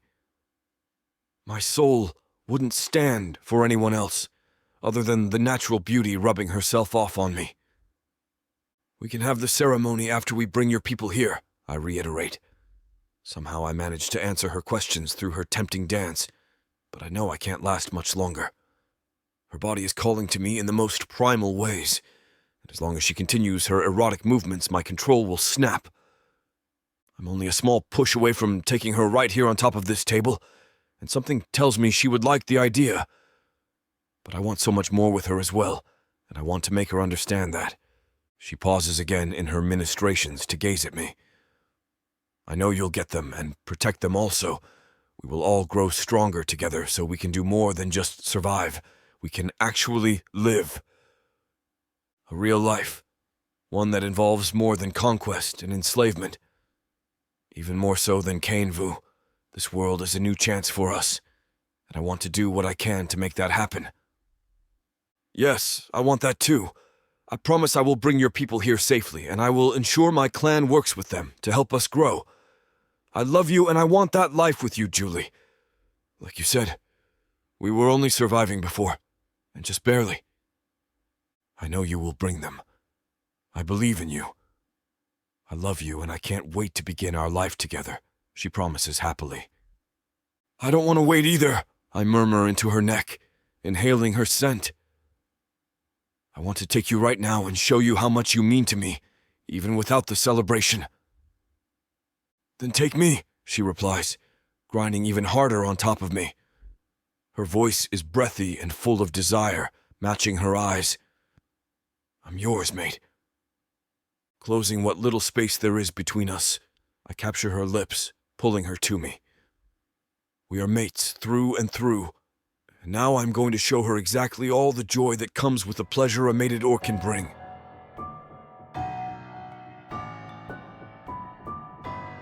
Chapter 27, Yulie.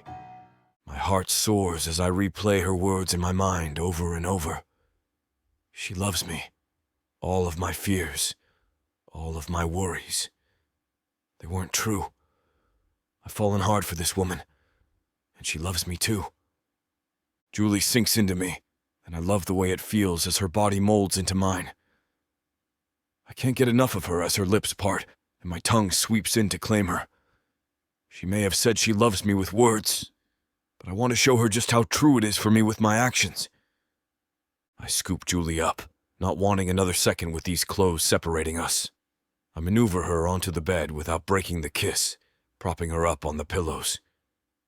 Yulie, she moans as I kiss down to her jaw and across to her ear. Oh, gods. I know, my love, I murmur against the skin of her neck as she pulls at my hair. I know just how desperate she is for me, because I feel the same. Even though it pains me, I force myself back on my knees, sitting up above her and pulling my shirt off. Julie sits up to run a hand down my torso, marveling at the hard planes, and I shudder beneath her touch. It feels incredible. Take your clothes off, I tell her, my voice low. She pouts, but I shake my head at her. Be patient. This scene is about to get too steamy for this platform's comfort. And as much as we'd love to keep going, their guidelines say we need to stop here. To continue releasing these free audiobooks on this platform, we've got to play by the rules. The passion doesn't end here. Visit worldsofprotheka.com to hear the full, uncut version of this fantasy romance, and every daring moment that YouTube can't handle. Use code YouTube30 for 30% off unabridged audiobooks in the Worlds of Protheka. Don't let YouTube hold you back. Immerse yourself in a world of magic, danger, and unfiltered passion. Protheka's magic is eternal. Listen unabridged and you'll never want to go back. It's hard, she whines, but a smile plays on her lips. I just want you. When she finally comes down enough to open her eyes, she stares deep into mine. Sorry for the interruption. I know you were gearing up for a steamy scene, but it's way too hot for this platform. If we want to keep sharing our stories for free, we have to abide by this platform's guidelines. To get the full unabridged audiobook, go to worldsofprotheka.com. Browse through unabridged audiobooks, countless ebooks, and bundles offered at a discount. If the thought of me whispering all the dirty details into your ear isn't enticing enough, use discount code YouTube30 to get 30% off of all digital products. Story after story, audiobook after audiobook, the Worlds of Protheka are waiting for you. Protheka's magic is eternal. But unabridged, it's unforgettable. Yulie, I'm breathless and unable to form a thought. All I want to do is clean her up and climb into bed with her. But still I answer, yes? That was incredible. A grin pulls at her lips. I smile back. My love deserves no less. A pretty blush stains her cheeks as I say it, and it feels so freeing. Even more so when she says back, I love you. I love you. I gather her in my arms, kissing her so deeply that I hope she can feel every ounce of emotion I am pouring into it. Because this woman has wrenched everything I am from my soul and taken it as her own. And I don't want it back, ever.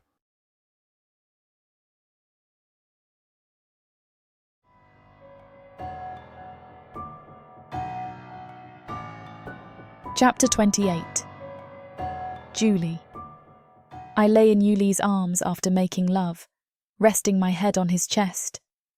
Our bodies are still hot from making love, so we leave the blanket pulled up only halfway. I run my fingers up his chest, eventually cupping his cheeks where I plant a kiss. For a while, no words are said between us. The only sound I can hear is the beating of Yuli's heart through his body. After a few minutes, Yuli opens his eyes and turns to face me.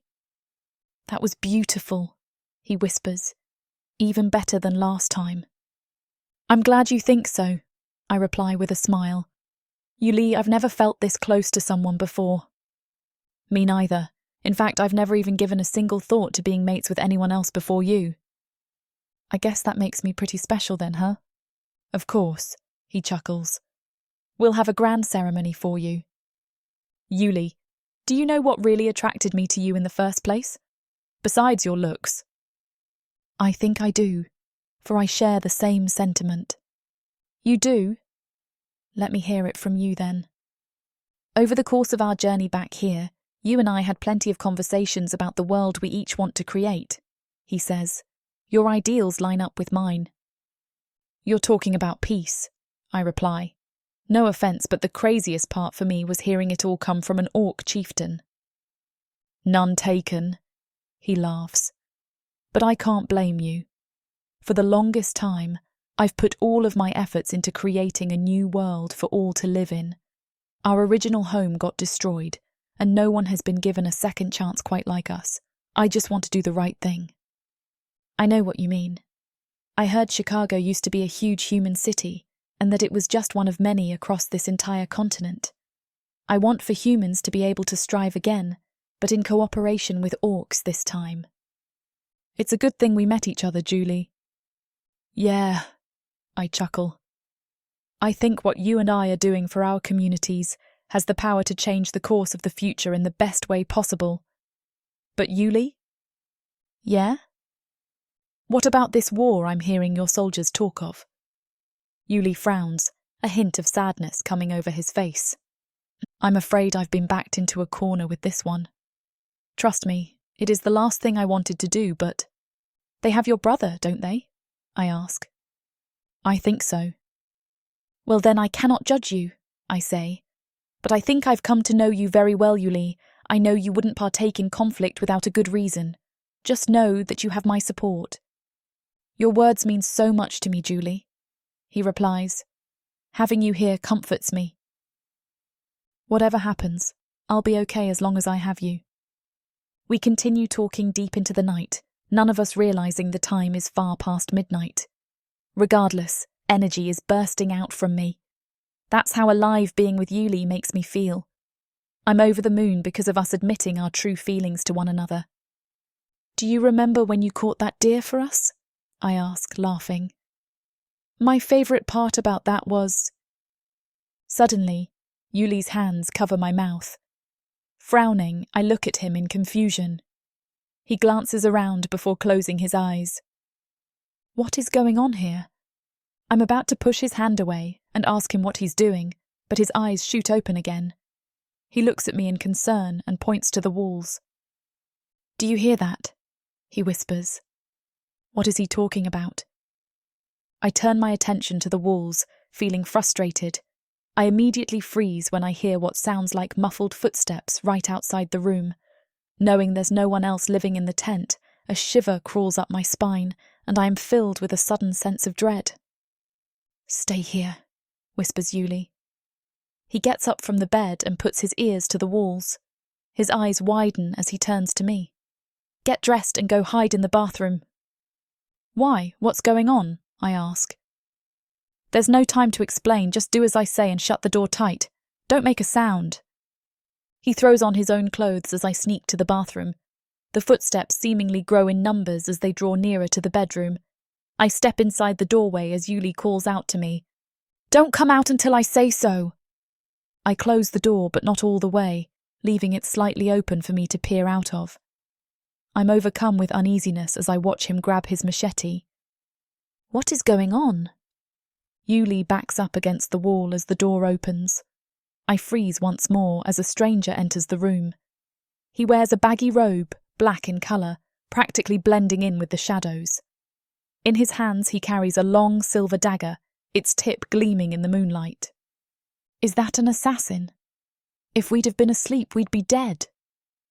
The hooded figure looks to the bed, tilting his head in confusion.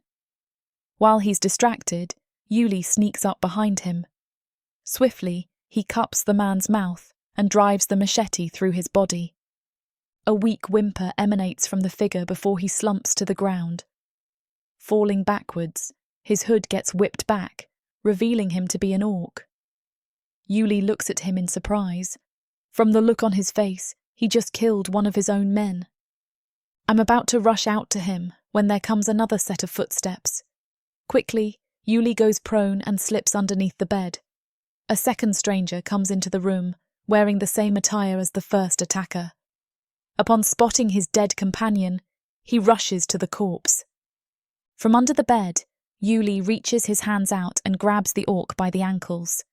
He pulls him down, sending the attacker hurtling to the ground. His head hits the ground with a loud thud, leaving him with no time to react before Yuli plunges the machete into his body. I cut my mouth in horror. Yuli whisks the machete out of him just as the light turns on. He spins around in time to see 4 more hooded orcs enter the room. A sickly pit forms in my stomach. He takes a few steps back, gripping the machete tight in his hands. The attackers encircle him, blocking our only route of escape. Beneath their hoods, I can see wretched smiles on their faces, the sight of which makes my stomach turn. Yuli raises his weapon and beckons for them to make the first move. "Come on then," he yells. All 4 of them rush forward at once. I want to close my eyes but just can't. Yuli ducks and dives between their legs. He stands back to his feet too quickly for them, managing to slice the head off of one attacker. One of the others swings for him, but he grabs their wrist. Twisting it, he pulls him closer and uses him as a shield from the other 2. Yuli pulls the orc's arm up unnaturally, causing a loud snap to echo through the air. The orc hollers in pain as the other 2 attackers advance. The one to Yuli's left thrusts forward. Yuli throws the injured attacker in the direction of the blade, causing the attacker to shed the blood of his comrade.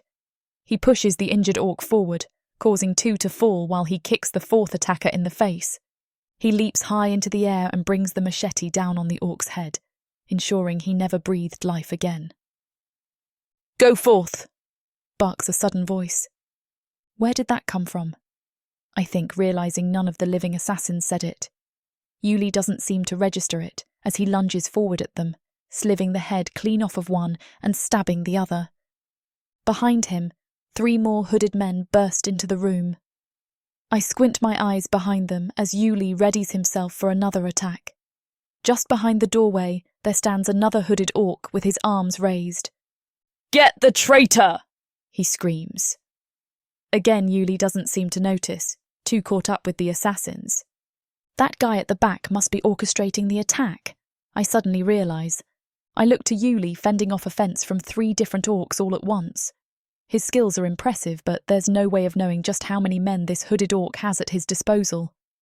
My heart pumps rapidly in fear that the numbers game will catch up on Yuli. In my panic, I call out to him, "Yuli, there's an orc behind the door. He's the leader." One of the attackers turns and sees me. Behind him, I see Yuloi look at me in fright. Holding off an attack, he can't come to my aid as the attacker rushes to the bathroom. Julie, he yells. Screw this! I push the door forward, knocking out the orc as it connects with his face. With him disposed of, I make a beeline for Yuli. The other two attackers lay dead on the ground. Yuli reaches his hand out to me, but suddenly I am pulled back by the hair. I feel the tip of a dagger rest against my throat as others burst into the room.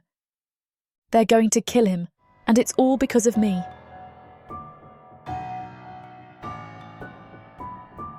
Chapter 29. Julie.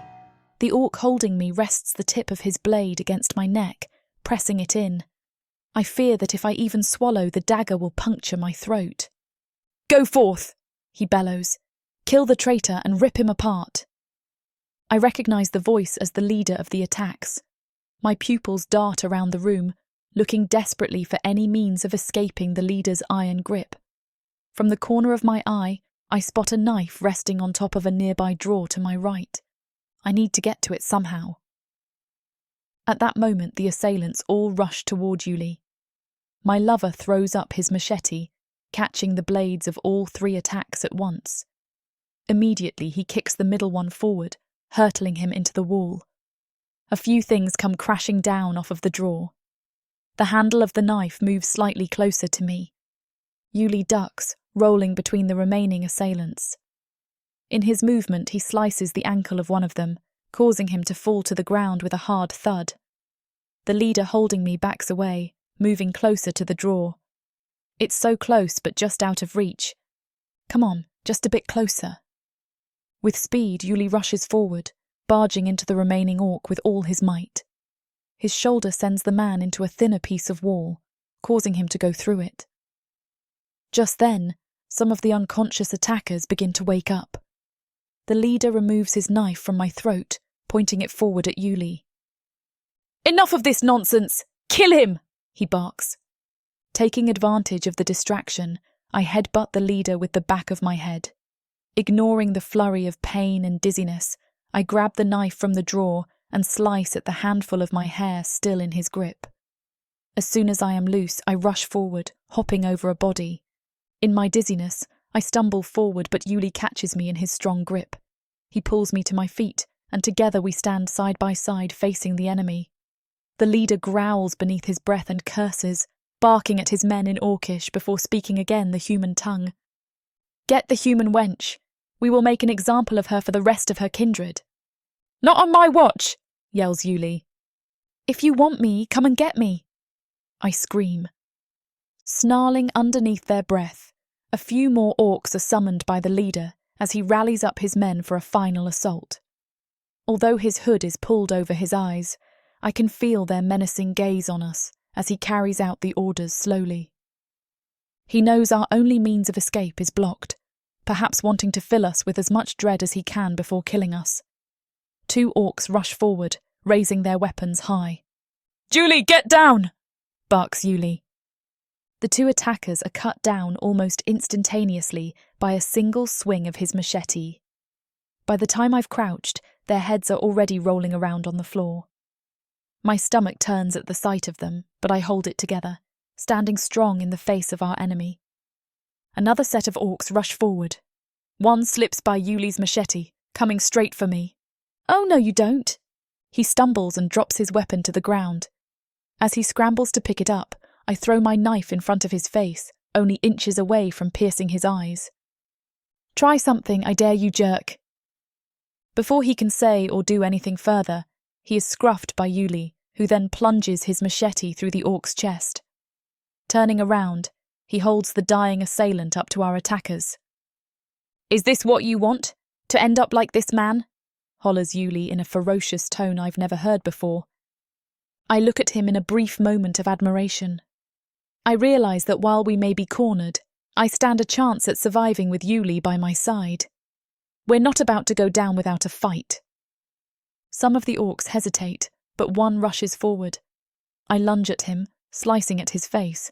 He immediately retreats. Show yourself, laughs Yuli menacingly. By now my clan members are sure to be on their way, so you may as well reveal who you really are. Come on, you Ravenhawk scum! Yuli the Wise, snarls one of the orcs. You should have been called Yuli the idiot. He pulls down his hood. Son of a, mutters Yuli. We're the clanmates you seek, laughs the orc. Traitor! Who are you attacking your own leader? Spits Yuli. Traitor? You dare call us that when you're the one sleeping with that foul human? He hisses, pointing at me. You're a disgrace to us all. You never should have been elected as chieftain. Down with your human relationship and down with you. There comes a stinging pain inside of my chest at their words. I knew all along that some of the orcs took an instant dislike to me, but to hear them talk like this hurt me. Seeing what lengths they are willing to go to hurt Yuli only intensifies my agony. It's at that moment that I realise this is all because of me. I got too ahead of myself, and this is the price I have to pay, to see Yuli get attacked. For all I know, we're moments away from death. In the heat of the moment, I try to maintain my composure, but a tear betrays me. Some of the orc traitors laugh, but a reassuring Yuli reaches for me, keeping his machete raised in defence. Don't cry, Julie. None of this is your fault. It is, I retort. I've put us both in danger just by coming here. What on earth was I ever thinking of coming with you into the camp? Do not believe a single word that they say. I know what it is that they're truly after, he growls as he glares at them. They want my position, but I will not let them have it, not even with my dying breath. Do you all hear me? He squeezes my hand. Through his grip, I can feel some strength returning to me. They may claim to be after you, but all they wish to seek is power. They just want to make you suffer both physically and mentally. Do not let them. So that's why these cowards are betraying me. Cowards! You're the one who wanted to avoid going to war, hisses the leader. Tell the truth, spits Yuli as I draw myself up. You're all working with the Ravenhawk clan, aren't you? Oh gods, I mutter beneath my breath. It all makes sense now. I can't believe it. In my shock, I come to realise that the orcs are more than simple beings, that they too are capable of scheming and plotting the downfall of others. In the end, race plays no role, I think to myself. It's just power that everyone desires. You're a fool, Yuli. You're the one that led us to do this, sneers the leader, finally stepping forth. Through Yuli's hand, I can feel the tension rocking his body. He raises his machete. Show yourself, you coward. So be it. The leader pulls down his hood. I gasp, throwing my hands up to cover my mouth. The unveiled orc smiles as he takes another step closer. Yuli stutters over his words before finally getting out a coherent sentence. Gaspar, he cries out. How could you, of all people, betray my trust like this? You, my former friend, are an incompetent leader. You bastard. I never should have listened to a word you ever said to me. What of Kian? Was all that a lie too? Oh no, Ullaruk has Kian all right. How I long to see you chained up beside him. Yuli's composure changes in an instant. He lowers his weapon, and unexpectedly, he drops it to the floor. I snap my gaze to him in surprise, thinking he's gone crazy. Upon his face, he wears a smile of contentment. So that's how it is, he chuckles. You know, Gaspar, you're right about one thing. I am an incompetent leader, and I never deserved to become chieftain. Do you want to know something else? Everyone in the room looks at him in confusion. I never ever believed in myself, not even for a single moment during my entire reign. That is, until I met this human by my side. Through here, I found all of the strength I'll ever need to be a true leader. With Julie, I dare to change the world, to lead both the Orc clan and human settlements to a better earth for all. No, mutters Gaspar. We shall not repeat the mistakes of Kainvu. With my lover, I've been reinvigorated to believe in myself and create a new earth of peace and prosperity. The enemies, including Gaspar, all take a step back, seemingly in fear. Somehow they appear more scared of him without a weapon. Yuli turns to me, wearing an intense look of desire in his eyes. Julie, he whispers, I love you.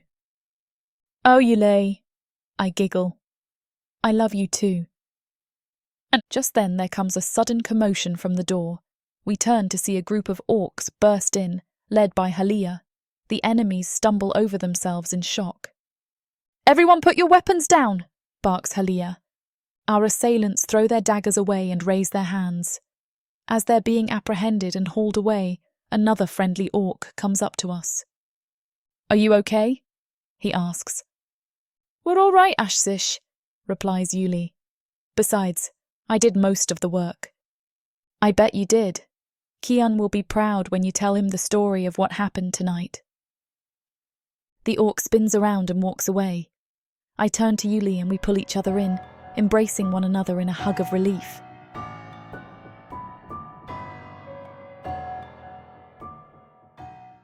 Orcs.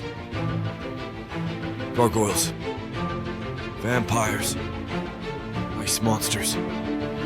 Demons of the dark. These beasts seek war, destruction, and power. And there's only one thing that can tame them. Love. This is your chance to get the uncut and unabridged audiobook bundle. No detail is spared. Use discount code YouTube30 for an additional 30% off of the already discounted price. Go to worldsofprotheka.com.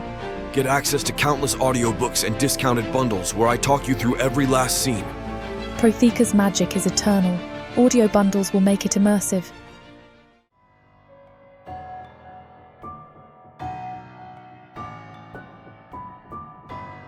Chapter 30, Yuli.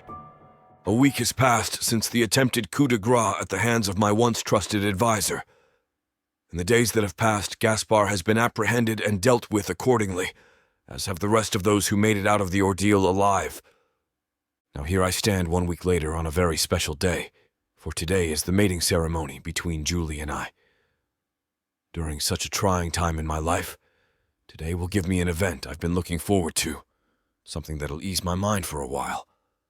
Best of all, I've arranged for something truly special for Julie. For all my life, I've prided myself on keeping my word, and even when my world seemed to be slipping from my hands, I never forgot the promise I made to Julie. Hello all, I call out to the group of humans waiting outside my home. It's good to have you all here.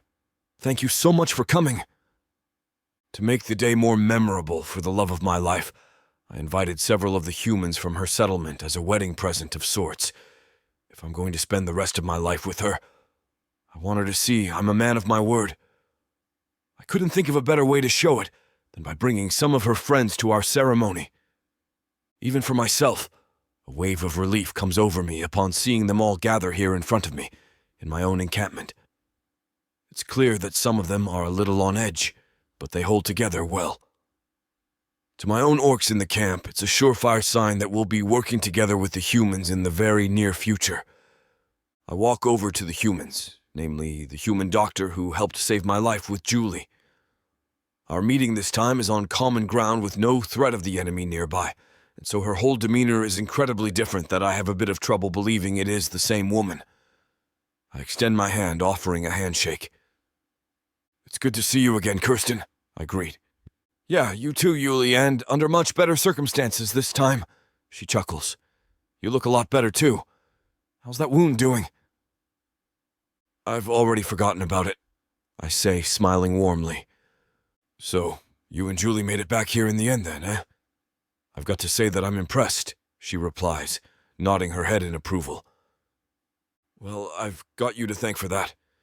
If not for you and Julie, I wouldn't be standing here today. Kirsten's brows narrow and frown. She casts a downward gaze. Listen, Yuli, she tells me. I must say sorry to you for how I acted before. You know, back in the hideout. I know I was incredibly nasty, but I can assure you that none of it was personal.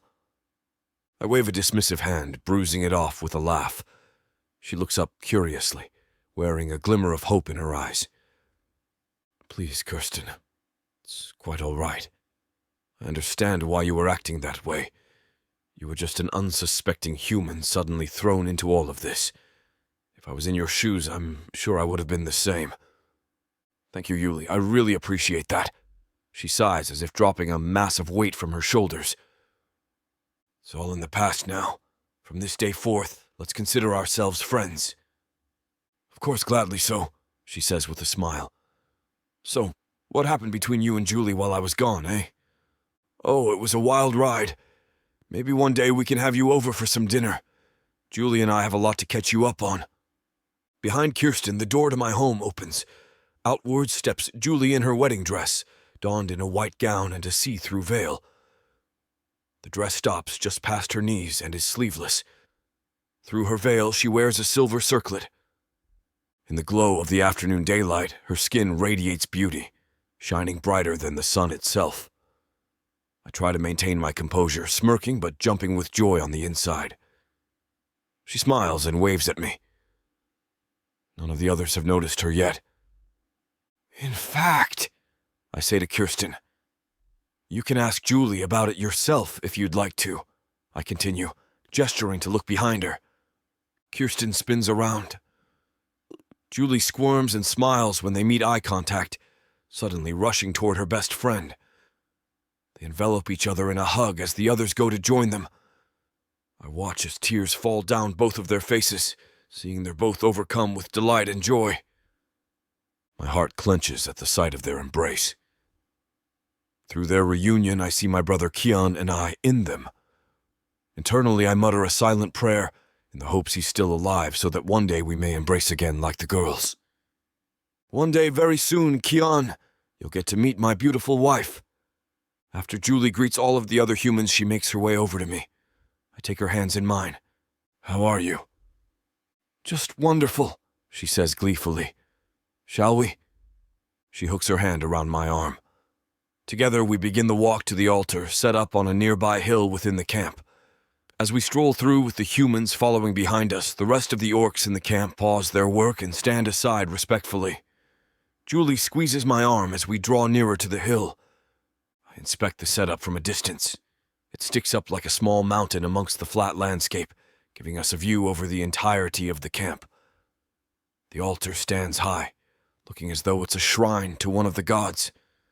Only a few chairs are laid out, enough for the humans and some of my closest orc friends, who stand waiting for us at the bottom of the hill. It's a simple setup, nothing extravagant. I had originally planned for a larger ceremony, but kept things straightforward at the request of Julie. I smile, recalling our conversation from a few nights ago. "We can do a grand ceremony, it's no trouble," I told her. "No, really, it's fine. Besides, we don't have the time to spare for a huge celebration," she said insistently. "But when we win this war, and we will win it, then we can have a magnificent ceremony." Spoken like a true orc, I laughed. "But you're right. First, we must fight for the future. I promise our next ceremony will be bigger and better than our first one, and that we will do it in front of more of your people. As long as you are happy, so am I." We come to the bottom of the hill. I greet all of my orc friends, including Halia and Ashish. However, as I do so, I cannot help but feel someone's missing. Julie, ever so vigilant, spots it and nudges me while we make our way to the altar. "Are you okay?" she asks. "I'm fine, I just wish my brother was here to see this," I tell her. "Do you remember when we were talking about having another ceremony when all business is done? I promise you that Kian will be standing right next to us. Keep that in mind." I smile, feeling comforted at her words. Waiting at the altar for us is the clan shaman, Abhishek. He bows to us as the guests take their seats. "You both look magnificent. Are you ready?" "More than ever," says Julie. Julie and I turn to face each other. Abhishek raises his arms, signaling for everyone to stand. "Let the mating ceremony begin," he calls out. "On this fine afternoon we are gathered to unite two very special souls in the name of love, that being Chieftain Yuli the Wise and Julie. I ask them both now to take each other's hands." Taking her hands in mine, I feel them shaking. I stroke my thumb over them, smiling at her reassuringly. Her eyes squint in excitement. In the presence of our new close friends from the human settlement and the trusted members of the Risen Ash clan, we ask that this mating union be blessed with love and strength, the same that got them through the enemy territory. I wink at Julie, causing her to giggle. May these two lovers live a long and fulfilled life with one another, fueled by their love and happiness. Yuli, do you have something you wish to present to Julie? Asks Abhishek. Much to her confusion, I reach into my pocket and pull out a small box. Opening it, I reveal a ring made from hidium. Julie's mouth gapes at the sight of it. I know she's never seen anything like it before. Before my clan left Protheka, we took all the hidium we could, reserving it for a moment when it would be needed. Today, more than ever, I needed it. I take her hand. It stops shaking as I slip the ring onto her finger. Julie, I present to you this hidium ring as a token of my dedication and commitment to you. For as long as I live, you will never have to worry about being alone. In return, all I ask for is your unwavering love and to never leave my side. Yuli, she says, crying tears of joy, I promise to never leave you, especially during times of need. You'll always have a friend and a lover in me. Nothing will make me happier than to be your mate for the rest of time. Well then, chuckles Abhishek, you may now kiss your mate. I wrap my arms around Julie's waist and pull her close, planting a kiss upon her lips. The guests stand up from their seats, giving us an ovation for the ages. In that moment, I feel stronger than ever, knowing I have the willpower to do all I'm setting out to do. Chapter 31. Kian. The cell is barely lit, illuminated only by the weak glow of a sconce behind me. Its embers fall down onto my back for the 100th time today. I'm used to it by now, so it no longer affects me. My stomach growls despite having only eaten my one meal of the day an hour ago. It doesn't help that my mouth is parched. They give me no water here. All I can hope for is the food being wet enough to quench my thirst. What's the matter? Asked the interrogator. Are you thirsty or something? Peering slightly up at him, I smile and laugh, my voice sounding raspy from dryness. What is so funny? He hisses. Never, I mutter. I'll never tell you a thing, you damn bastards. His response is a punch to my face, causing blood to fly onto the walls. By now, they're practically repainted from me. Through the pain, I laugh, looking at the orc's hand. Is that the best you've got? How disappointing. The orc growls beneath his breath. His face winces ever so slightly when he clenches. His fist. I look at it, seeing it has become swollen from all the hits he's dished out today. I wonder what I look like. Letting out a sigh of exhaustion, he shakes his head. When will you tell us what we want to know? He questions. That way, this can all be over. Over, I repeat. Do you really think I'm going to tell any of you dirty bastards anything? Ha! He rears his fist back when the door to the cell area suddenly opens. Through swollen and bruised eyes, I can't see who it is. Even with healthy eyes, I wouldn't be able to. The assholes have my neck chained in place. Sir, he's still proving to be a tough son of a... Don't waste any more of your energy, says the newcomer. Plans have changed. We have a better use for him. Heh, that's what I thought when I saw your mother. I laugh. Suddenly, the mysterious stranger lunges forward, but before I can get a look at his face, he knocks me out. As I slowly regain consciousness, I come to realize I'm suspended in the air by a set of chains. Darting my pupils around me, I inspect my surroundings to the best of my ability. Through half-shut eyes, I find myself in an extremely tight and narrow space.